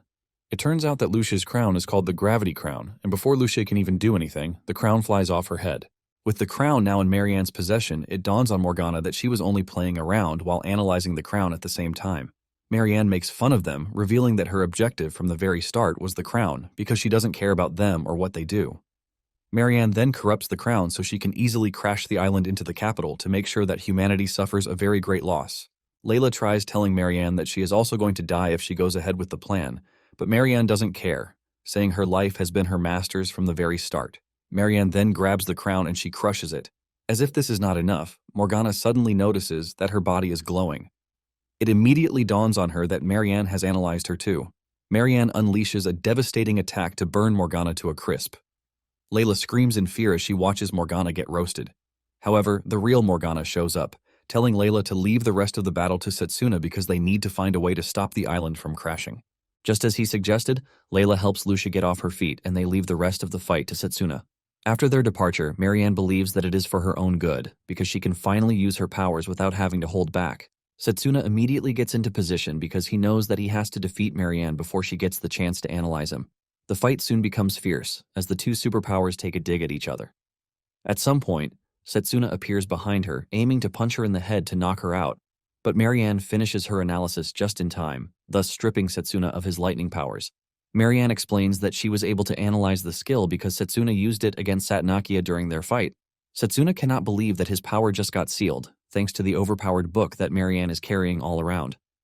Marianne then decides to test him out since he no longer has his lightning powers. Another fierce battle ensues between the two, but Satsuna is able to dodge her crazy attacks thanks to years and years of practice. Marianne continues to gain the upper hand until Satsuna closes down on her and unleashes his fiery blade. He then combines the attacks just to create a more powerful one. However, Satsuna finds himself at a crossroads when his attacks fail to penetrate Marianne's defense. Marianne boastfully tells Satsuna that she intentionally left an opening for Satsuna to exploit. Marianne tells Satsuna that his plan to switch magic attributes to prevent him from knowing the name is a good strategy, but she has already analyzed the remaining 3. Because of this, she believes that she has won, but Satsuna shocks her by confidently telling her that he is actually the winner of the battle. Marianne is surprised that Satsuna is still laughing because he thinks he still has a chance. Marianne lets him know that his power is nothing compared to the tome she is holding. Right in front of him, she analyzes another of his strengths, the spirit of time. Suddenly her hand starts to freeze up, shocking her. This is when it dawns on her that Satsuna actually has other spirit magics besides lightning. Satsuna lets Marianne know that the moment he got close to her, it was already over because she lost her ability to use the scripture of truth. Marianne then resorts to the use of her staff to unleash a powerful magical blast with the aim of killing Satsuna with one blow. This leaves a cloud of smoke, and when everything settled down, she realized that she didn't hit the real Satsuna, but a fake left behind with the help of refracting light. Marianne realizes the implications of what just happened. Satsuna breaks the silence, revealing that he didn't just master the spirit of lightning, but he has mastered all the other spirits, including light and ice. Satsuna dashes toward Marianne, and before she can even react, Satsuna pushes his giant monosword into her chest, shattering her ribcage. Marianne falls to her knees, but before she dies, she asks Satsuna why he keeps resisting because Vidrak is beyond human strength, and all he can do is just follow his will. Satsuna replies that he also prays sometimes, but it is for him to survive. Because of this conviction, he is not ready to allow anyone to steal his future. As she fades away, she smiles at Satsuna, telling him that he can resist all he wants. But in the end, he's going to perish. Just then, Satsuna feels the lightning power returning to his body, which means the destruction of the scripture reversed everything it had put into place before. Suddenly, it dawns on Satsuna that the island is actually crashing, and something needs to be done about it. Meanwhile, Layla and Morgana have reached the control point, but they are all confused about what to do. The elves hold their heads in frustration, believing that they have gotten to the end of the line already. However, Lucy stands up to encourage her people, telling them not to give up because they have witnessed humanity survive worse instances in the past. Just then, Morgana calls on Waternia for assistance, and she goes down to her plan. With Waternia's help, Morgana is able to move the sea in an attempt to envelope the royal capital in water to cushion the impact. Even though her plan is working, the process is taking a huge toll on her, causing her to start coughing up blood. Morgana figures out that she is at her limit because she is pushing Waternia's magic to the extreme, and to make it worse, she was already exhausted from the previous battle. Nonetheless, she is not ready to give up, and Layla rushes over to cast healing magic to sustain her a bit. Morgana continues pushing herself because she believes that she is the one who is supposed to atone for the sins of the Great War, since her brother was the one who started the whole thing. Moments later, Morgana finally reaches her limit and she crashes to the ground. However, Layla steps up to take over from Morgana. Layla taps into Waternia's full strength, which helps her to move the water in the right position before impact. This cushions the effect of the impact, making sure that there are no casualties. The elves jump in joy, and Lucia commends Layla's brilliance and bravery. On the other hand, Morgana is just happy that humans and elves finally come together again. Because of this, she believes that surviving the Great War was worth it after all. Elsewhere, Satsuna is celebrating the victory when a terrifying appearance shows up in the sky. Everyone present in the area almost gets crushed by the scary and overwhelming presence put out by this being, which is none other than Vidrak himself. Meanwhile, Lulu and Cruel are about to get their business done when they are suddenly attacked out of nowhere. Cruel turns around to see a bunch of mages pouring out of a teleportation circle, leaving him in shock. He is forced to ask them where they came from, and leading the team is Zappa, who replies that their commander is a step ahead of them. At the same time, reinforcements arrive at the school, ultimately shattering the Apostles' plans. As the battle rages on, the headmaster reveals that he was the one who created the large-scale teleportation circle all around the world for easy access. Thanks to this, they are able to fight the apostles on equal footing, thus giving them a chance at least. Since the mages and teachers are engaging the apostles already, the headmaster hopes that Satsuna is able to handle the rest. With Vidrak's emergence, he wastes no time mocking the humans in his presence by calling them insects in his garden. He expresses his surprise that the humans are struggling to repel the apostles, which is quite annoying to say. As his first move, Vidrak creates a large black sun, hoping to wipe out anyone in the vicinity with it. Just as the sun is about to hit, Satsuna steps up, and he flies toward the black sun. Satsuna unleashes a powerful spell to meet the sun halfway, and surprisingly he is able to destroy the black sun. Satsuna then flies up to where Vidrak is to properly face him. Satsuna asks Vidrak why Vidrak is trying to destroy the world when he was the one who created it in the first place. Vidrak then replies that this world is just the same as the countless other worlds that he has created in the past. Vidrak claims that humanity develops at an annoyingly slow pace, but in 1,000 years they are going to become a pain in the ass. To prevent this, Vidrak says he concluded that humanity's destruction is the only mercy that he can offer. Satsuna is still having the conversation with Vidrak when the elves come running to him. They fire their weapons at Vidrak, believing that they are assisting Satsuna. Before Satsuna can tell them to stay back, they have already attacked Vidrak. However, reality dawns on them when the attack doesn't do anything to Vidrak. In annoyance, Vidrak starts to gather mana in his eyes, and Satsuna knows the implication of this. He screams at the group to keep their distance because there is nothing they can do against Vidrak, since magic is useless against his ultimate power, mana decomposition. Once he is done gathering the mana in his eyes, Vidrak activates the authority, Curse of Killing, aiming to terminate Satsuna. However, Satsuna closes his eyes and dashes toward Vidrak with lightning speed. Vidrak is shocked to see that his spell didn't affect Satsuna, but he is still thinking about this when Satsuna lands a punch on his midsection, telling Vidrak that this is the trump card for the final battle. Apparently, the only way to beat his magic decomposition is to attack Vidrak at close range before the mana gathers. Accompanied by immense speed, Satsuna unleashes the 1-inch Trinity Fist that sends Vidrak flying into the distance. Satsuna then uses the opportunity to tell Vidrak that he has it all wrong. He tells him that humans can actually overcome fate and grasp a new future if he tries to believe in their potential. Instead of taking Satsuna's words into account, Vidrak concludes that he is just an insect saying trash in his ears. Since Vidrak is not ready to change or have a rethink, Satsuna forgets all plans to convince him and just decides that Vidrak is an evil god. Suddenly, Gustav, also known as Balam, and Satanakia appear on the scene. Vidrak then tells the two to surrender their cores to him, which is obviously the source of their powers. Being the loyal servant that he is, Satanakia is the first to offer himself up. But suddenly, Gustav rips out his core from behind, shocking Satsuna. Just then, Gustav's face changes to reveal the real person under the mask, which is none other than Leo. When talking about the apostles, it turns out that they are also beings who came from the same other world as Vidrak. Each of the apostles was given their authority, but it turns out that Leo stole Gustav's authority and used it to disguise his true identity. Satsuna screams at Leo when he realizes that he has also been scheming. Leo then reveals that he and the other apostles were inhabitants of a world that was destroyed by Vidrak a very long time ago. However, in exchange for offering their hearts to Vidrak, the apostles were imbued with divine cores and granted authority each. Because of this, all of the apostles swore loyalty to Vidrak, but it turns out that Leo was the only one who didn't. Leo then dashes toward Vidrak in an attempt to attack him. Vidrak doesn't seem concerned because he believes that Leo is beneath him and cannot touch him. Vidrak unleashes a power blast from his body that puts Leo in a bad spot. Vidrak then mentions that the divine cores were originally a part of him, but they disappeared after they were swallowed by a higher existence. Leo laughs out loud when he hears this, as he tells Vidrak that he has been waiting for the exact moment. Leo then tears off his shirt to reveal something shocking. It turns out that he has 4 cores embedded in his body, which is why he is cocky. Leo thanks Satsuna for ruining all of Vidrak's plan until the very moment, because Vidrak has not been able to recover a single divine core thanks to this. On the other hand, Leo has managed to gather 4 cores. Thanks to this, the line between him and Vidrak has shrunk. Vidrak angrily unleashes another wave of magical blasts at Leo, but Leo tanks everything. Leo then tells Vidrak that he might be absolute, but his ways have gone obsolete and boring. Vidrak is annoyed at Leo's insolence, but Leo keeps instigating him, telling him that they don't need a boring god who only thinks of crushing things.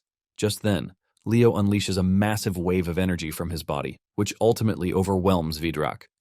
Vidrak watches in disbelief as Leo absorbs him before totally defeating him.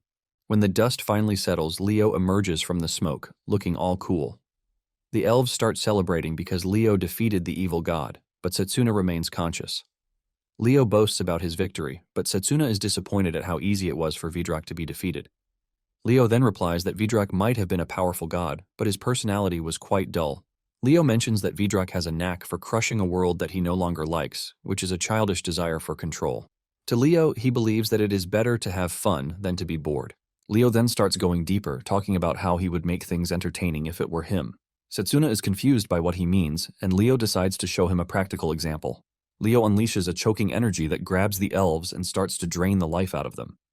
Even Lucy and Layla are not spared by the intense energy that is coming out of Leo. Leo playfully mentions that things would be more fun if he could just spread a fatal disease while watching humanity scream in horror. Satsuna is pissed when he sees this, and he whips out his mana blade. He launches an attack at Leo, but he easily withstands the overwhelming heat from the fire. Satsuna then screams at Leo, demanding to know what he thinks he is doing. Leo casually replies that the power of a god now belongs to him, and he is planning to enjoy himself as he destroys humanity. Satsuna is disappointed, and he asks Leo why he wouldn't just settle for a peaceful world. Leo replies that he doesn't want something boring, but he lets Satsuna know that he might decide to spare his world if he promises to become his ally. However, Satsuna is not a fool because he knows that Leo would eventually kill everyone just to get a reaction of despair from him. Leo laughs out loud when he hears this. Admitting that Satsuna is right, Leo finally decides to transform into his ultimate form, and he merges with Vidrak's form that is inside him, thus creating an even more hideous form than Vidrak's. Because of the amount of pressure coming from Leo's body, Satsuna concludes that Leo might have even surpassed Vidrak's initial power thanks to the amalgamation of the 4 divine cores and the power of a god. Nonetheless, Satsuna prepares himself for a tough battle, as he is not ready to just give Leo a pass. Enjoying the power surging through his body, Leo decides to test out the perks of his new power. He activates Tsukuyomi's authority, which is the power to raise the dead. All the dead beings in the area immediately come to life, but Satsuna takes them down pretty easily. Leo is impressed that Satsuna has gone past the realm of regular enemies, and he decides to increase the difficulty of the battle. He tries using the truth scripture, but when he realizes that the power is a pain in the ass, he decides to save it for later. He then switches to Satanakia's power, but Satsuna still navigates through this, using the god's eye. Satsuna dodges the rifts while cutting down the zombies too. While Satsuna is struggling with Leo's antics, Layla and Lucy are still grounded thanks to Leo's immense aura. Realizing that Satsuna's god eye is a pain, Leo decides to counter with his own. He activates the cursed eye of death, but Satsuna dodges the attack thanks to the lightning's power. Suddenly, Satsuna splits into multiple versions of himself, shocking Leo. Leo tries to discern which is the real one, but he ends up picking the wrong one. By the time he realizes that he was focused on an illusion, Satsuna has gotten close to him. Satsuna then throws the deadly 1-inch fist at Leo, but to his surprise, Leo blocks the attack like it is nothing. Leo then replies with a punch of his own, telling Satsuna that he is done trying out new powers. He just wants to engage in an old-fashioned fistfight with Satsuna, and his punch is powerful enough to push Satsuna backward. Satsuna is surprised that just a single punch was able to shake him up, and he figures out that Leo is combining the power of the divine cores with his own. This is when Satsuna confirms that Leo's power is way above Vidrak's power. Meanwhile, those who are watching the fight from below are seeing 2 shooting stars go at each other. Satsuna and Leo continue punching each other around, and judging from the immense mana that is leaking out, Lucy tells her people and Layla that they don't have what it takes to intervene in the battle. However, Layla doesn't want to accept that there is nothing she can do to help, and she starts racking her brain to think of something.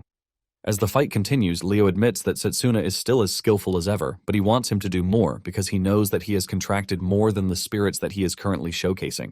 Satsuna dashes toward Leo, telling him to shut his mouth, but Leo gets the upper hand and he sends Satsuna into the distance. This is when Satsuna starts to consider the possibility of combining 4 elements, even though it is risky. He knows that he is dead meat if he fails to control it. In addition, the duration for the power will be very short, even if he manages to get it done.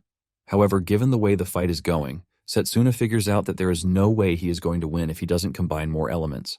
In the heat of the moment, Satsuna gains the power to punch Leo into the ground, and this is because he has finally combined the power of the 6 spirits inside him. With this, Satsuna is able to create a powerful mana blade, the Hexa Grandia. He aims straight for Leo's head, but Leo dodges at the last second, losing a few limbs, but nothing serious. When Leo sees how powerful the power is, he laughs out like a maniac, telling Satsuna that he loves it. Satsuna, on the other hand, is not in the mood for games because he has just 60 seconds to use the power-up, and he has to take down Leo in the said 60 seconds. Realizing that Satsuna is currently holding his trump card, Leo decides to do the same. He unleashes a massive amount of energy from his body, and he regrows his missing limbs. Leo then unleashes 3 black suns at the same time, and he hurls them at Satsuna. Using the God's Eye, Satsuna is able to navigate through the black suns, and he cuts them down. He then dashes toward Leo, and Leo quickly figures out that he is going to suffer a great deal of damage if he allows Satsuna's attack to land. Leo quickly flies into the sky, but Satsuna follows, using the wind's power. Leo is impressed with how much effort Satsuna is putting into the fight, but he mocks him, reminding him that he cannot last very long. Satsuna then decides to put the power into overdrive, even though it is going to shorten the duration further. Nonetheless, Satsuna doesn't care as long as it allows him to defeat Leo. Satsuna dashes toward Leo as the timer runs down, aiming to cut him down before he loses his trump card. Those who are watching from below are all praying for Satsuna to win. Otherwise, they are all doomed. At some point, Satsuna manages to catch up to Leo, but thanks to the blinding speed, his aim turns out badly. To further frustrate Satsuna, Leo unleashes the demon army, giving Satsuna even more work to do. Satsuna is forced to fight and take down the beasts before getting access to Leo again. However, in the process of doing this, Leo has cooked up something sinister. As Satsuna emerges from defeating the beasts, Leo aims to blast him with the cursed eye, but Satsuna is one step ahead as he uses the reflection ability to counter Leo's power. This deals some damage to Leo's body, giving Satsuna the chance to get the perfect aim. Realizing that Satsuna has him in his sights, Leo resorts to a cheap move. He transforms his face into Layla's face, hoping that this will get Satsuna to slow down, but Satsuna ignores his ploy and goes straight for a strike. Satsuna lands a clean hit on Leo's head, knocking him to the ground. Even with how powerful the strike is, Satsuna is not able to get a clean cut through. Leo managed to block the attack from reaching his chest. He pulls out the sword and kicks Satsuna while teasing him for not even hesitating when he saw Layla's face. Leo finally decides to use his trump card, which is a spell called Magic Devouring World.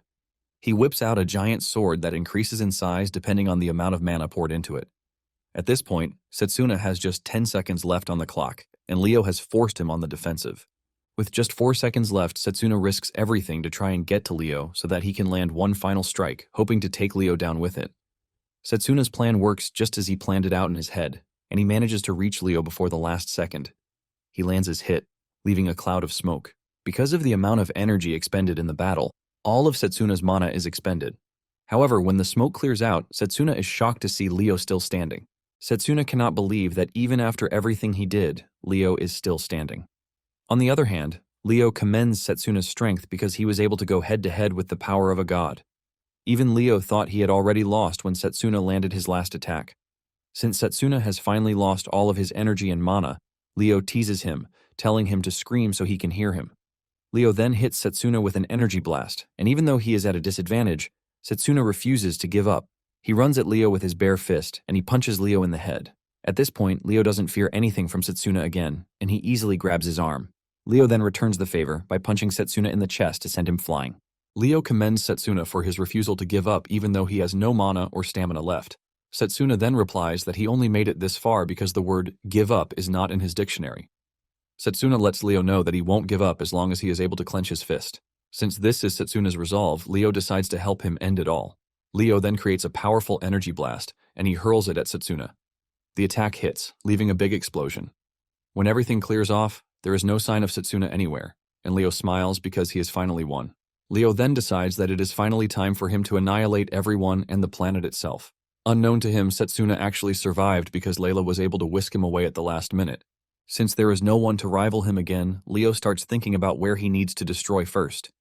He thinks of visiting the academy since he has unfinished business with the headmaster. Just then, he is attacked by the mages, and he immediately switches his attention to the royal capital. Back at the cave where Layla took Satsuna, Layla is worried because she can see just how badly wounded Satsuna is. After he manages to gather some strength, Satsuna thanks Layla for saving him. Satsuna then suggests that Layla leave the area because he can see that she is also out of mana and stamina. Layla smiles, saying she can say the same for Satsuna. Layla then opens Satsuna's hand to give him something, saying it is for him. It turns out to be the brooch that Satsuna helped Layla win back from the upperclassmen at the start of the story. Before coming to rescue Satsuna, Layla had gone around urging everyone to pour their magic healing into the brooch since it could store mana. Layla urges Satsuna to use the brooch to heal his wounds. Satsuna is hesitant because Layla is also wounded, but Layla lets him know that he has been putting his life on the line from the very start. Because of this, Layla has decided to put her life on the line, since Satsuna is the only one who can actually defeat Leo. To calm Satsuna down and get him to use the brooch, Waternia appears, telling Satsuna that he has nothing to worry about because Layla was able to escape sustaining a fatal wound thanks to her power. Waternia mentions that she was moved when she saw Satsuna fighting with no care for his own life. It suddenly dawns on Satsuna that he might have just passed Waternia's test. Satsuna confirms this from Waternia, and she lets him know that it is possible he forms a contract with her. However, she lets him know that his life is at stake if he does this because he is already at his limit with the 6 spirits residing inside him. Satsuna then tells Waternia that he really doesn't care as long as he gets the chance to beat Leo. Waternia then turns to Layla, asking her if she is free to lend Satsuna her power. With a smile on her face, she tells Waternia that she is free to do so. However, Layla tells Satsuna that he has to promise her that he is going to come back alive no matter what. Layla reminds Satsuna that he has been fighting for so long and he deserves to enjoy a peaceful world. Satsuna smiles, telling Layla that he would have continued fighting on his own if he hadn't met Layla. Satsuna comes clean, telling Layla that he is really glad he met her on the second loop. Because of this, Satsuna tells Layla that he is going to protect the world. After they are done with their chit-chat, Satsuna finally leaves with Waternia riding on his back. Leo is about to get down to his intended destruction when Satsuna shows up. Leo is shocked to see Satsuna back and alive. He angrily launches an attack at Satsuna, but his attack does nothing, shocking Leo. Just then, he realizes that something is different about Satsuna, and this is the fact that he has combined the 7 elements. Right in front of Leo, Satsuna allows the power of the spirits to manifest inside him. This leaves a blinding light that even forces Leo to cover his eyes. When the light finally takes shape, it turns out to be a beautiful rainbow. While everyone is left in shock about what is happening, it appears that Chronoboros isn't, because he has already caught a glimpse of Satsuna's final form in his foresight. This is basically the existence that saves all worlds, known as the Rainbow Spirit King, Bifrost. Satsuna's hair has turned into different shades of color, and his body is also glowing. Blazer then calls Satsuna's attention to the fact that his body is crumbling because his body can't withstand the mana of the spirits. However, Blazer urges Satsuna not to die because he has to return to Layla since he made a promise to her. Satsuna smiles when he hears this, and suddenly, his facial expression changes into a serious version of himself. Satsuna dashes toward Leo at a blinding speed and lands a powerful blow that causes Leo to scream out his lungs. However, Satsuna is not done with him as he flies around, landing blow after blow with Leo unable to do anything about it. Moments later, Satsuna tries to pin Leo to the ground, but he dodges it and leaps into the air. He then dashes toward Satsuna, and the two end up punching each other. However, Satsuna's punch is so powerful that it shatters Leo's left arm, forcing a painful scream out of him. Satsuna doesn't stop there, and he finishes the combo with a powerful punch to the midsection of his body, sending him into the distance. Leo is all beaten up, but he manages to crawl out of the rubble that Satsuna put him in. Leo screams out in horror, refusing to believe that Satsuna's current power now exceeds that of a god. Satsuna then walks up to him, telling him that he is about to end the fight, but Leo argues, telling Satsuna that he is going to fight till the end to make sure Satsuna doesn't get the happy ending he so much desires.